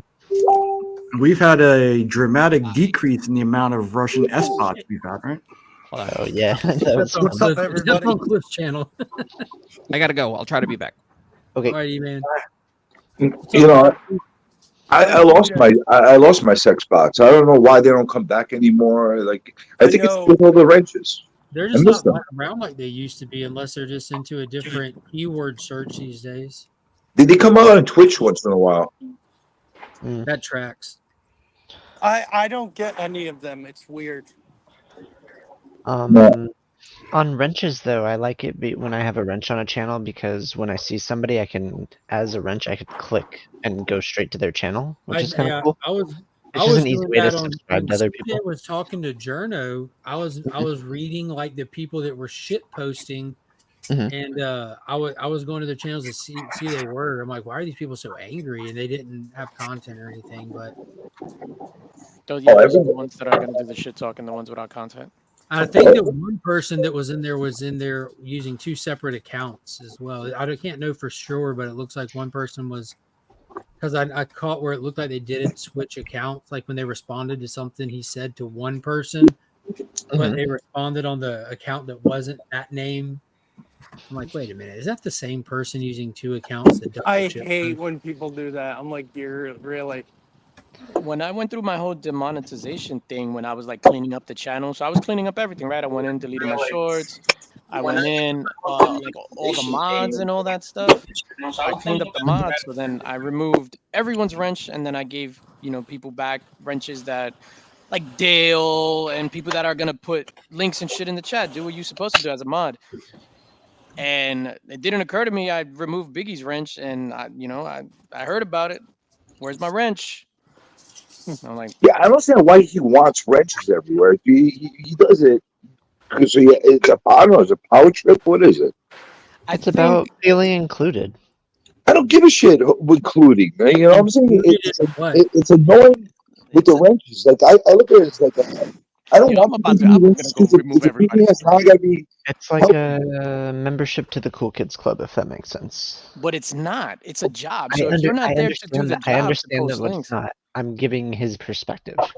Well, his perspective is fucked. To be clear, Kyle, you have a wrench on my madam. channel. I had to scroll up to see, but yeah, Kyle, you're a mod over here. But I'm gonna make Kyle a mod right now, just so I can. Am I a mod? Yeah, you're not a mod. I'm not a mod. Not, it's okay. Ooh, hi, Bantam. My feelings be really hurt Hold up, Kyle. I just made you a mod. that I'm not a mod. I just made Kyle a mod on my channel, and I just unmade him a mod on my channel. Come on, Damn. TJ. Yeah, but my feelings are personally hurt right now. Respect. You know even what? know how I to- don't complain. If I'm not a mod, it's whatever. I don't care. I honestly, I'm the last person to watch the ranch. No, but like I said, it's if you get busy with your channel and like people are causing a ruckus, that's what the job is for the mods to like clean up the shit. I would completely abuse the mod power. I'm not gonna lie. I have who's my mods? Evil Mike, Rob Fatstacks, Eman, Beckerman, Taylor Winder, Austin LeMay, Actual Dracula gotta go. Where do you Dracula? So if you go to the studio, go down to settings on the left all the way toward the bottom, and then under community. Gotcha. The only people that are mods on my channel are the people that show up to the late night shows. I mod everyone that comes in as long as I know who they are. And if it's like someone who's new and they're like, hello, and I'm like, yeah, not yet. No mod yet. You need to earn your stripes on this channel, bud. Exactly. Yeah. I run a tight ship, damn it. I don't know. I got like 3 mods that legitimately do like something good for the channel, like by like dropping links for people and stuff like that. And like that's Lisa Noble. She does that all the time. She's great. Beef does it for me. Beef is freaking awesome. Biggie's a mod on my channel. And who else? And K-pop. She'll do that a lot for me. Other than that, everybody else they're using it for like cancel wars and timing out each other. You know, so I gotta get rid of everybody again. Yeah, but you run in a insane asylum over there. Yeah, well, you know, the warden has to come back in. And, you know. Yo, you should have named your shit instead of Illuminati. You should have named it Arkham. Yeah, I should have. There you go. Don't worry, that's an ever-growing name that we have. CJ is the P.T. Barnum of the comic community. Your One work of us. names every week. It's just a different name every week. We went from the creature feature freak of the week to Illuminati to I don't know. We're changing a lot of different names on that shout out thing that we're doing. What was the name of the circus from that Bradley Cooper movie that came out like a couple of years? There's one of our wrenches now. Hello, Lady Fantastic. Freak. Got the biggest wrench. Was it called American Nightmare? The Bradley What's Cooper that movie? supposed to mean? She'll put her wrench right on the table. Don't test her. No, it wasn't. Stick my rich where the sun don't Like I shine. have a full-on beard on the stream. What the hell? You do. That's a. Oh, I thought that was a filter. Ha ha ha ha ha. Kyle. Gefilte fish. Kyle. Gefilte fish. Anybody get the reference? Well, yeah, it's a Jewish meal. Has not Hasidic, but Rush Hour. Orthodox. Thank you, E-Man. It was Chris Tucker from Rush Hour bloopers. Filter fish. Kyle. Gefilte fish. Kyle. I don't even like filter fish. Why are you yelling at me, Bugs? Because I'm a huge fan. What? You said that shit mad serious. Why? Nightmare Alley was the name of it. Don't be a fan. It's not worth it. He's just alive. I have a feeling this is a bot. It's true. All I do is copy and paste. Yeah, but like, well, you know, sounds legit. Like, I wouldn't even say Fantastic. What have you been up to? strategic copy and pasting. Yo, Mark. Oh, Been Mark, working, doing stupid shit, having to be an adult. I hate it. I was gonna say, Mark. Evil's Comics said he never timed anyone out before. Can you mod him just so that he could time someone out? just so he could say that he did it. No. Needs the experience. E-Man, we can't see the luscious hair. Are you kidding me? Speaking of hair, I gotta go. I gotta get ready. Oh, wait a minute. Today's CBC Awards, right? Finalist reveal, yeah. Oh, we're going to see a whole bunch of people with their testicles twisted today. I would say yes. They are. All right. Content for the next month. Is that what CBC Awards do? Is twist testicles? That's right. I wish I had hair like He-Man. Remind me, Comic Journey, were you nominated for anything last year? Yeah. What was that? You don't worry about what I was nominated for. Best stolen name. Tune in tonight to find out what CJ was nominated for. Is it I was tonight that's revealed? nominated to the number one channel to get trolled. When are the? Is it actually tonight, Nick?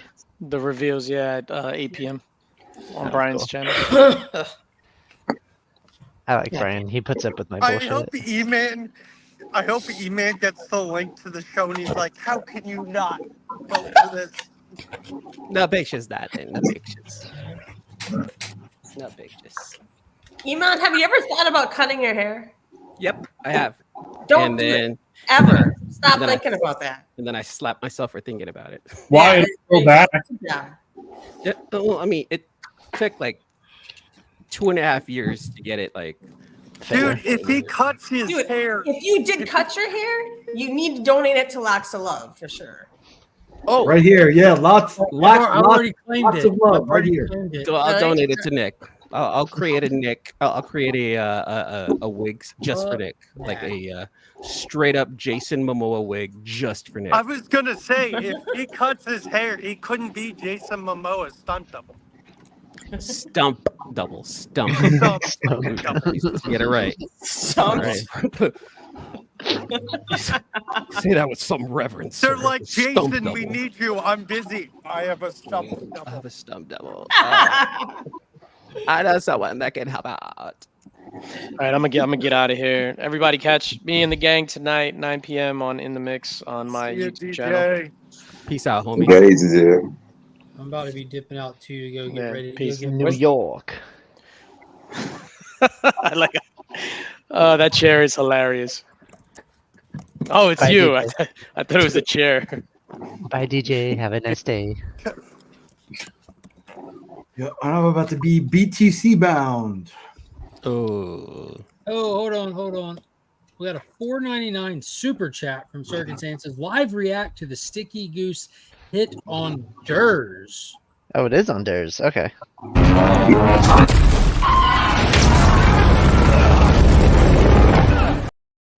Yeah. I never heard his name. That was a picture of Sticky Goose grabbing Durs just then. I never heard that name. I mentioned that video. I watched it before I hopped on here. Looked like it was not consensual either. Stephanie. It was not. Stephanie, did you finish the Trev? The Trev one? The Trev one? No, Trev's still in a box right now. Dang. I'll give you some insight to how I work. I have ADHD, okay? I do too. Which means I have several things going on at the same time. You know what I mean? I haven't So I met got somebody without like ADHD 7 projects I'm working on simultaneously. You know what I mean? See, Like I just started this one yesterday. Why? Because it's not like I didn't have time to finish any of the other ones. It's just because I want to start a new one. You know what I mean? Like, Hey, Nick. Yo. You going to Heroes again next year? Yes, sir. Thank God. I'll be there all 3 days. Good. When you coming back to New York, Nick?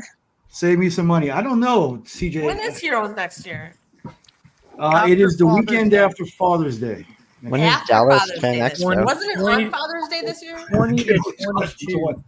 It's Dallas typically Fan on Expo Father's happened. Day every year, but I this year missed they're it? doing it Shit. the 20th through the 22nd. Okay. But Kyle, there are 2 other cons. Well, there's a smaller con this weekend, and there's one in October called Cowtown. Cowtown. Okay. Cowtown. It's a smaller convention center kind of. Is con, there so- anything in like Houston? Lady Fantastic, are you gonna go to Heroes Con next year? Yeah. Will you go with me? I talked with Unruly, and we're gonna save, and we're gonna do it. CJ, are you coming? You want Unruly? You want Unruly? Yeah, Unruly's gonna come. Simeon. Do you guys Okay, want to so I hear can't room something with you sweet? guys? You can come. Okay. Can we get like a B&B or something cool then? Yeah, let's we do want. that. That's what we want to do. Is get like we're gonna talk in with like Steve Whiting and like all of them, like the Florida boys, and You'll be we're in gonna good link up with hands. them. All right. Yeah, I'm in. Hialeah and all them, and so that's who we'll hook up with and try and get like an Airbnb and just work it out. You know what's so funny about living in Charlotte? I've repeated 100 times. Paul in the 619's like, dude, I don't care. I'm from San Diego. I'm buying your ticket for 3 days next year. I said, Paul, I can afford it. He's like, I don't care. You are not buying your damn ticket. You know you're expected to sleep with him if you let him buy your ticket. Hell no. He's staying with his wife. Warm hugs. And you're gonna be That's right no in the middle. excuse, Will. You know that, right? What do they call that on Sunny, Mark? The implication? The implications, yeah. He's Lady F. Boggs. The Boggs is going to Airbnb expect. I stayed at last year cost me, I think it was like $120 a night. Nice. It was like Look, honestly, it's only $189 for the West. It's right there. I know it's $60 more a night, but it's so freaking convenient. Did you say the Westin? Yeah, Yeah. the Westin is the spot. That's where the art auction is. That's where everyone hangs out. That's where they eat. That's where there's a big bar in there, and they were doing remodeling this year. That means next year is going to be exceptional. So, were there anybody that stayed there? Did you guys? Everyone. Everybody? The only people that don't stay at the Westin are the people that didn't book it quick enough, or the people that are wanting to stay in large group. Airbnbs, like you were yeah. talking about. Yeah, if you're wanting to large group it, Because then that way, like you can just like go to the grocery store, get a bunch of You're not- shit. You're not going to do that though, because the Make big meals. dynamic of the day is that's. Well, now I think, I don't remember seeing them out and about either. And not for anything else. If you want to sit there bullshit with some creators, writers, artists, that's the place to go to. If you don't want to have breakfast, if you don't want to have breakfast with Jim Claremont or Chris Starling, They all popped in at the exact same time. Chris Starling and Jim Claremont. Roderick out. Jim Claremont, huh? They're all at the Westin. So Caroline, go ahead. Caroline, you need to convince Scotty to come. Yeah, I do. I do actually. I'll try to get on his And ass. what's behind door number 2? He should probably drive because it probably is only like a 3 or 4 hour drive for him. He's right I there hate in to do Chattanooga. this to you all, but Rob's not here, so I got to head out. There's no one here to run it. Y'all feel free to hang out and talk. I'm just going to kill the stream to do it, though. In the mix tonight at 9. Hi, Mark.